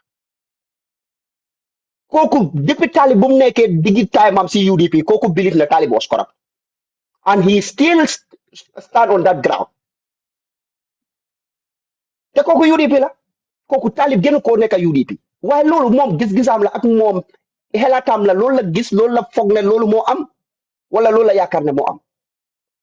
While some of us, ñun amuñ ben evidence ne Talib dafa corrupt, so therefore man duma taxaw ma ne Talib dafa corrupt. Why the problem that I have with Talib and the UDP as a party have with Talib ma wax leen ko tey mu leer te ku nekk nag nanga ko jël fii. Ñun problème bi ñu am ak Talib moo nekk ne daf ñu gëmloo li nga xamante ne amul, daf ñu wax li nga xamante ne defu ko. Te for us that is a red flag. For us that is an integrity issue. Yo soo ñu waxee ne lawyer Ousainou Darboe so apply man duma apply, ñu ñëw gis la nga def 360 degrees turn nga ñëw nga abandon yow sa own word, yow li nga wax ngay abandon ko.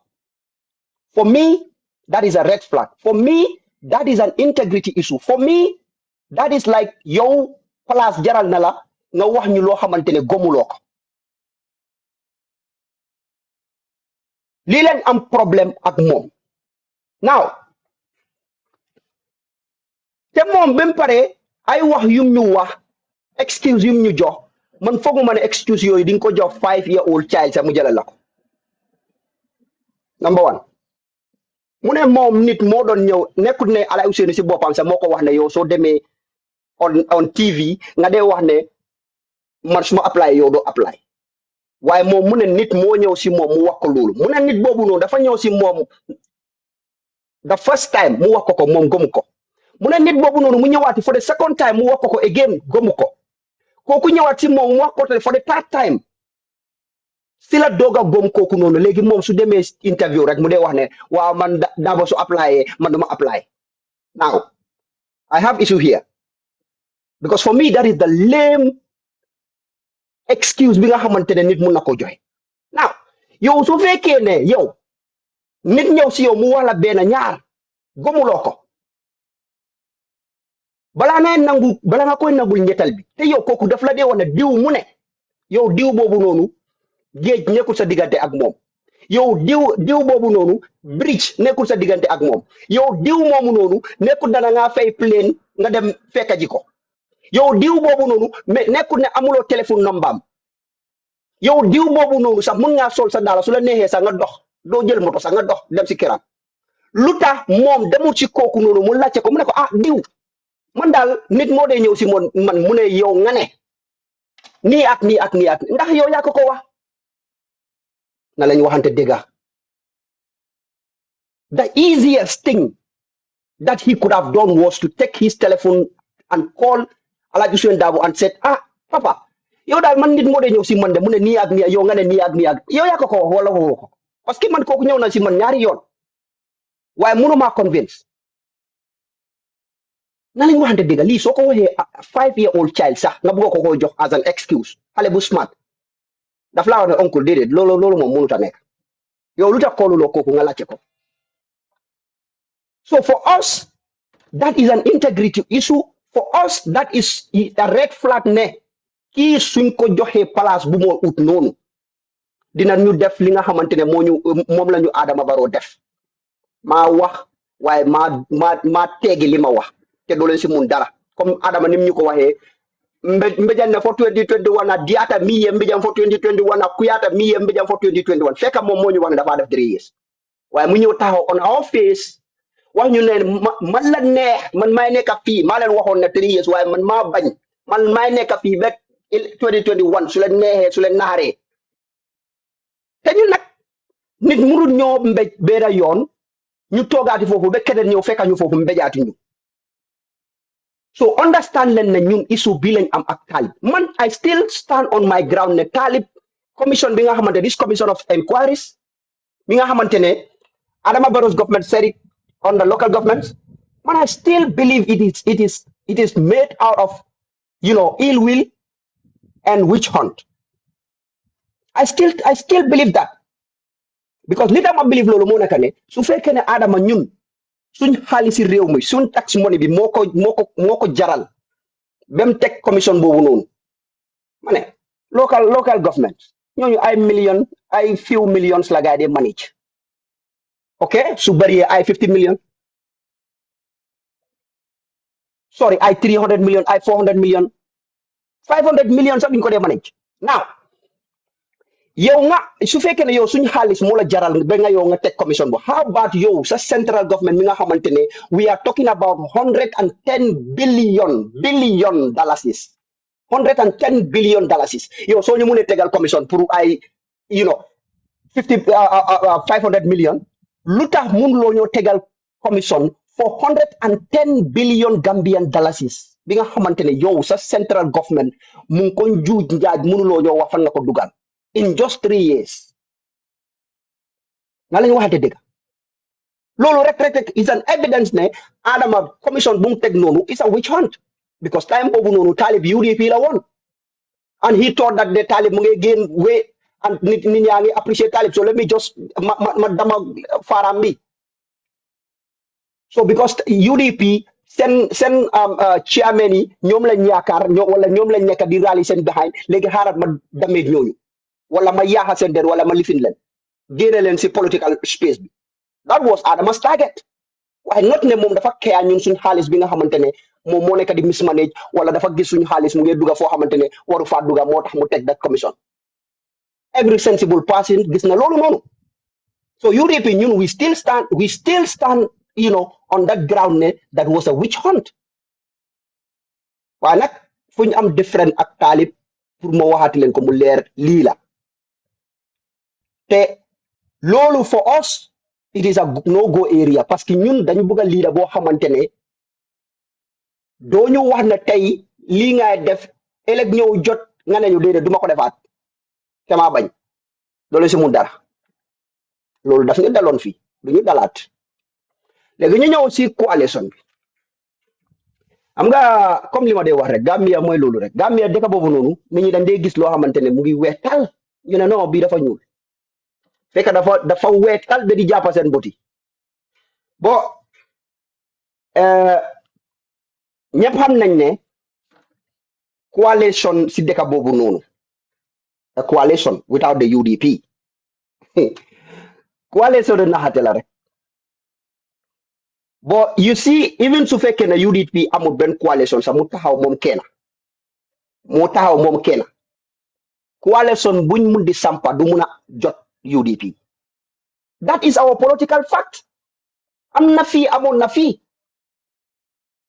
loolu kenn mënu koo daaji because that is the record that we have loolu data bi support na ko loolu suñ history bi support na ko loolu suñ political reality bi moo ko teg loolu kenn mënu si dara now su fekkee ne yow you genuinely believe ne yow Adama Barrow dañ ko war a génne to have a better system then you got to work with the UDP waaye nag su fekkee ne rhetoric rek la you might choose to do something else just like we are seeing right now look ñu ngay gis IEC sax ñu ngay start di def ay njuuj njaaj which obviously UDP moo ko flag out because UDP is actually following this process keenly moo tax IEC ñoom suñu nekkee di lifin di def seen yëfi tappale ñu foog ne kenn du ko xam then they are mistaken because UDP ñun ñu ngi follow this process and we are following it anam bi nga xamante ne dara duñu si rëcca xanaa kay ñu gaay ñu bugg a def sàcca maa tey sàcca doo leen si mun dara maa tey mu ngi ne ñu ngi sàcca waaye doo leen si mun maa dara xanaa loolu de waaye pour ne gaay dañoo jaar si suuf def gaay seen juuj njaay ñun duñ si yëg dara ñun we are already above those people IEC moo tax ñun ñu ñëw ñu won leen li nga xamante ne moom la gaay nekk du noba ñoom seen boppa ñëw sa nangu ne dégg la waaye ñoom seen excuse was waa mistake la but even though UDP génne na lii mu génne ko outright IEC njuuj njaaj bu gaay def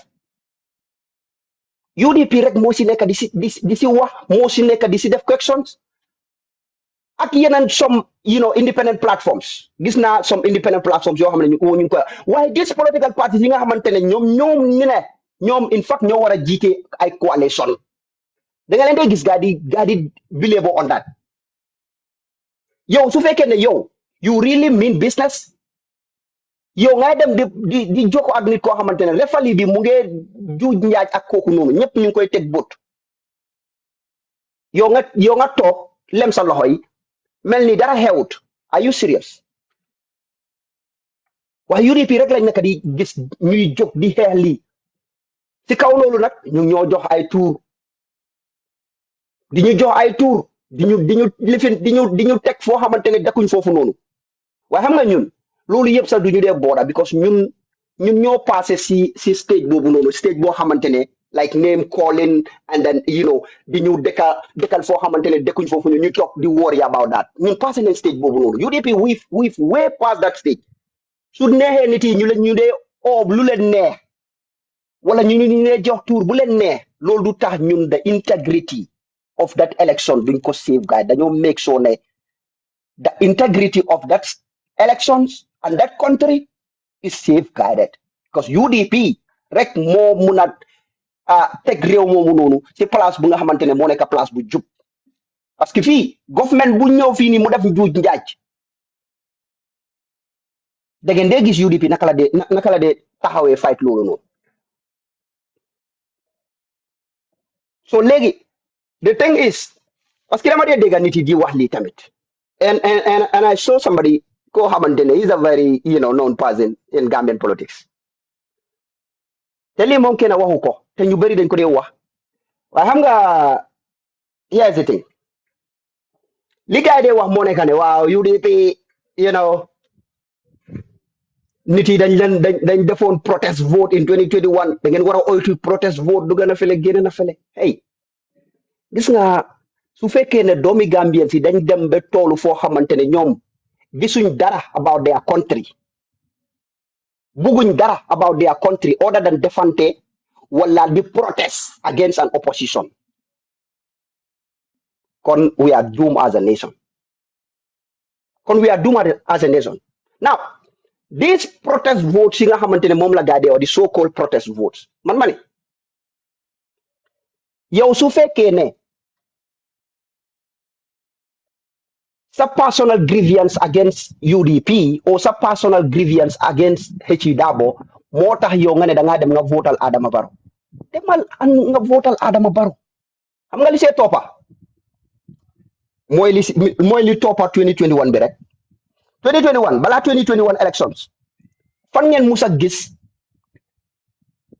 police yi dem fekka maire yi ak sisters yi ak brothers yi nga xamante ne day jaay si kaw yoon bi si marché yi ñuy jël seen bagage yi di ko tas di ko dismantle fan ngeen ko musa gis prior to 2021 amut fen waaye 2021 yen protest voters yen laa nekk di waxal de so called protest voters now after 2021 election loolu ngeen gis si dëkk boobu noonu right or wrong ndax dismantle boobu noonu dafa differentiate kan moo nekk UDP kan moo nekk NPP kan moo nekk GDC kan moo nekk APRC wala kan moo nekk whatever party déedéet kuñ jot sa alal rek dañ ko dee yaa kuñ jot sa table ñu damaati ko so take note of that yen protest voters yi again yen protest voters the so called protest voters whether exist ngeen sax wala exist la I don't know because claim la boo xamante ne nit ñoo ko dee addi now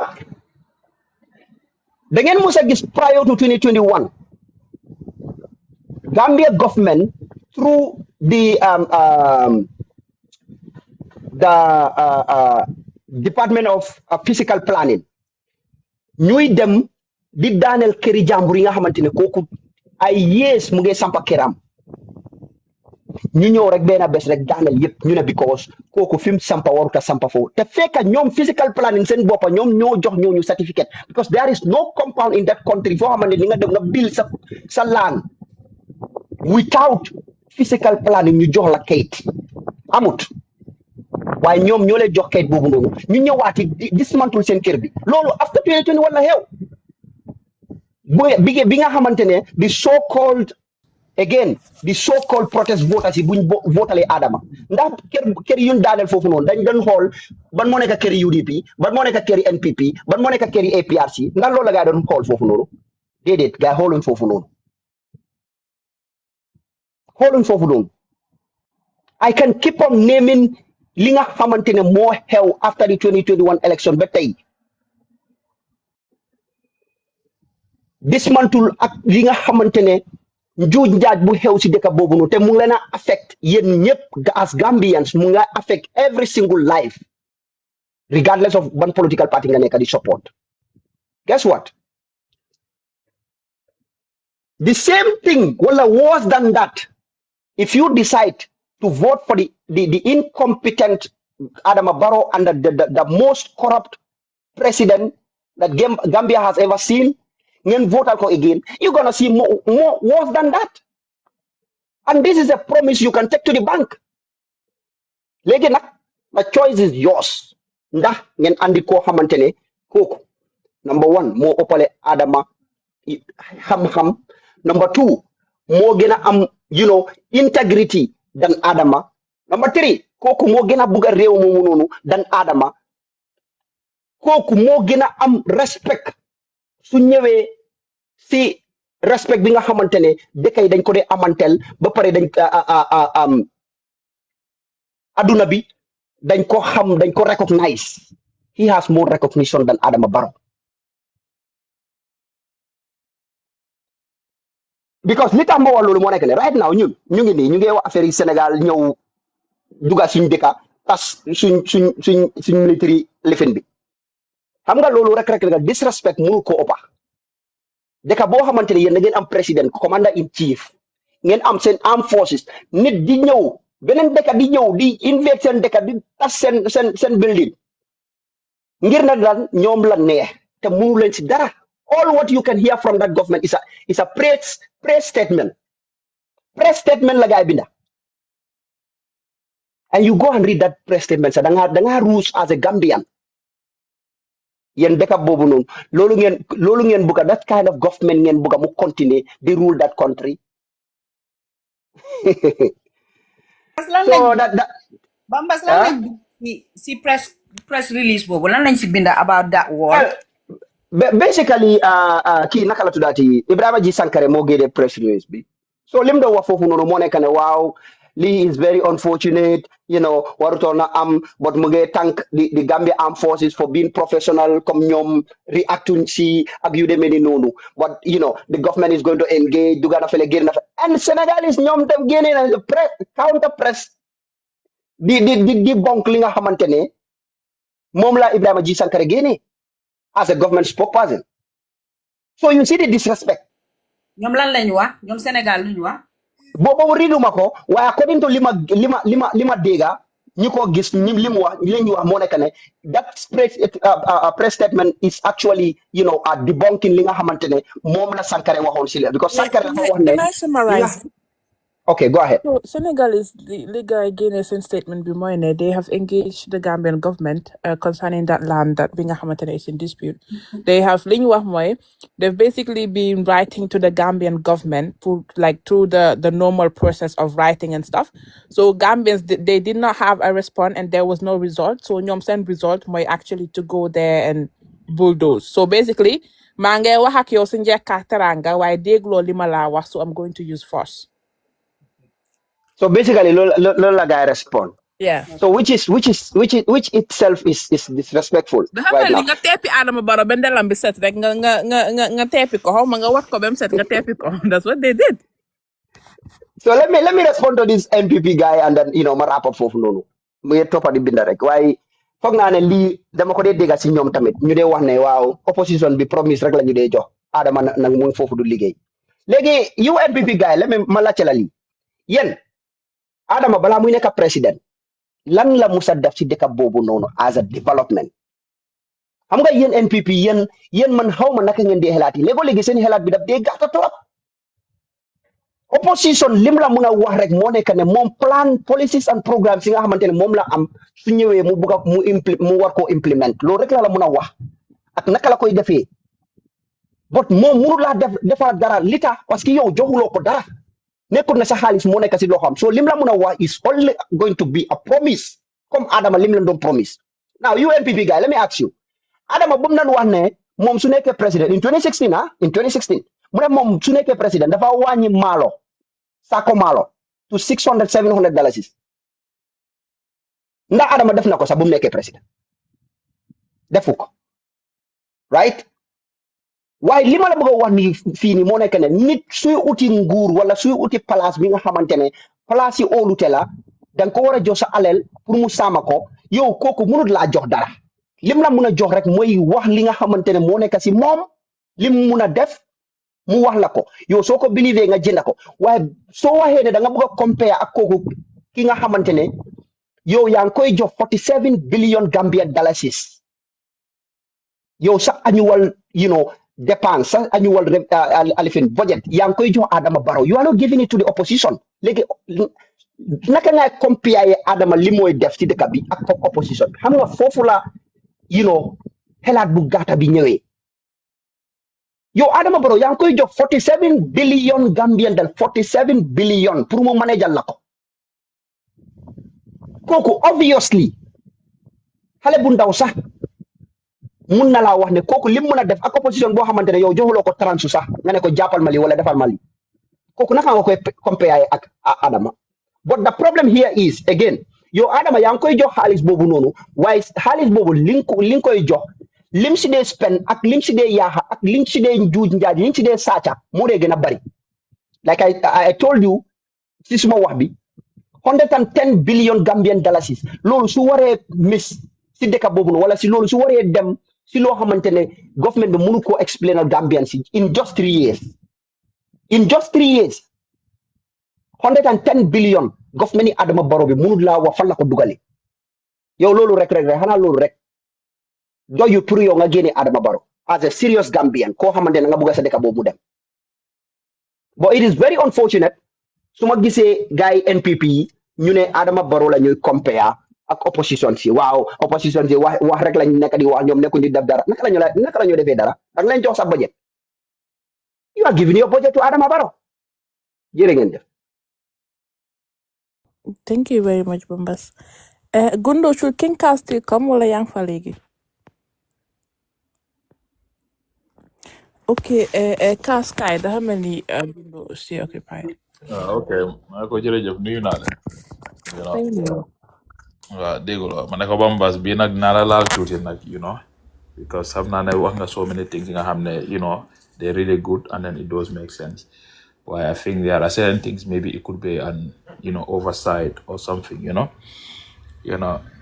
Some of it is not. I don't want come off yele ko as because they know what time for you understand it. It's not gonna be like man nekuma NPP, nekuma UDP, but come fima buga start more. Let's say for example, see road clearance.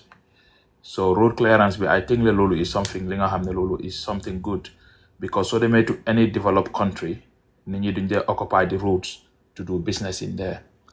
You know, so I mean, like if in certain countries, like come let's say for example in the UK, so we can a vendor, put on the side of the road. Lolo few people like they just most of the times a Senegalese in your def, dem na Morocco tamit the same thing. Gis na comme Senegalese dañ dee lal in certain place. Why dañoo gis choy ñu ngi ñëw rek dañoo nekk di laali di daw, because then that means that you get illegally occupy that place. They shouldn't be there. So I think the Gambia doing that to me. Neku ne come like ne then bunch of Gambian see. It's just the thing is ne come like so whole certain areas. Danga ñëw pour moto duka foofu sax dafa daf dee nekk problem because nit ñi yaa ngi lal fu nekk ku nekk ngi extend lu warut a extend, te loolu soo ko xoolee in terms of suñ dëkkuwaay sa fuñ dëkka comme biir Gambia di nga gis koo xam ne dafa sampa ba sampa yoon bi si boppam, ba nga xam ne sax pour certain somebody else pour mu dugga kiram sa problème la dee nekk xam nga. So the thing is, comme yooyu dafa nekk li nga xam ne government bi suñ si jógee dëgga la, citizens will be affected by it, but then at the end of the day dafa nekk a greater good for the country as well, So man lolo is something li nga xam ne I would say it's not bad, you know what I mean? And so demee tamit si land demolition bi man naa la jox benn exemple. Man jënd naa ama ñetti kër ama Brufut gars yi joxangu ñu clearance depuis 2024 waaye man suma area bi suma neighbor yëpp ñu ngee sampa te gars yi amuñ clearance. Am nañ kayiti alkaali waaye amuñ clearance te gars yi ñu ngee sampa seen kër yi. Man soo gisee sampu ma dama def fence rek, even that fence that I did is illegal. I shouldn't do it. So government su ñëwee ñu daaneel ko nit ñi dinañ ñëw ñu ne ñii moom kii fence na ñii sampa nañ ay taax. Am na ñi nga xam ne 3-story building la gars yi sampa boor bu bunu. So government su ñëwee mu daaneel ko nit ñi dinañ wax ne government bi ñëw nañ ñu daaneel fii te ñii government bi ñoo leen jox kayit yooyu noonu dafa nekk li nga xam ne we need to go and then have comme dañ war a xam like the true story of it, comme balaa because of politics comme like ñu wax li nga xam ne dafa kind of misleading, Gambia ni seen boppa because foo nekk di wax loolu foog naa saalaaji la. Gis nga foofu ñu bari ñi nga xam ne dañ fa sampa amuñ clearance amuñ building permit because Gambia soo demee nga defar sa kayit yi ñu bari dañ dee sampa. Soo xoolee Gambia 3/4 Gambia yëpp amuñ building permit te sampa nañ seen kër yi mu taxaw. Suñ nekk dañoo dem Gambia true ñu dem like ay Serekunda, Bijilo, Larikunda, Brufut, all part of the Gambia dinañ daaneel 3/4 kër yi yëpp nga xam ne amuñ building permit amuñ fencing permit te sampa nañ seen kër yi ba dëkk nañ foofu for years. So Gambia bi si boppam moo war a nekk di xool paperwork yi nga xam ne loolu la war a def yoon bi nga xam ne loolu la war a toppa mu toppa ko ba mu mun a def li moo def, so comme yooyu noonu yëpp problème la xam nga di nga gis ne comme ñu bari xamuñ loolu. Am na ñi nga xam ne am nañ seen kayit yi man teeluma bàyyi xel ne sax ne da nga war a am fencing permit to be honest. Man foog naa loolu man bu ma koo xam sax is about 2024, te fekka man doon naa di jënd ay kër maybe about 15-16 years ago or something like that. Si laa doo di xam ne xëy ndeke da nga war a dem apply building permit, da nga war a dem apply fencing permit and all those things and that. So either government bi ñoo war a génn comme ñuy gën a educate nit ñi into those kind of things, or maybe nit ñi suñ demee soo jëndee kër nga dem physical planning nga laaj leen man lan moo nekk suma warugal lan ak lan laa war a def pour ma mun a def lii nga dem nga laaj ñu mun laa jox like a proper lii nii. Soo ñëwee tam si 3 years bi yaa ngi wax loolu noonu foofu tamit 3 years bi man a fi ne UDP comme dañ war a mandu foofu noonu because the reason ma wax loolu mooy comme like ne Baba support na 3 years bi. So su demee ba nga xam ne comme like ne léegi separation ñëw na léegi comme ñu door di enforce loolu man si man loolu try nañ pour enforce ko happenut passé nañ ko léegi let's say something else because Lulu is not gonna put you guys into something somewhere good because you always gonna have something like this. Somebody else will come and say that Baba supported na Lulu moom moo taxaw mu ne ku naka la tuddaati ku ne how to call it like ku wax mbiri 3 years bi naa la yóbbu court something like this so man feel naa ne comme UDP we should forget about that one come like 3 years bi loo wasi taalib loolu dëgg la nit moom danga war a try comme for example to be honest si sa kaddu basically because man even man suma boppa the same thing man bu ma ñëwee taalib bu doore KMC ma gis lim nekk di def ma ne this is really good you know what I mean waaye dëgga li tax ma génn si moom mooy moo nekk diggante moom ak UDP nu mu fa demee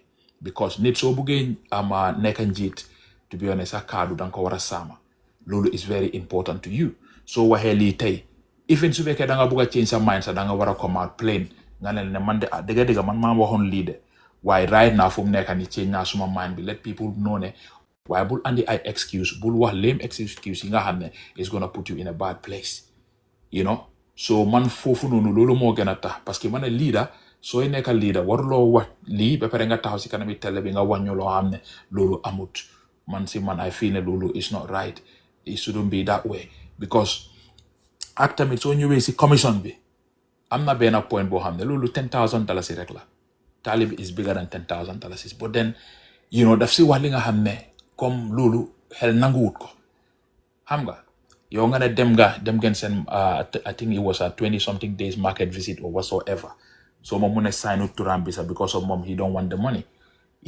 so you don't want the money bu ne waaye gars yi ñoom ñoo lii nii ñu defara ko check bi ñu jox ko lifinam bi xaw ma the secretary or whatsoever xaw ma protocol am bi or something kooku dem deposit ko si account am bi so ñu laaj ko mu ne moom moo explain jox nañ kooku check bi da deposit nañ ko suma account bi mu ne waaw ndax receive nga xaalis mu ne déedéet receive ko mu ne because the money is not been physically given to him so comme ma xalaat ne loolu is manipulation basically yow su fekkee ne sa protocole bi yow yaa confirm ne jox nañ ko lii ni dem na mu deposit ko sa account yet still yaa ngee claim ne yow receive loo that xaalis because si commission bi ñu ngi laa woon ne sa tur dafa war a nekk soo waree receive that money waaye sa tur su fa nekkutee then that means that you have got no evidence that you were there to receive that money xam nga and then there are so many things yi nga xam ne comme there are certain ways that you supposed to follow pour nga mun a def suñ ko laajee mu ne gaay na verbal agreement la dañu lay toog ñu wax lii nii ak xam nga te an office is not gonna be run with an verbal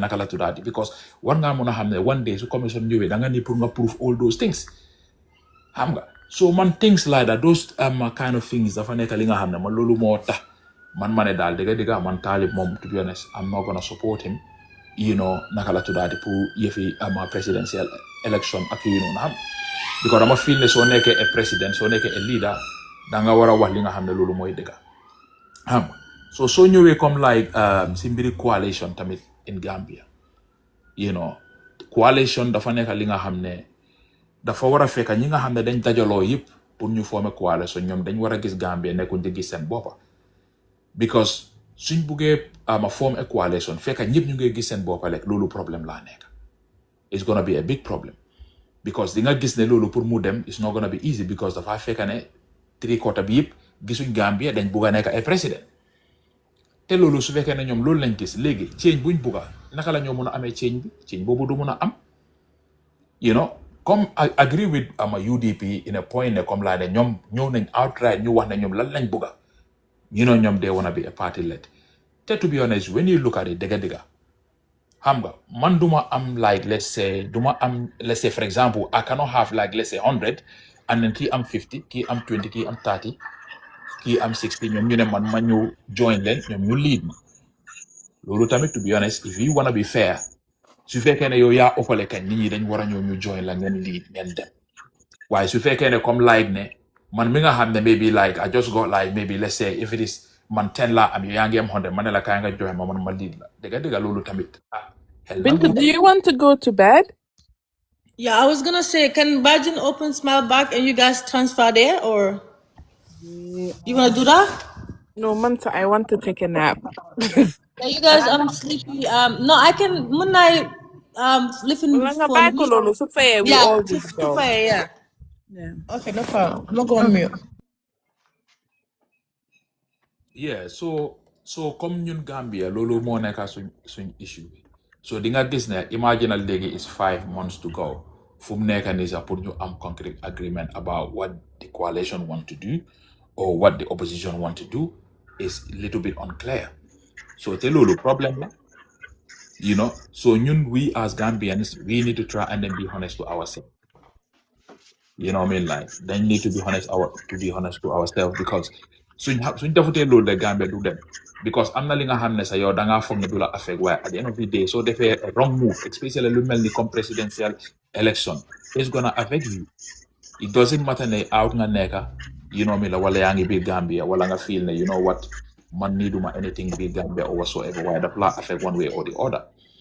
So nañ jéem a try ñu seet ban candidate moo nekk di best ñu choose ko regardless of whatever. It doesn't matter ñu faate mbiri tribe ñu faate mbiri xamante you know ñu faate loolu noonu yëpp ñu toppa li nga xam ne loolu mooy dëgga you know ñu vote ñu jéem a try ñun tamit Gambian si suñu daje teg la si place ñu ne la liggéeyal moo gën na yow foofu noonu toog nga foofu noonu la nga feel ne man fii lii this is my opportunity man right now man fii laa war a sampee suma état and I'm supposed to be rich in this position loolu suñ ko defee Gambia du mun a dem even su fekkee dañ andi the best president ñu teg ko sax you know either mu tontu a dictator you know what I mean like because soo defutee loolu noonu pour nga dem sax du easy because in a way na nit ñi dañ dee war a dictator léegi sax am na certain countries yooyu loolu nga dee need koo xam ne daf leen a forcer ay affaire ngeen def ko by force you know what I mean like nga def dara sax yóbbuñ la court or anything ñu dem téye la dugal la si biir kaso dëgg la dañoo wax ne comme ànduta human right waaye am na ñi nga xam ne loolu moo leen a mun a straighten lo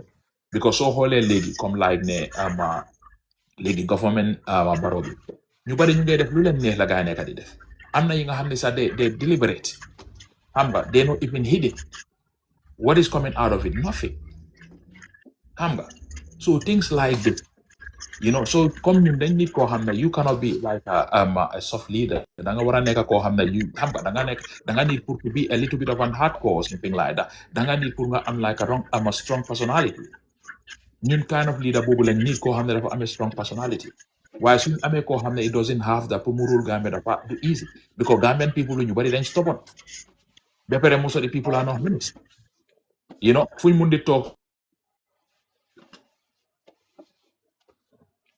pour jël xaalis rek dañ koo jël so comme being honest to be honest comme man li ma bëgg a wax mooy nañ change suñ boppa nañ gis Gambia ñu faade mbiri tribe ñu géem a seet lan moo nekk di best for our country ñu def loolu noonu waaw ma ne ko jërë ngeen jëf Ryan, can I have just 1 minute maximum to do some rectification? Because from now on, I've misunderstood. Well, so for the months, I wanted to buttress about the clear the road thing.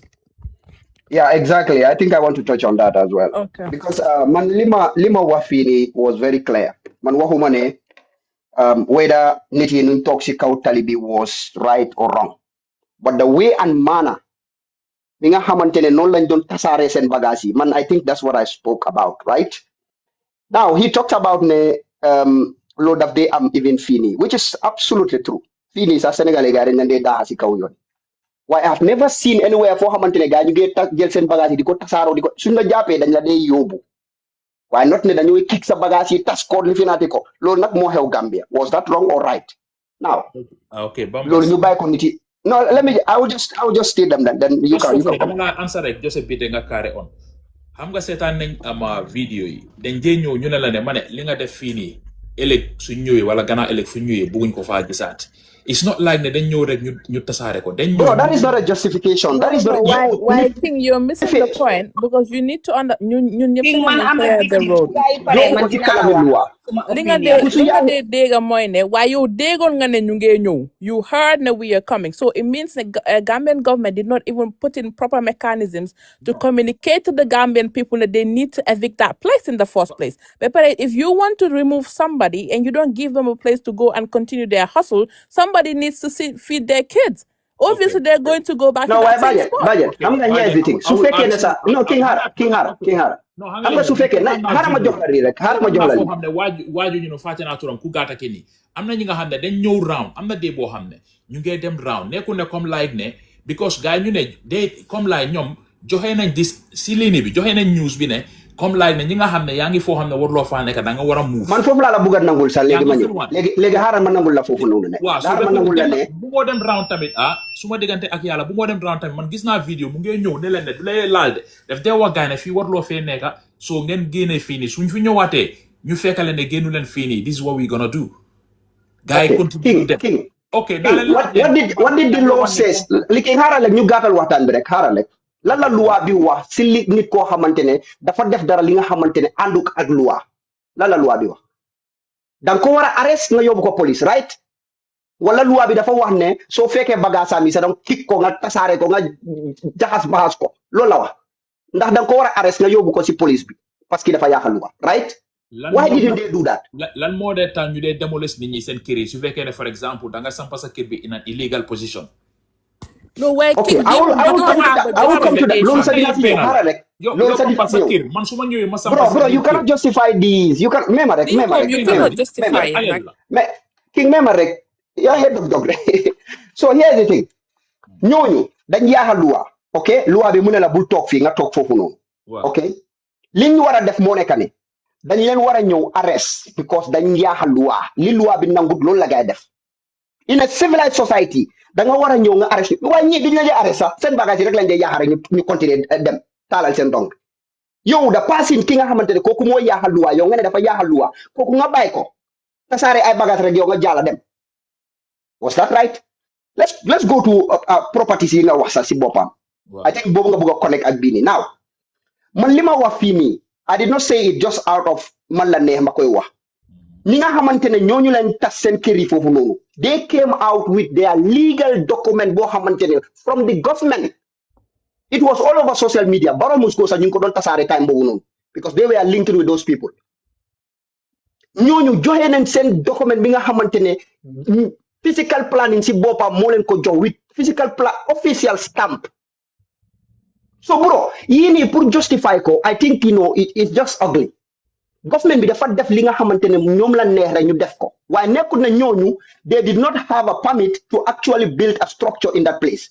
am nañ ko seen permit yi sax ñu ngi ko siya they went to up to an extent ne sax ñu ngi siya seen permit bi because nit yi loolu lañ doon wax ok yéen lu tax ngeen a sa babo fekk amu leen permit they came out with their permits ñu siya ko on social media I saw it so nekkul ne maa ngi wax lu ma neex rek ok Bambas xam nga loolu is very easy Gambia tamit am na loi government bi danga ko dee mën a yóbbu ko waaw déedéet wax ji bi mooy ndax loolu war naa nekk loolu war naa am déglu ma rek non tontu ma rek nga continuer ndax loolu waroon naa am man dafa am suma mun naa la wax lu tuuti rek ma laaj la ma wax lii rek man dafa am suma fence bi nga xam ne gars yi bijiloo dañ ko daaneel gis nga moo demee physical planning si boppam ma dem ma wax a ñoom admin nañ seen mistake bi ñu ne ma ne dafa des si yow su fekkee da ñu bugg a yóbbu court or something ak yooyu noonu yow des na si yow waaye fii mistake moo fi am loolu moo tax fii mu demolish so dama laa won ne comme like ne gis nga lu ne fu nekk dafa am luwa xam nga suñu waree daane sa full kër su fekkee ne ñoom government bi dañ wrong yow am nga right pour nga yóbbu leen court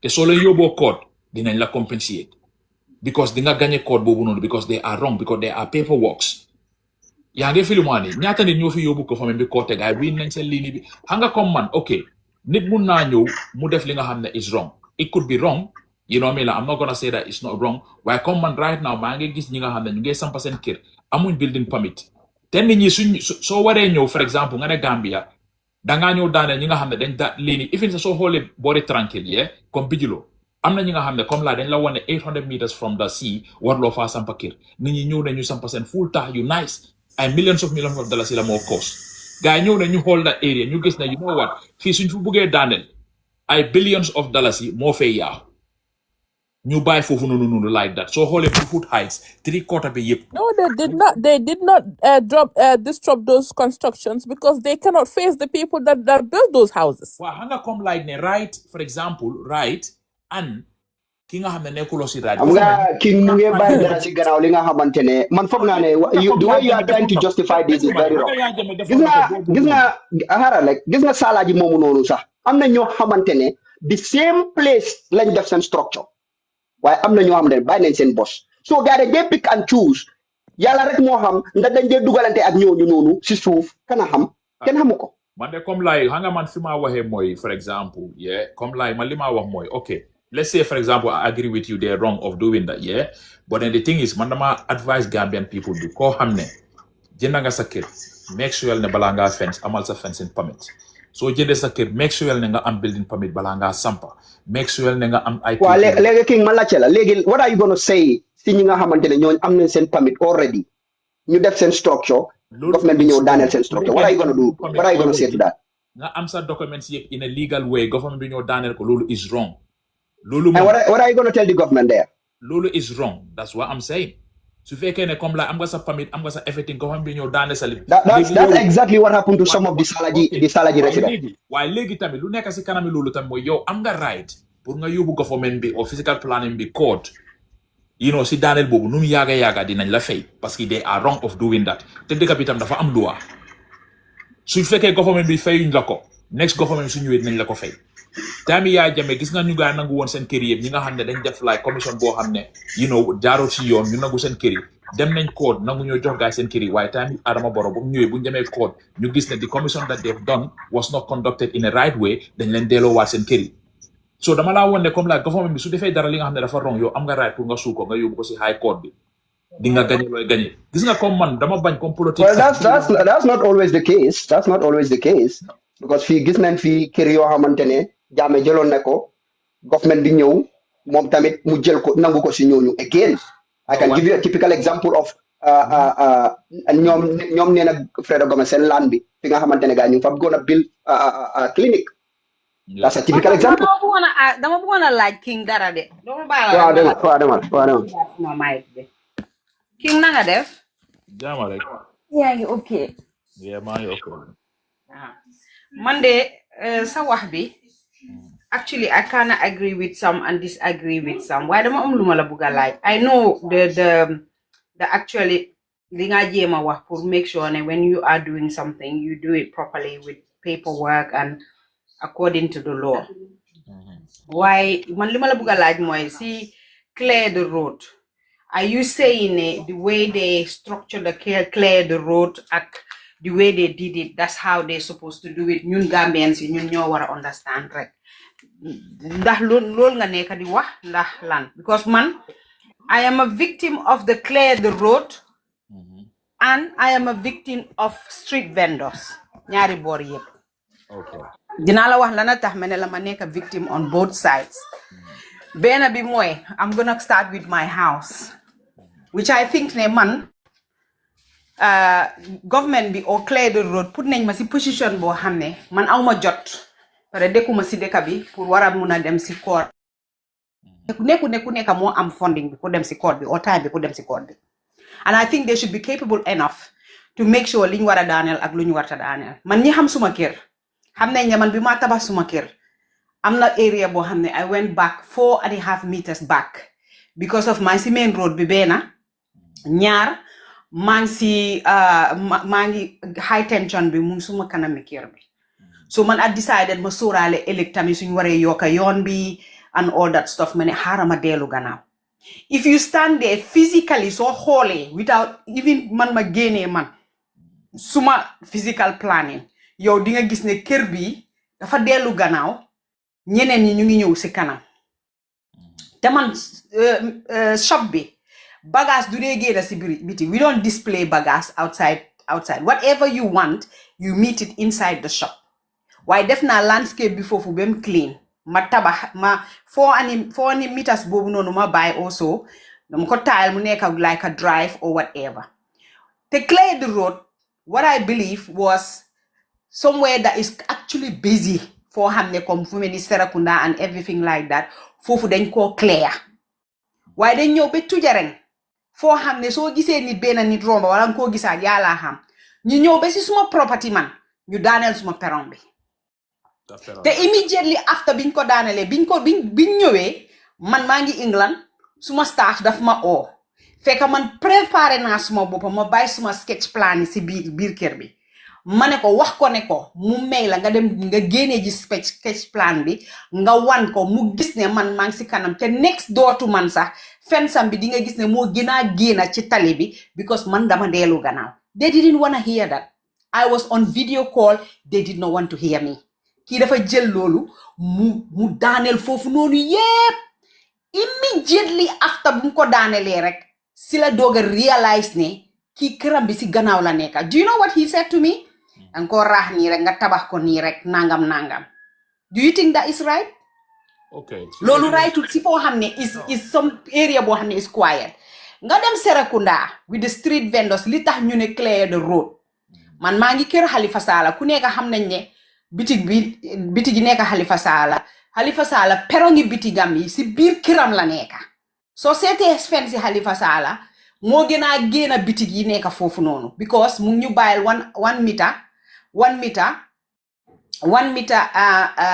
one meter 50 moom la ñu bàyyil waaye loolu si biir kër gi la. Yow soo taxawee physically di nga xam ne lii ñi seen perong bi si biir kër gi la nekka. ñu aayo ñu teg foofu bagage ba pare aayo ñu li ñu def yi ba pare ñu toj perong bi taayal ñoom ñu toj ko ñu ne waru faa nekka. ba pare ñu génnee suma mbaar boo xam ne bitig bu nekk war ngaa war a mun a am mbaar ñu génnee ko ba mu set vidéo yëpp maa ngi ko amee. Straight after the next day maa ngi amee vidéo boo xam ne cycle laa wax de waxuma moto de cycle mun ta jaar foofu te foofu hospital mu fa. So man victime laa si clear the road si vendors si clear the road si ñiy clear road si.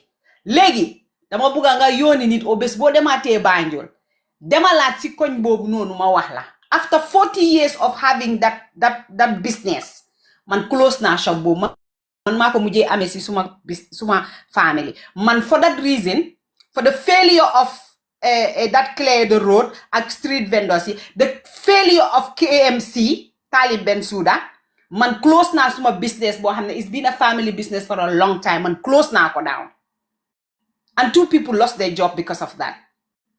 Te soo duggee foofu noonu fii lopitaan bi nekka yow munuloo romba foofu noonu munuloo romba foofu because street vendors yi soo te street vendors yi soo nekk interagé ak ñoom dang leen a yërëm because amuñ luñ yóbbu seen kër yi te looloo tax Halifa Sallah musul leen a fight. Soo waxee sax man gis am naa benn vidéo boo xam ne si bunti kër yi Halifa Sallah foofu la jigéen bi lal di jaay limon ci bunti kër bi xam ne kuy génn si kër bi foog mu laali mu romba. Halifa Sallah bi mu ñëwee dafa téye benn ñaari cati malaan bi maire bi téye yeneen ñaari cati malaan yi mu randalal ko ba pare jaala ba pare tegalaat ko si bunti kiram. te ñun mi nekk si biti gi di fay bi suñ demee Halifa Sallah ñu wax ko daf ñu dee wax ne ñu am tuuti sympathie ak xam nga rek ñii seen jikar yi dañ gaañu ñii seen njaboot ñii nangam jigéeni jàmbaar lañ nangam te ñoom suñ paree keneen lañ dee dem votali duñ votal Halifa Sallah and they display it right in front of you. So Gambian bi ci boppam king moo naxaree dimbale man understand naa fi nga waxee de li nga def fayal sa lempo kër fayal make sure nga am driving license make sure nga am road tax make sure pour boo am benn problème waaye foofu dafa nekk loo xam ne you cannot only put it on government or anything there. ñun nit ñi ñun dañ am problème ñun ñoo am problème ba pare problème boobu ñun nit ñi dafa include ñi dee apply loi boobu ba ñoom xamuñ ko. Yow dangaa tasee police officer mu def loo xam ne yow óor na ne loi bi mayut ko yow yaay am pour jàngal ko loi bi ne ko li nga def du yoon. yaa ngi maa def lii waaye du yoon lii la yoon wax dangaa dem si police si stop police muy laa régler di seet sa driving license bi ndax valide na sa kayit yi dafa am dañ koo boole keneen koo xam ne dafa mun a riit dangaa gis mu jël ko jox ko kii ne ñing jiwbee seetal ma lii pour mu seet ndax loolu valide na ndax validul. nit yi lañ war a jagal development nekkul roads or whatever de nit ñi ñoo war a jagalu te nit ñi mënuñoo jagal seen boppa because doom doo ko jur ba pare nga saani ko ci mbedda bi ne leen yaral leen ma dangaa yar ba pare ñeneen nit ñi ñu join. Gambia problème bu rëy king moo fa nekka bu rëy a rëy te man duma dee bugg a dégga nit di fen loo xam ne xam nga man perfect all round. Wow. Most of the clear the road tey gisuloo benn clear road te man clear road bi from my own opinion am fii lay daanele from my own opinion because man biñ defee Serekunda ma call Talib straight mu uyu ma wax ko mu ne ma Fatou ma ne ko naa mu ne ma mu wax ma stanam ak ñoom ne consulting leen it's not a joint workforce moom munu si dara mu direct ma man si ñi ma war a dem pour wax ak ñoom and that was a brick wall pour nga wax ak ñooñu reason bi lana tax doon def loolu they wanted to disable the KMC. No. And they were not doing it to Talib. They were doing it to the people who live in that area. No, why because then you had the $10 you Talib or Birkama or Farafenye or whatever. These people are UDP. Suñ leen xañee lii duñ develop foofu noonu ñun nangu ko seen loxo ñun ñu defaral ko suñ boppa. No, It's always about selfishness and it's always about technical fight boo xam ne yow da ngaa fàtte sa doomi réew. Loolu mooy dëgga. Okay, léegi government yi dañ ñu dee fàtte. te gis nga suñ constitution bi su right on tey suñ constitution bi su right on xam ne kuy salfaañe dëkk bi ku fa toog bu ndaw di nga xam ne kii dee si 10 years dina fi génn by force or 5 years dina fi génn by force Sénégal li faa xew nii li tax ñi gars yi mun koo muñ mooy ne élection mu ngee ñëw te élection bu ñëwee ñu ñef la si biti waaye ñun amuñ choice boobu because ñun suñ constitution bi ngeen tax ngeen xeex Yaya Jammeh génn ko fi nga naan bad laws patati patata gars yi change ko I'm not directing this to you waaye damaa wax in general ñun lan mooy suñ problème formula bi war a defar dëkk bi formula boobu defaraguñ ko teguñ ko te dañ need genuine people pour ñu defar loolu teg ko te biñ toogee ees waxoon nañ ko Alifa Sallah waxoon nañ leen bu leen def constitution bu ees 97 constitution bi liñ ci ameen ba xam ne correctul nañ ko delloo fu nekkoon ñu defar ko ñu continuer that will take within the year ñu continuer ñu bañ li tax nag UDP man UDP awma ñoom problème de parce que man xam naa Ousseynou gis naa Ousseynou Dabo mënumaa wax dara lu ñaaw si Ousseynou Dabo waaye problème bi am mooy UDP dafa govern a little bit with Barrow te loolu noonu ñu campagne si coalition bi ñoom jàppuñ si pour loolu pour mu am so loolu dafa nekk am Gambien yoo xam ne daf leen naxari ne lu tax yéen bi ngeen fa nekkee xeexu leen pour ñu am second term pour ñu am term limit pour ñu am lii pour ñu am lii pour ñu am lii léegi how can we trust you ne yow boo dugaatee foofu noonu di ñu defal luñ bugga number 1 number 2 the other side ñu ngi indi tribalism ñii suñ leen joxee parti lii lañ nangam so when can we do things for each other instead of for ourselves ma bàyyi leen man Gambia bii dëgga yeah, just a quick one. No, just but 30 seconds. So you may gundo mu ñëw. Yeah, okay, just a quick But one. yéen mi nekk si live bi, can you guys please tap and occasionally send roses? Guys, again, Lola Bugona was a guys who tap with the live with a So then engage with the live bi might go off sooner. Yeah, Lola Bugona. Just a quick one, yeah. Gis nga Talib boko kole ñom ñu ngi si area and then mo moo nekk mayor bi. He should have go out straight away to go and meet those people. Why comme mo warul la mëna wane comme gars consult ko lolu du problème am because you are the mayor, you supposed to go and meet those people. So if you get if anything wrong, then you should point it out. Then straight away you should reach out to the to the president. Nga ne ko come like ni right now lu gars ñew pour di def suma council area, this is not good. This shouldn't be happening. You know me la nit ñi nañ wara mëna gis ne yow taxawal nga leen. Come when as a stand, come like you are against what they are doing to your people. Because I would say this is your people because those are the people that voted for you. So if they call for help, then you should stand for them. Come, okay, man, come like lima munawa hanga mbiri Gambia la. Okay, maybe the way that they conduct everything is not right. Come man, the idea of clearing the road, I would say that that's a good idea. Come on, watch now some of the videos. I'll be honest. Gis na ne come waji ñew na mu ne few people ne comme like wax nañ la ngeen génn fii so balaa ñoo dellu si waat bugga na ngeen génn fii nii xam nga ñu woon leen ñu move on ñu dem so nga gis yeneen video yi nga xam ne gars ngay ñëw di demolish so maybe some of them might not be conducted in a proper way but some of them might be and also comme like gis nga comme mbiri kër gis nga léegi-léegi da ngaa nekk di jënd kër si nit mu ngi laa jaay di la jaayale yoon bi di nga dem nga xam koo xam ne kooku nga xam physical plan mu dem toppatoo yàlla kayit yi mu ñoo jox la ko yow nga gis ne am nga ay kayit waaye fekk ne maybe gis nga si highway most of the time dañ dee wane sa kër bi dafa war a nekk 40 meters away from the highway because dañ dee xam ne comme ay highway daf dee am time bi nga xam ne dañ dee need an extension te su needed that extension you are not 40 meters away from the main road then you could be affected so di nga gis ñoo xam nañ ne ñoom ñu ngay jël si yoon bi ñuy koo jaay koo xam ne is an innocent person koo xam ne moom he don't know anything about that ñoom yëpp ñu ñëw ñu sampa seen kër yi ñu ransale leen ñu dem ñu toog léegi ñu get to a point whereby government bi léegi dañ need pour expand that road ñu ñëw ñu check ñu seet kër yi nga xam ne they are within that 40 meters ñu mark ne dañoo demolish those lii nii te yow fekk ne yaa ngi am sa kayit yaa ngi am everything yaa ngi lease sax and all those things and that so loolu moo tax léegi-léegi lease tamit is very important gis nga soo nekkee freehold amuloo that much of a power waaye su fekkee nag sa kayit yi def nga ko ba nga xam ne am nga lease government bi sax amuñ that much power pour def certain things to your land unless su fekkee ne mu ngi in a illegal place or mu ngi nekk li nga xam ne jaarul si yoon waaye su fekkee jaar na si yoon ñoom luñ mun di def sa lii nii foog ñu compenser la by force waaye su fekkee yow li nga fail to realize mooy clé de route boobu noonu videos yi nga doon gis noonu kim doon film nga gis yu baax yooyu kooku jabaram la léegi man duma gis suma jëkkër muy liggéey mu nekk am de teni o muy def liggéey boo xam ne may wane nasty jobam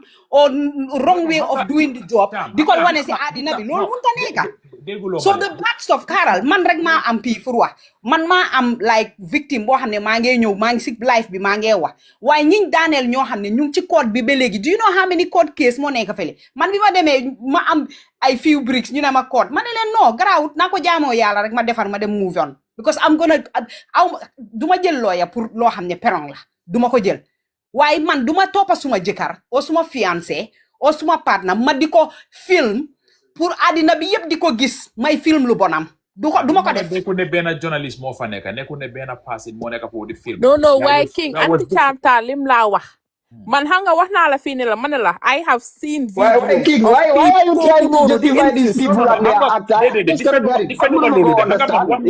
You've been talking léegi let's allow Gundo to come after we hanga man dama ne come back. gis naa vidéo yi nga xam ne daa demoon ñëw nañ ñu tasaare nit ñi seen place yi gis naa loolu even biir Sénégal bi sax gis naa fuñ dem ñu daaneel gaa yi amee ay matto gaa yi toj so comme dama nekk di wax both side ma ne gis naa vidéo yoo xam ne ñëw nañ ñu joxe warning gis naa vidéo yoo xam ne ñëw nañ ñu door di toj yaa ngi filmaani either ndax loolu is done in a right way or not I'm not 100% sure about that but then gis naa one step bi nga xam ne comme gaa ñëw nañ ñu joxe warning gis naa another step boo xam ne gaa ñëw nañ ñu toj either ndax toj boobu noonu ndax legal I'm not 100% sure about that one.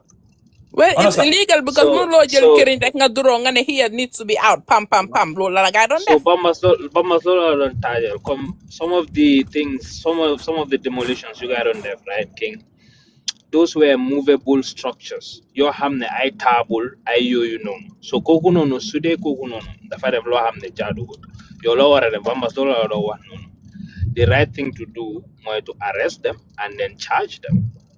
So if they had done that, then that would have been more effective. Why? You cannot be executing the law and at the same time infringing on people's rights. So Bambazola don't tell you no. Teta melone kadi wa maya ya repeat. Table silini. Konde dinga arrest ñu bari de.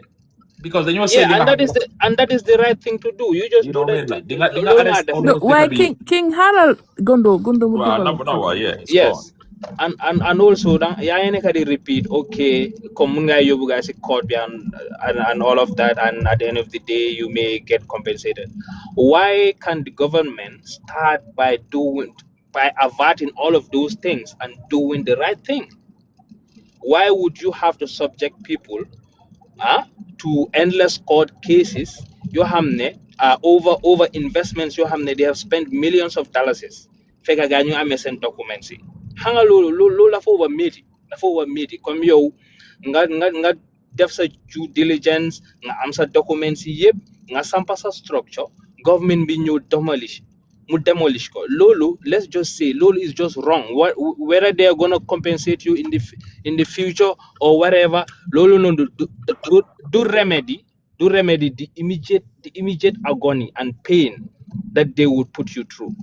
Lolo will not do that. So what they should do more to do the right thing in the first place. You understand? Some of it, sir, that the demolition, you could say it was kind of politically motivated, so because right? You know, Operation Clear the Road, while they were trying to encroach into the market, started destroy Fofunono because Hamden Fofunon is the revenue source of the Kama area council. I forgot maybe Gareño handicap Brikama area council a little bit. Cham waxon na dara ci lolu non. Te man I think that is right because time boobu la Yankuba Dabo ñew génna mu ne gaay ne fi dañoo reyante waaye fi do leen fi duga. Right? And then they stopped. You know, so mandal fofu nonu mom like this demolition te Cham mu ngi ni mom ta wax na own story. I mean, what she went through with them. So Lee can munu ko justify. The bombers, I think the point that he was driving at, is this destruction bugay def no. What the point he was driving at moy smoko understand it. Like Adamo Barrow, keeping him there could affect anyone, including ñuy taxaw di naan waaw ñun protest vote la ñoo def okay Barrow baaxut but then we just don't want someone to be there so you don't know ndax yow loolu na daf laa ñëw Barrow soo ko fa tegee foofu noonu ëllëg lu moo ñoo def ndax yow dina la affect yow you don't even know that so I think that was the point he was driving at loolu noonu gis nga Lawyer Darboe like his house is intact. He is living good, but yo, minga hamne yo, you are punishing yourself for thinking ne yo, ko nga nagari punish. Yo, you found yourself a victim of that same system, bonegari empower, just for another person to not be president. So I think that was the point. Man, I protest vote you know, man, I don't believe in that. Honestly, like protest vote munna but not to the magnitude put niti bunko de buka death. No. Like those protest votes cannot be in the hundreds of thousands. I don't believe in that. Because today lolola. Today we have like the silent majority, right? You know Adama Barrow 457,000 votes in 2021. But if you check the subsequent elections, right? Gaidunde muna romba 200,000. So the most, contested election after the 2021 was the mayoral. Te bobu nonu, even to the voter apathy amna, muna wale amuton nonu buba because you could see Barrow Bopam campaign na nitami campaign. So you could say ne UDP gainan NPP gainan nunega gainan puganyo vote. But still NPP munda romba 200,000. So let's say NPP sent total votes is 200,000. So if you subtract that from 457,000, you are left with around 250,000.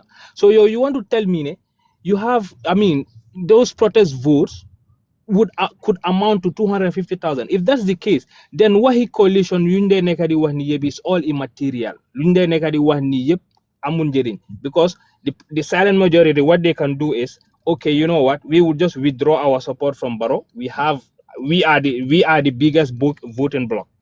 Because 250,000 is more than UDP's number, is more than NPP, right? I don't know whether you are getting my logic.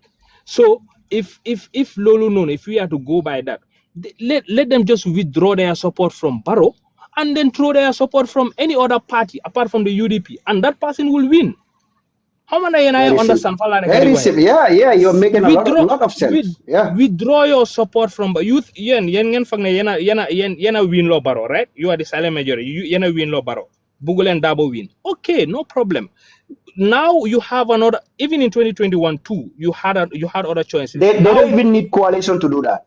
That's what I'm saying. You don't need a coalition. You don't need the Barrow coalition. So amudu gena. The same people know they were Barrow's coalition. So amudu gena. Like falla mo jele numbers you know.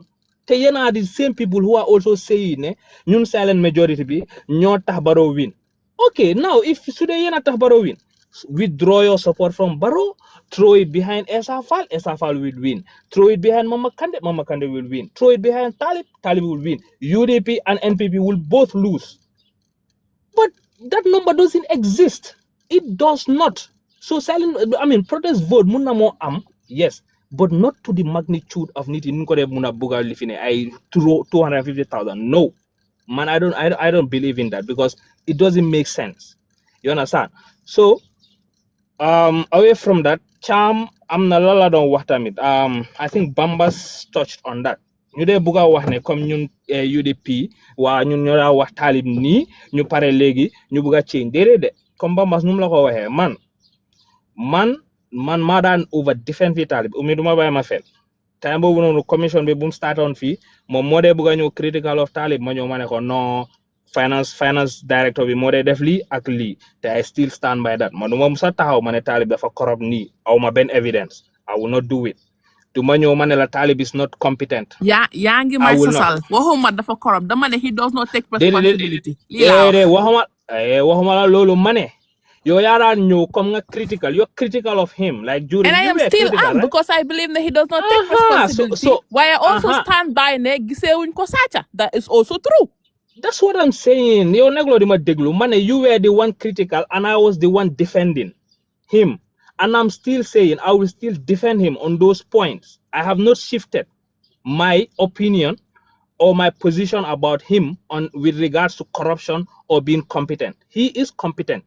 Talib dafa ñëw he did well for me like KMC he did some good like he did well I would say fairly good you understand my problem with Talib is character te man lolu is my number one criterion that I look for in a leader is your character you understand yow doo ñëw koo xam ne nekkuloo woon yow kenn xamut la woon nga ñëw you went through a party ñu ñëw ñu def la luñ la def léegi yow nga ñëw you grew wings léegi nga ñëw tegal gaay ultimatum da ngeen ma jël wala ma tasaare leen ma dem loolu noonu man is self-centered façon nit boobu manuma ko support you understand ak nit koo xam ne you are inconsistent te yow nga ne kii su apply duma apply loolu is one thing mu apply nga ñëw jox ay manipulative excuses yooyu noonu ba mas laal na si yooyu noonu waaye am na bu mu faatee boo xam ne boobu tam wax waxeet Talib moo taxaw si interview mu ne UDP kuñ munti taana man kooku lay support loolu la wax UDP kuñ munti taana man ma ko support UDP taanuñ ko mu dem léegi yéen Gambien yi yéen da ngeen dee gis nga li man Gambien yi sa affaire seen affaire dafa dee jaar soppeer yow you have already seen the signs of another Adama Barrow you have seen it comme koo xam ne dafa wax lii tey ëllëg mu dem def leneen yow you are still gonna risk you want to give you want to give that person but that's the name of the game ñoom ñëpp noonu lañ mel that's the way they non yëpp meluñ noonu de ñeneen non wait déedéet man gis nga man am UDP te man suma candidate musuta wax dara man musuta wax dara mu teggi ko musuta am man gisuma ko xam naa 3 years 5 years ngeen wax waaye Darboe musuta change position am de moom dafa wax 5 years te foofu la taxaw ba ëllëg even after boom defoon that press conference UDP's position he was on an interview ñu laaj ko mu ne leen ne man ba léegi man 5 years laa wax mooy suma personal musuta change stance am. The interview was with Omar Wali. Yes, musuta change stance am so man sumay toppandi danga consistent danga nekk nit koo xam ne danga selfless yow boo doon ut fekk nit yi xamuñ la ñoo la support ñu lifin la lu tax yow doo te yow buñ la jëlee ñooñu den stay gay jàppale la nga win yow léegi yow those same people ñu la select ñoom tam ñu ne this time keneen leen buga yow nga ne yow doo mun a toog nga jàppale kooku noonu tam kooku tam dem so façon yow yaa ngi gis ne kooku yow léegi ba ma jox la analogy kooku noonu so that means ne his personal interest would override the collective's interest meaning kooku noonu soo ko waree teg as president right constitution let's say comme Barrow this 2020 constitution draft right Barrow's interest wasn't served in that constitution so no matter it was thrown out. Talib has shown you the same thing in the UDP mom interest was against that of the parties like the collective's interest or the collective's decision and then he decided to go pursue his own interest so go the president. So if his interest, personal interest, clashes with that of the countries, let's say in the example of the 2020 draft, if Talib were the president and the same thing happened, what do you think he's going to do? Obviously, he's also going to pursue his interest again because he has already shown you that. So you cannot see that. Man, Gambian sometimes don't want to judge. He has already shown you, man, I will always choose my interest above even I will not care. So that kind of a person man kooku duma ko mën a trust duma ko mën a support so Cham loolu comme loolu leen dee wax ne ay UDP ñu noo Talib moo baaxoon ñu ne déedéet man Talib up until mu def lu moo def in the past 6 months I have always been defending him but léegi moom moo wóoceeku because xana Bundo so Bundo man xaaral am not xaaral personally déedéet xaaral ma rectify la foofu okay ñu ci média lañ nekka sooy wax dangaa wax loo xam ne nit ki gis nga wax kenn du ko lekka danga koo déglu man waxuma ne UDP yépp dañ ñëw nekk against Talib ne dafa bon baaxoon na bon na déedéet no waaye man yow gis nga wax UDP soo nga ko wax waxee UDP xaaral rek Bundo soo ko waxee soo ko tegee ci table bi man su ma si gisee suma boppa ma xam ne si laa bokka man xam naa loolu waaye gis nga yow boo defut loolu yow waruloo sax tontu si loolu because yow defuloo ko waaye ñi ko def ñooñu wax bi pour ñoom la ma bàyyi la nga continuer ma ñëwaat nag am na lu ma bëgg a ñëw hanga soo waxee UDP loolu noonu include na ñëpp so léegi yow yaa ko war a qualify ñuy dee wax ne Talib baaxoon na corrupted lifinun ñu ne ñu ñoo toon ñu ne léegi Binta bu eewoo dina dagga suma wax bi mu dugal ko nga dégg li ma wax no man noonu ñi dee wax ne nga man doomi olof la that's not a problem that's not a big deal sax okay déedéet big deal la because yow fi mu nekk nii yow man su ma amutoon suma personnalité bi su nekkoon ne man maa ngi si UDP all the time di leen di yaa ngi maa saraxe si UDP fekk yaa ngi ne Camtar de nangam déedéet dangaa wax li ma wax man ragaluma de man doomi Gambian laa li ma bëgg a wax su favor UDP daf koo favor su PDOIS daf koo favor su favor any party daf koo favor su leen favor wut loolu seen affaire la man doomi Gambian laa balaa anything sooy wax dangaa wax loo xam ne noonu laa ko waxee non bon UDP nga wax di déedéet dama ne munuñoo ñëw nga nit wax ne UDP nit wax ne Talib dafa baaxoon ba pare tey ñu ne baaxut léegi yow boo si gisee sa bopp su nekkee yaa ko def dangaa wax ne waaw bokk naa si no taxawa rek soo ne UDP loolu laa nekk di wax nii exactly nga ne UDP ñoo daan wax yow parti bi yëpp nga wax yow qualify loo sa statement bi so that includes everyone so loolu moo tax man ma ñëw ma ne la déedéet du noonu there are people ñoo xam ne man suma maas yi bambas we still in the issue of corruption or competence sun position bi is maintained our problem with him is his character mooy inconsistency and dishonesty man loolu laa nekk loolu mooy man suma position so Talib dafa dishonest I mean that is nit so waxee dara nga ñëw nga teggi ko what is that what how do you call that no tontuma rek nit soo waxee dara nga ñëw nga teggi ko what is that carry on no you can also dafa la simple question answer ko rek dama la laajte rek ak tamit nit politician nga ñëw nga ne numbers do not matter what is that sa diggante yàlla numbers do not matter what is that to me it matters that is also dishonesty loolu ku ko suma kanam dama la ne no it matters xam nga Talib said that outright exactly he said number does not matter so man façon politician bi I cannot support you no so te tamit am na lu waxtaan si UDP mu ne okay how would we trust you UDP when am na lu waxtaan si UDP mu ne okay how would we trust you UDP when we were in